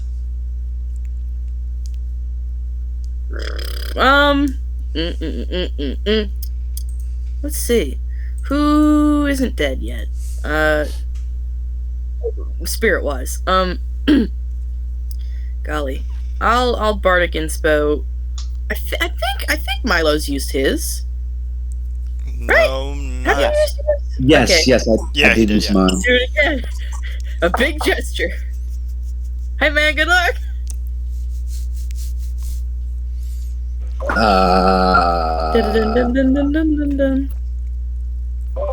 Milo, like while he looked really cool and like looking up out of the smoke, he is like he's kind of just looking around. Like he wasn't expecting this. It's fine. Just get your head back in it. Alright, Belfin, it is your turn. We'll talk later.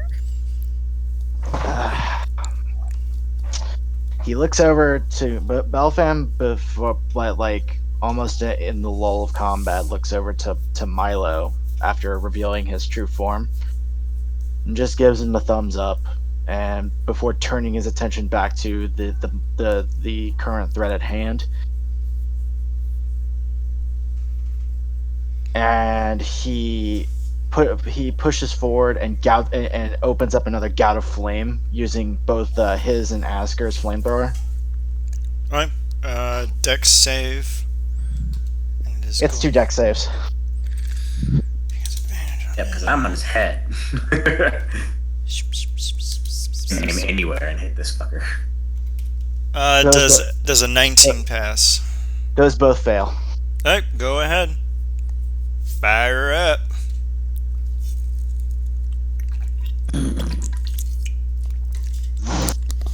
A killing for after this, where everyone's like, okay, Milo, why are you a 2 million year old cat? So 28 points of Can I fire. pet you? It's a very racist thing to say, Silas. He let him pet him before. That is true, but he was a dog then, it doesn't count. Alright, he wasn't in the right mental place. It's okay, I understand. You're not at that point in your therapy yet. Okay. He is going to expend his legendary actions to attack Belfan and Silas. Yeah, get it right here. Moon him. Shit. Even with shield, he hits you, Belfan. And he hits you definitely, so we're just gonna roll this bad boy up. I'm gonna roll it once. You take 22 points of bludgeoning damage. Both of us are just Belfin. Both of you. Okay, and now it is Milo's turn. I still have my action. Oh, my bad. Go ahead.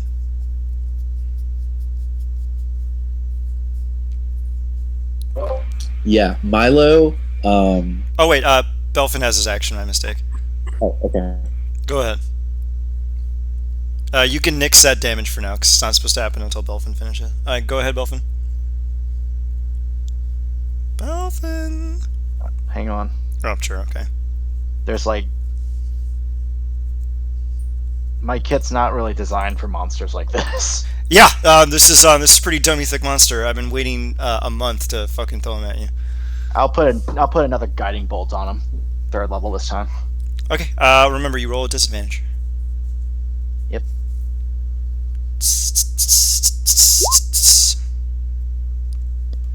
Ooh, that is a bad day. The shot ricochets, knocking a mast into the water in the distance. Alright, anything else, Belfin? With Soul Sever? Huh? With Thread Sever? No, it's for spell attacks, not melee attacks. He has the Tarrasque's spell-resistant carapace. Hey, gotcha. Yeah, which is why you could attack him inside of his gut. Okay, he's gonna go do the attacks he did earlier. Yeah, those both hit. And you all are gonna take 24 points of bludgeoning damage. And that's all she wrote. Milo, it is your turn. Okay. You have 6 HP, my good friend. Oh, actually, How much? 6 HP, and then whatever the hell else Silas gave you. Oh, which was... I thought I had a whole second health bar. Oh, whenever you switch over, you roll 1d8, and you get that as health. Oh, okay. You're welcome. So yeah, Silas probably saved your life. Oh, yeah, great. How much did I get back? 24. Plus the 6, so 30. Okay, great. So, Milo, or whoever this fuck this is, uses Milo Meowfax. Racist. Oh, that's good. Yeah, quicken is gonna quicken fly, which they have as a Rakshasa, and hit this thing with the whip. All right, go ahead. 24. You hit him. And he's gonna start flying away. Oh, wow. Yep. Very interesting. Okay, cool. All right. That is everything. It is Keelbreaker's turn. Mr. Rakshasa is out. So Keelbreaker is going to attack Belfin twice and Silas once. Alright. I'm getting tired of this bitch. He's pretty tough. I had to make some pretty fucking tough pieces of shit. Yeah, you people are fucking disturbing monsters. You take Silas. You take Belfin. You take 28 points of bludgeoning, and Silas, you are going to. Yeah, he's gonna fucking basically automatically hit you with this. And for you, Silas, you are grappled. 17 points of bludgeoning as a tentacle courses around your body. And Belfin, you see an enormous... half bludgeoning. Oh, that is true! You are resistant to bludgeoning! That is so... Okay, enjoy. And Belfin, you take 33 as a pincer Treat that as 8. And Belfin, you take 2 pincer attacks, and that is all she wrote.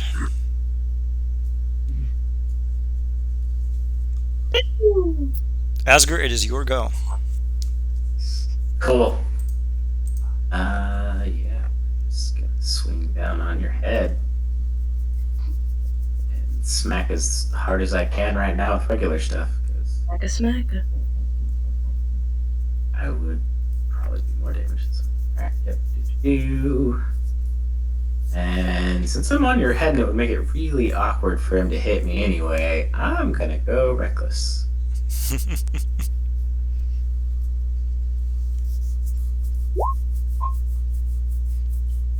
Oh, That's a crit. okay. With the crit, you kill him in 1 hit. So go ahead and tell me how you do this. Here we go. Holy shit. Alright. I'm on his head. I have to. Alright, so you see, like, God of War style bullshit. Like, Yeah. Asgard slashes the scythe into its head, drops all of his weight down the side, lands on the boat as the head just lops off to the side. That is fucking incredible. He lands on the boat and he's just like, The creature slumps over, its neck gushing blood, filling the water and turning it crimson.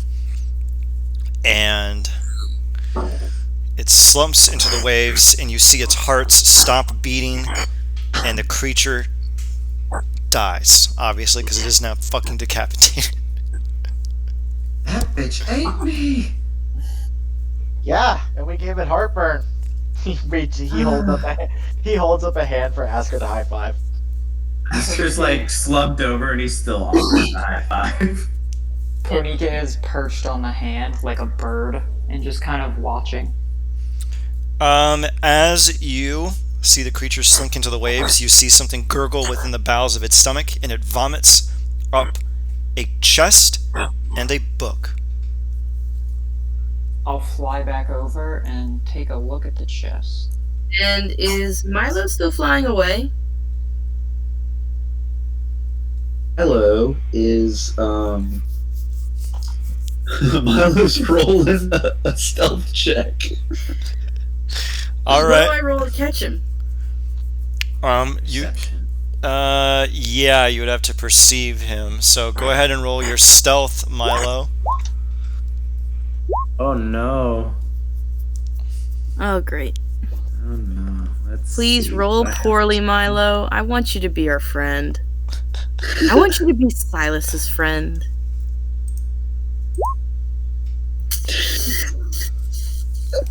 Oh, I noticed you. Thank you, Asker. Where'd he go? Where'd he go? Where'd he go? You see him leaning against one of the masts of the ship with the pirate skull on it, attempting to hide, but kind of making it look obvious. Tromacratsis sinks into the waves and disappears. And Milo pokes his head out. Milo, you're over there, over on that ship. My mistake. Oh, I'm over there. Oh, great. Yeah, I just kind of poke my head out, and then just takes a deep breath, and then starts flying towards y'all. I mean, for probably like a good 30 seconds after the thing dies, Asger basically has black wings on his back. You're not surprised. He's just like, oh, cool. I thought so. I always suspected something. No, for a while I just thought maybe you were gay. What? Yeah, you know, he just feels more comfortable with himself than many of the other persuasion I know. Well, when I first started examining Paladral with the memory veil, I saw a memory of a furry tail going into a room, and then out of the room came Milo. Oof. So I always had my suspicions. Honest to I goodness, guess I Milo, have. who the fuck else is friends with Rakshasas? Nobody dances with a corpse like that unless they're nutsy. Well, that doesn't I prove guess I anything. have some explaining to do. Not too much. Not really. You can- I mean, Why? You know, you've helped us this long. what do you have to explain? Yeah, it's out now. Milo cracks a little grin, and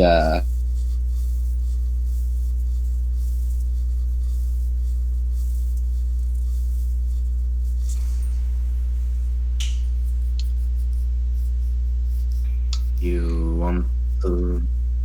doesn't say anything, and then just like looks to the left, and is just like still straight grinning.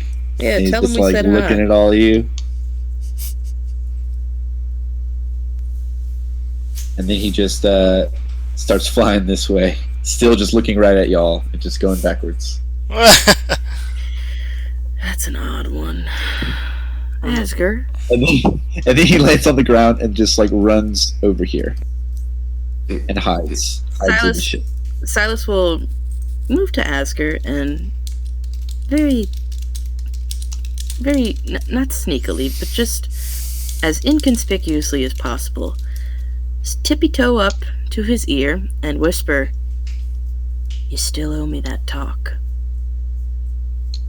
I think we need to have it pretty soon." Ezra just kind of nods and then goes, "Should we get him from the ship?" He's a big boy. Oh my god, from the ship. Fuck! Let's go. Yes.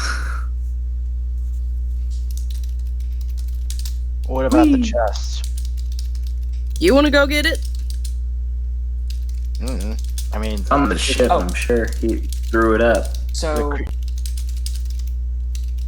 Ponige will walk over to Silas and just go, real sheepishly, and just kind of go, "Sorry for exploding on you. It's just, it happens sometimes. I really can't control it." Silas looks her dead in the eye and says, "Nothing you do will ever hurt me." Oh, that's. She puts her hand on your shoulder and goes, "Let's just wait on that one." And we'll walk over to the chest. Pats her shoulder while they go. That came off more intense than I meant it to. you sure? I mean, I got Alright. trouble with emotions sometimes, alright? Don't judge me. All right, not- so I what, wasn't raised right with them. what are we doing with our strange friend Milo skulking off into the corner? Yeah, I want to. Bell him. We need to bell this cat. All right, We'll let Asger. We'll let Don't you Asger- put a bell on that cat. Get him! does he shout? Actually, shout that where he's just like, "Don't you dare put a bell on that cat!" And then there's fucking Asger with the He collar. hisses. Just Oh hold my the God. collar behind his back, like what? right, Asger. He's got the carrier behind him. Don't tell him. He Milo- always knows. He always knows when we're going. You hear Milo just like he's in the cabin of his ship and he's just like pacing in a circle and like kind of muttering to himself in Infernal. No, it's more like Very good. Excellent infernal. I like Yeah, it. really. If you had anything in particular in your rant there that you want to say, you can say it because Asger understands it. No, Oh. it's just like it's just kind of nonsensical mutterings. He's just he's kind of having he's freaking out. He wasn't ready for this. That's fair. Da-da-da-da-da-da. Yeah. But yeah. After a few minutes though, he kind of calmly steps out. I mean, He he says, Belvan looks over to Silas and just goes, "Does this really change anything about Milo to us?" Not that I It can changes nothing and it changes everything. Fair answer. Are we all going to skulk over Yeah. and listen to Milo My- speak his piece? Yeah. Yeah, let's just say they were Yes. all over here, or all over here already when I step out. Yeah, so Miles steps out and says, "Sorry about that. Shall we be going now?" In a minute. Okay, whenever Not you're to ready. put you on the spot, buddy, but I guess my biggest concern here is that you didn't trust us enough to relay this on your own terms, at least. And trust me, I know how it is to have your shit dragged out when you're not ready. So I sympathize with you here. Same. But it's one thing to have a story like mine.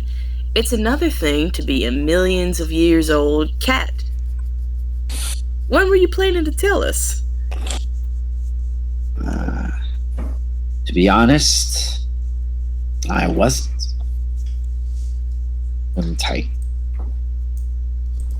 Or maybe, maybe when it didn't matter anymore. When we succeed. Well, we can succeed knowing. I know. I think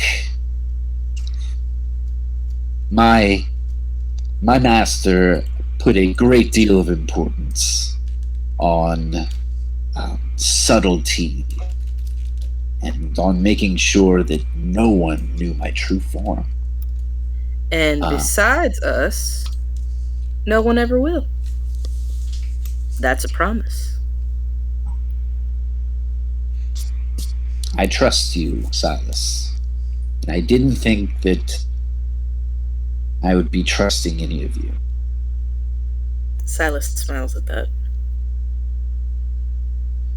That's so pretty. Asger glares at Milo and then offers out his left hand again, one with the mark. He goes, "This makes more sense now." Oh, he reaches out the hand? Yeah, he goes for the predator handshake. Yeah. Put it there. Milo kind of hesitates, but then like really slowly reaches it out and grabs on, locked in. Milo, in your state right now, do you feel you are more receptive to your memories in your past? Interesting. Huh. That's a good question. Do you want to allow Asger? Because the previous time you touched Asger, you felt like something was probing into your mind, like you two had a rapport, that something was reaching across a great chasm to bind you together. Are you going to allow that connection to occur? Ooh. Yeah, fuck it. Okay, I am going to relay the following. Actually, he is immune to that, Silas. Great. What you trying to do? What you trying to do? Nothing. Don't worry about it. Now, Milo, would it make you feel better if we closed your eyes, you put your disguise back on, and then we pretend it never happened? Because it didn't. Not to us, anyway. It was the magic of the Feywild. You're not a Rakshasa, you're a devil. The magic of the Feywild made you look like a Rakshasa. No, it didn't, friend. He's a devil. He's always been a devil. And he always That's will what be we a know him devil. as. Exactly. Our little devil, huh? Or except for when he's a dog. Yeah. Actually, to some of us, he probably will still be a devil. Rakshasa Milo hits the deck and licks his own asshole. Fantastic. Okay, That so explains. Okay. plus, Yeah. this is how I drew you while I was waiting for y'all. And she pulls out a piece of driftwood that she is like wood burned, with this like super elegant art of the 5 of us, just kind of like a portrait. And she was like, "It's all I had to look at for the past 30 years. You didn't. And I drew you as a devil, so it's set in stone. Or wood. Tomato, tomato." Milo, Milo turns around and walks back into the room. Here, wait. I am going to also send you, Milo, what Asger sensed from you. Oh, yes, please. And Asger, if you wish, your mind is open to him, and you may relay something to Milo. Just simply PM it to him, and then PM it to me. That's a little telepathy between bros. No homo. Before he sends anything back, he wants to see Milo's reaction to what he just gave him. A hug. No. Oh, to what now? To the vision that you gave Asger. Oh, okay. So Milo knows specifically the vision that you took, or that was just Yeah, I something that you PM'd said? it. I PM'd it to you. That's what you see. Oh, okay. So I didn't realize that Milo knows what clip that he got. You're a memory So cleric. we both just shared that memory. Yeah, you both experienced it as one. We were dream fasted, you and I. Okay. All right. Well, that's okay. Sick. Yeah. He kind of holds on, and then he kind of squeezes a little tighter, and then his eyes go a little bigger, and then he really slowly just lets go, and you see his claw it's kind of shaken for a second before it closes into a fist and goes back to his side.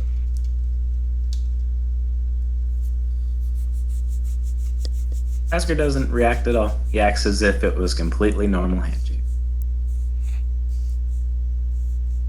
Nice. Nice.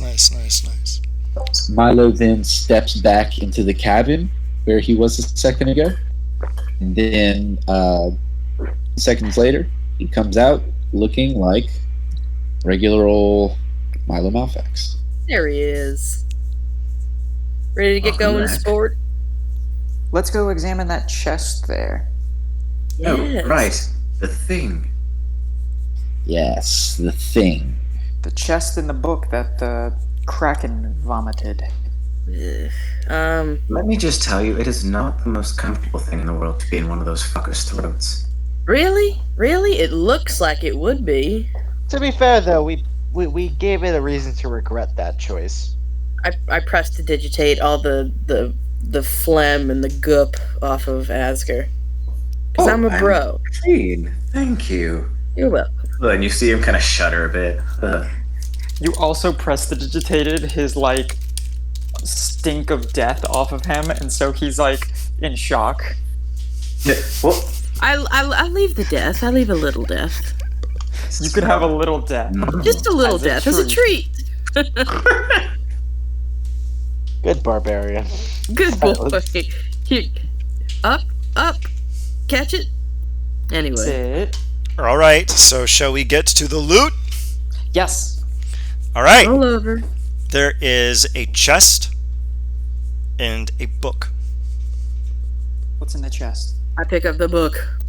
You pick up the book. The exterior is water damaged, and it reads "The Blank Prince." The center word is missing, faded away and worn away by acidic bile and water and weather.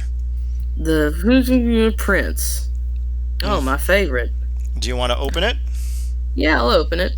You open it, and as you thumb through it, you notice there are only 3 things that can be read: the tragedy, the comedy, and the romance. The pages have extensive water damage, are full of lichen, and it muddles whatever narrative is attempting to be conveyed by this book. Oh. Well, this is... Can I try and, Hey, I've got mending. Can I at least get the water damage out? I want to make this book pretty again. You mend it, which removes some of the water, but does not restore the words within the book. Yes. Okay. Well, at least it's not gross. You could consult the artificer. Yeah, I could, but I don't like him. And also, Panike was gonna get into the chest thing. I'll bring it to you in a second, but Panike was starting. Punike, you crack open the chest immediately without looking for traps or anything, right? Yep. Perfect. Okay, you open the chest. It's just a fucking chest.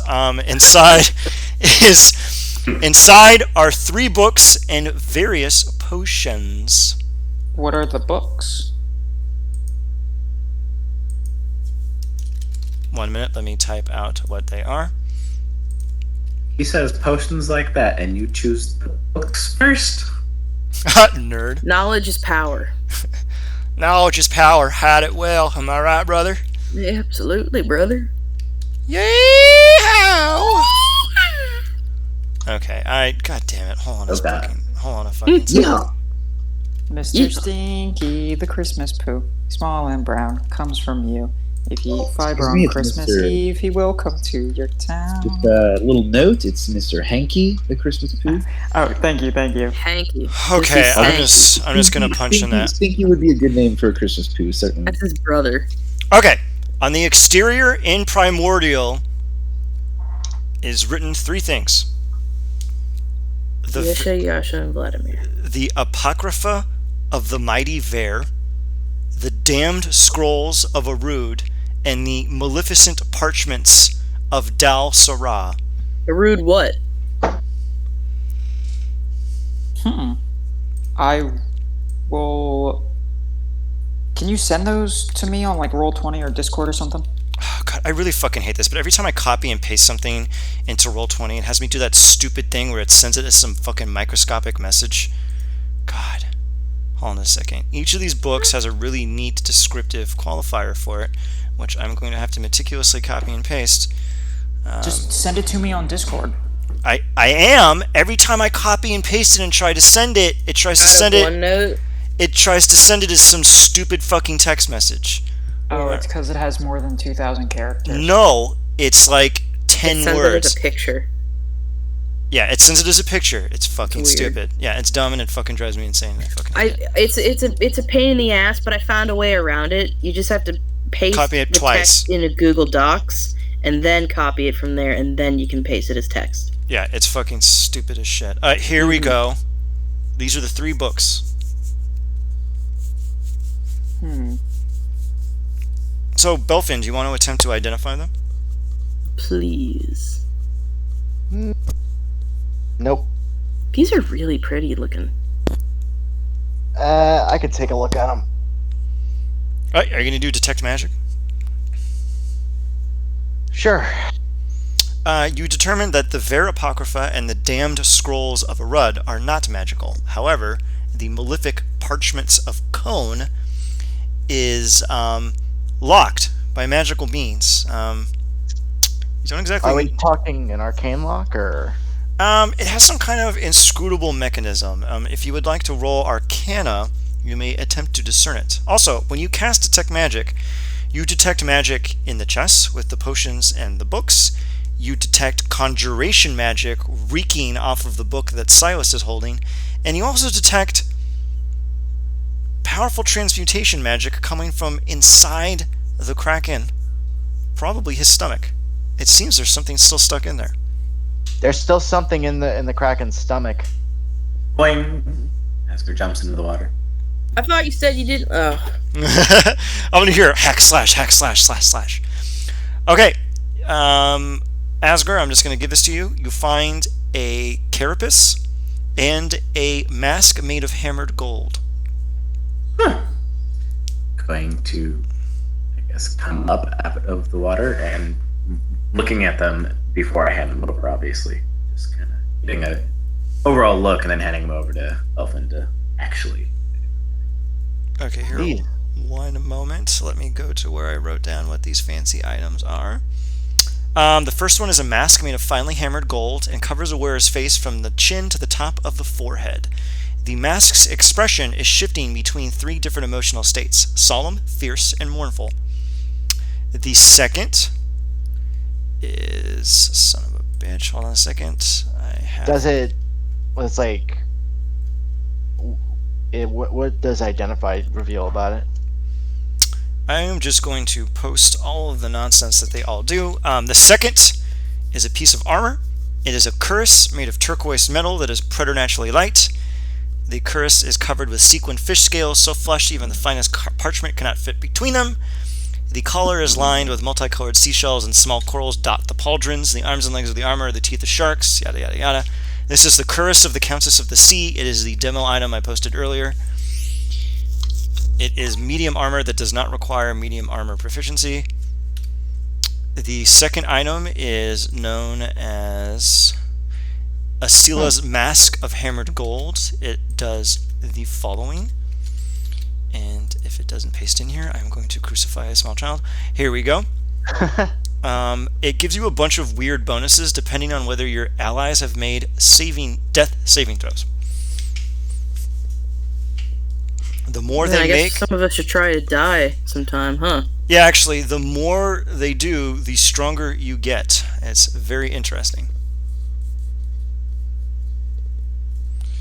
All right, and the first two scrolls can simply be opened, and they readily reveal their secrets. They are wizard spell tomes, and as you parse through the pages, you feel the words jump at you. You get the immediate apprehension that if you are to read this book, one of you can gain access to the spells within it. But you must study it over the course of a few days. You said it's wizard spells? Yeah, they are all wizard spells. And Wizard only spells? Wizard only. Tips. Maybe not tips. Let's see what's in it. Why don't we have a book party or something? What's it called? Book club? Read Book it out club! loud. Book club. Yeah. We'll just sit in a circle. We'll read it to each other. Yeah. The final book remains locked. Belfan, do you want to attempt to discern what causes it to open? Sure. Who the fuck was feeding this dude books? He's a bit of a bookworm. Quite Or like a literally. book Doubles, kraken. lucky double. That's not lucky. I guess I can raise it to 19. Does anyone want to boost me? Boost you, bro. Yeah. I'll Bardic give you- Inspiration. All right. Go ahead 19. and re-roll, buddy, and then add your thing on top of it. Okay. I PM'd you the secret because I'm fairly confident you're going to beat the DC. Let's see what we have here. Yeah, you beat it. I sent it to you on Roll20.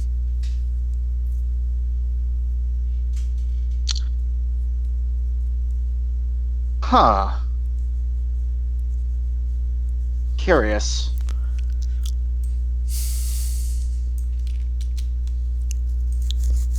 Well, this is an odd lock.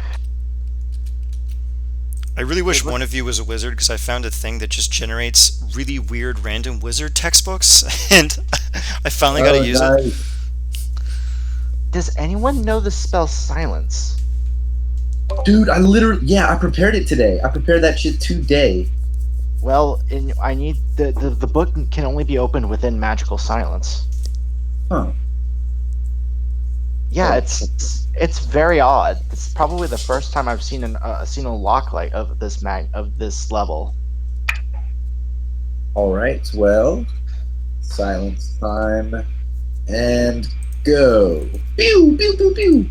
Or actually, it sounds like this. All right. Inside the magical silence, I open the book. All right, I have posted it in the Discord. Wow, I'm so glad I prepped that spell today. Otto's irresistible dance? Hello. You and me gotta get to know each other. Ooh. Delayed blast, fireball, eye bite, and Otto's irresistible dance. Damn. So, You may each pick. you literally just see Belfan just like to wave Silas over. He jingles over. And Oh he wait, shows. silently.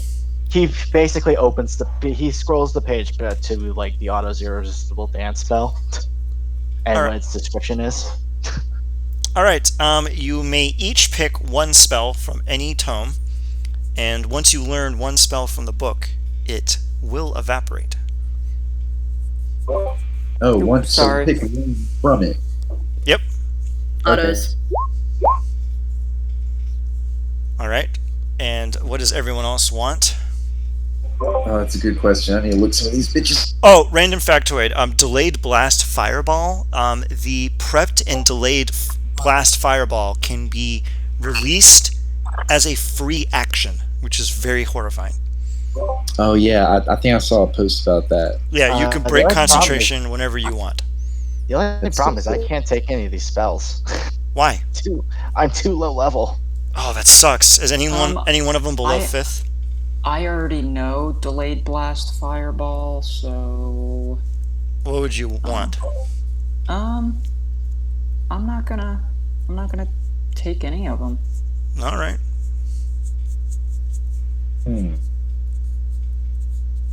Like any of the nastier spells, I can't take because I can only learn spells of 5th level right now. Well, that sucks. It didn't generate anything with 5th level. I mean, you did, but there's like I think that, but I have a very limited selection. Let me look. I know for a fact that there's nothing in this book that I could probably use unless Bite's 4th level. That's 6. Yeah, so it's above me. Oh, that sucks. Yeah, I'm sorry it didn't generate anything below 5. It just keeps reinforcing my points. There's a few of these hidden in the Feywild. One of them will have a 5th level spell in them. Alright, what is everyone else taking? Make sure to add it to your list. Milo, what are you taking? I'm looking at. Okay, I'm kind of reading some of these. What's that do? Which one, the mask or the cuirass? I'm looking at extra armor. I'm looking at. Okay, now you know what? Let's just.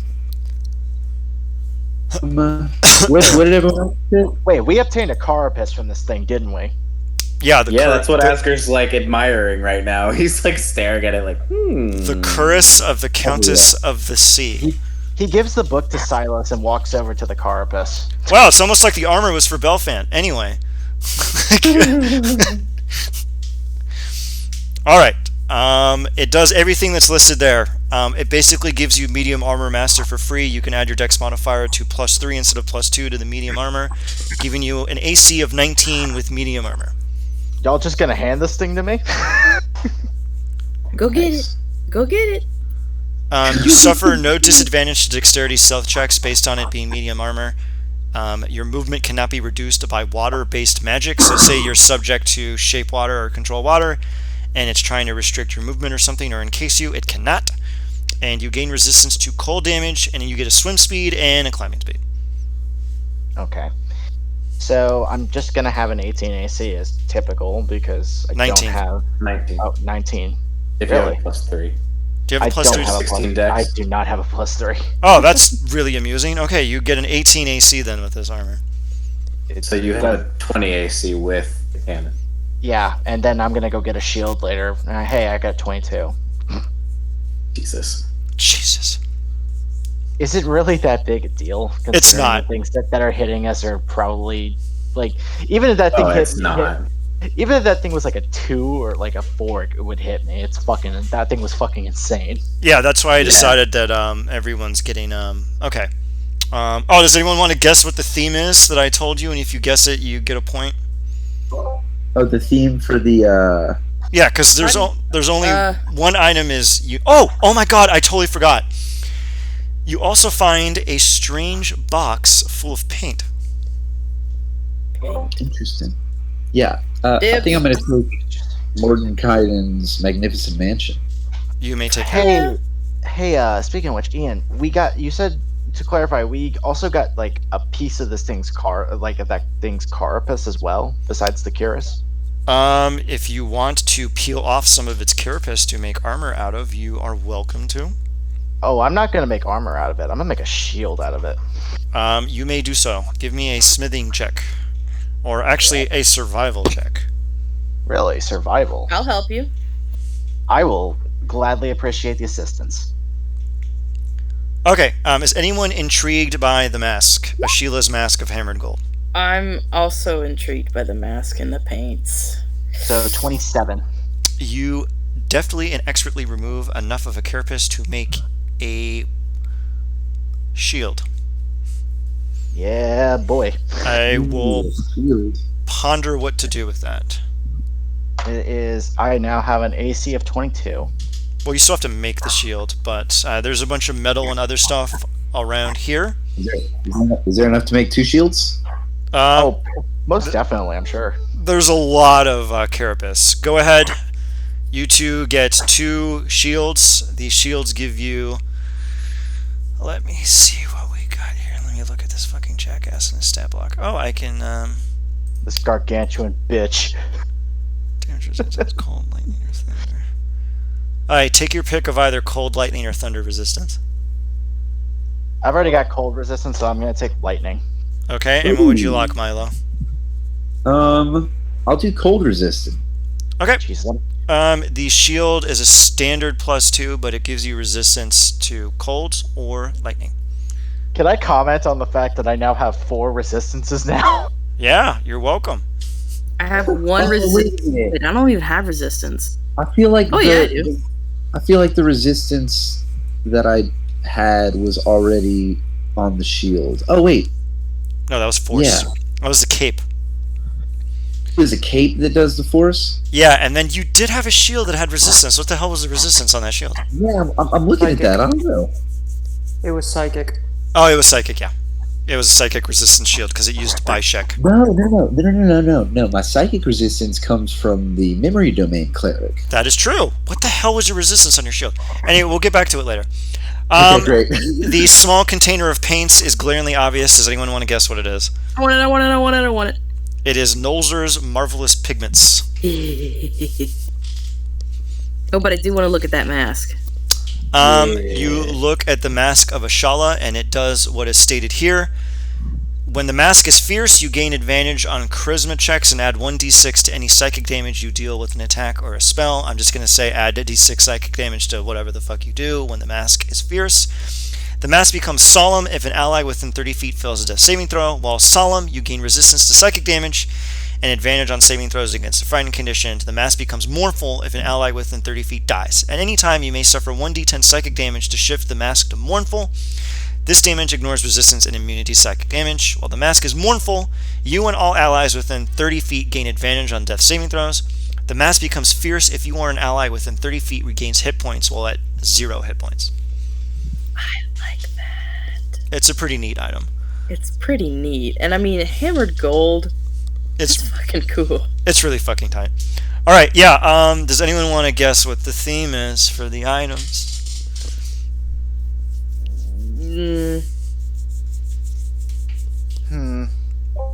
If you guess wrong, you take 100 d6 psychic damage. I'm kidding. Alright. We can set up the next chapter if you want a nice dramatic thing. It'll literally take 5 minutes. Alright. Okay. Now, I'm going to make something pretty obvious. You have a damaged book, and you have something that allows you to paint. I wonder what you should do. Okay. Well, I can't. I shouldn't. Come on, write in the Fey object using Fey paint in the Fey Wild. What could possibly go wrong? Ponike will see Silas hesitating and walk over, grab the book, grab a paintbrush, open the book, and just flip through it and look for a sentence that is obvious to fill in. You notice that the book is empty, aside from a caption that is in front of each section. The tragedy, the comedy, and the romance. I am going to apply the faint caption, and then I will tell you what they pertain to, and then you may do as you see fit with the brush and the caption. One moment. Okay. And when you enter into it, I'm going to PM you all something. Save it. It is extremely important. And then we will close out for the day, and we will start chapter 3. Because you have actually gone through the first narrative of the Feywild. 2 then? Alright, just ignore that stupid thing at the bottom. Hold on a second. What is this dumbass thing? Hold on a second. I really fucking hate this crap. Hold on a second. Okay, I don't know. Hold on a second. Would I have not read that as well? There we fucking go. If you want to stand over it, it is written in common. I opened the book first. Okay, everyone flipped. Everyone crowds around, and you see Book club. the romance. Book club. You see the romance, the comedy, and the tragedy. The romance. Once upon a time, there was a prince from a kingdom with a seldom remembered name who by the grace of birth had a love with a very pleasant face. The comedy. Once upon a time, a polite prince had a grueling gaffe. The tragedy. Once upon a time, a prince from a kingdom with a seldom remembered name had a friend who took a bite from the apple of his eye. Oh, that's cool. That's cool, dude. Those are the 3 sections of the book. And Ponike, you feel that you have to write yourself into the narrative almost. And based on the conjuration magic that is emanating off the book, which you are readily and willingly and understanding of, once you do it, you will enter the narrative. Well, you will then have to play a part. She will begin. Asger, Milo, Belfin, Silas, and Ponike came upon a small book sitting in the belly of a fearsome beast. You write this, and the words disappear, except your names, which remain in the book, and then start swirling. Which section do you write this in? Just the first section. Romance, comedy, or tragedy? Whatever the first section of the book was. The first section of the book is the tragedy. She will write it in the tragedy. Your names start to sink into the book, and you see them swirl around, and I am now going to PM each of you on a Discord the role the book has assigned you. Oh boy. Ooh. Oh my fucking god, I hate this so much.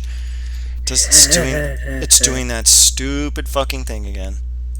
I have to copy it fucking twice like some kind of goddamn troglodyte. Okay, hold on a second. We appreciate the effort. It's agitating. It's so... Especially if the effort is coming from a troglodyte. It's hard to do so much with those little claws. Ian. What? I see you gave me an emote in a message. PM me later. An emote? In a PM. Oh, okay. You know what I'm talking about. Oh, okay. Okay, now to give Silas their role. Do we get sucked into the book? Yeah, of course you get sucked into the book, fucking Apocrypha style. Tentacles come out. Tentacles.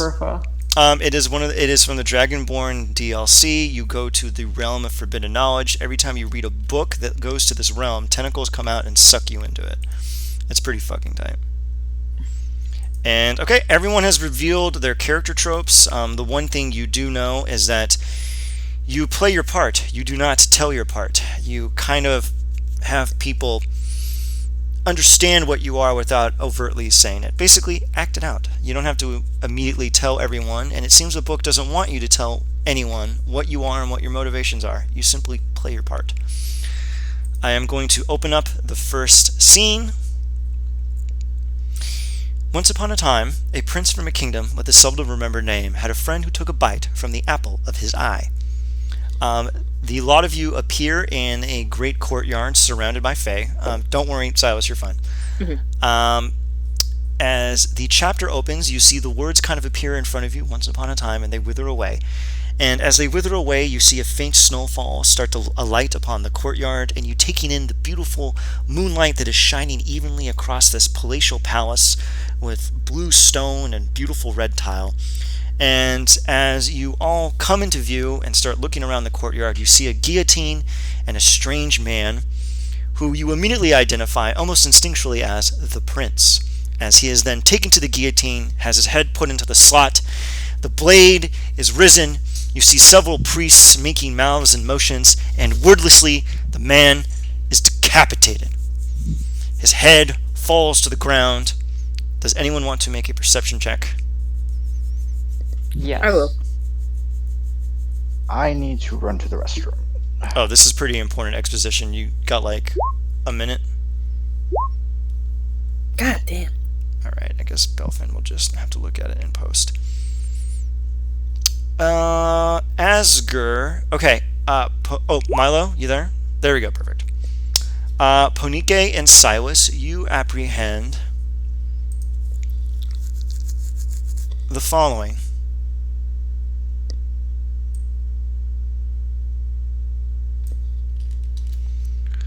I'm going to PM it to you on Discord. Oh my fucking god, just copy it without doing that stupid thing. I hate it so fucking much. There we fucking go. Alright, and Milo and Asger, you apprehend this.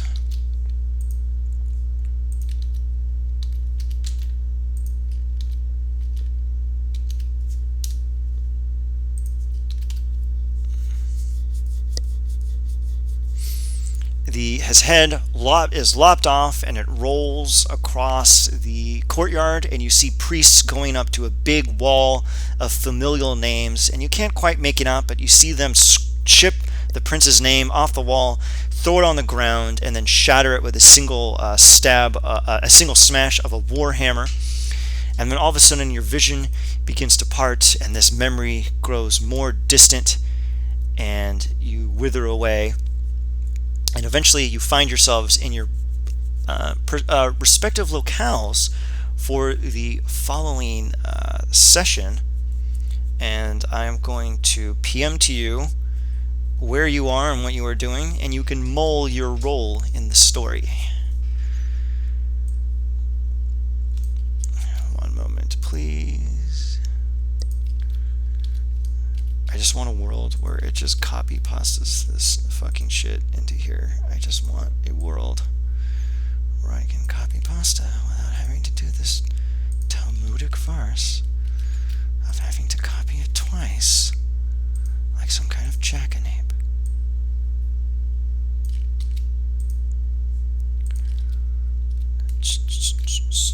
Is everybody still there?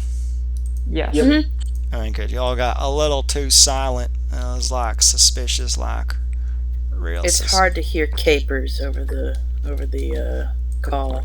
Yeah, this entire session is a comedy of errors. It's gonna be very, very fucking funny. Interesting. Especially because you all are gonna fall for my scams. Okay. Yes. All right. So you are now steeped inside a narrative. You have all been assigned your roles by the book, and you know what your motifs are, and you know what the story desires from you. You have to play a character. You know it in your heart of hearts. You can still be you, but you have to be a different you, a you pressed into a different mold. That is the end of the session for the time being. You have all received your information. I am going to be up for a little bit longer, so if you have any questions or comments, please PM them to me. And congrats, everybody. You beat Chapter 1 and 2 of Thelanis. All that's left is 3, 4, and 5. I am nixing the recording.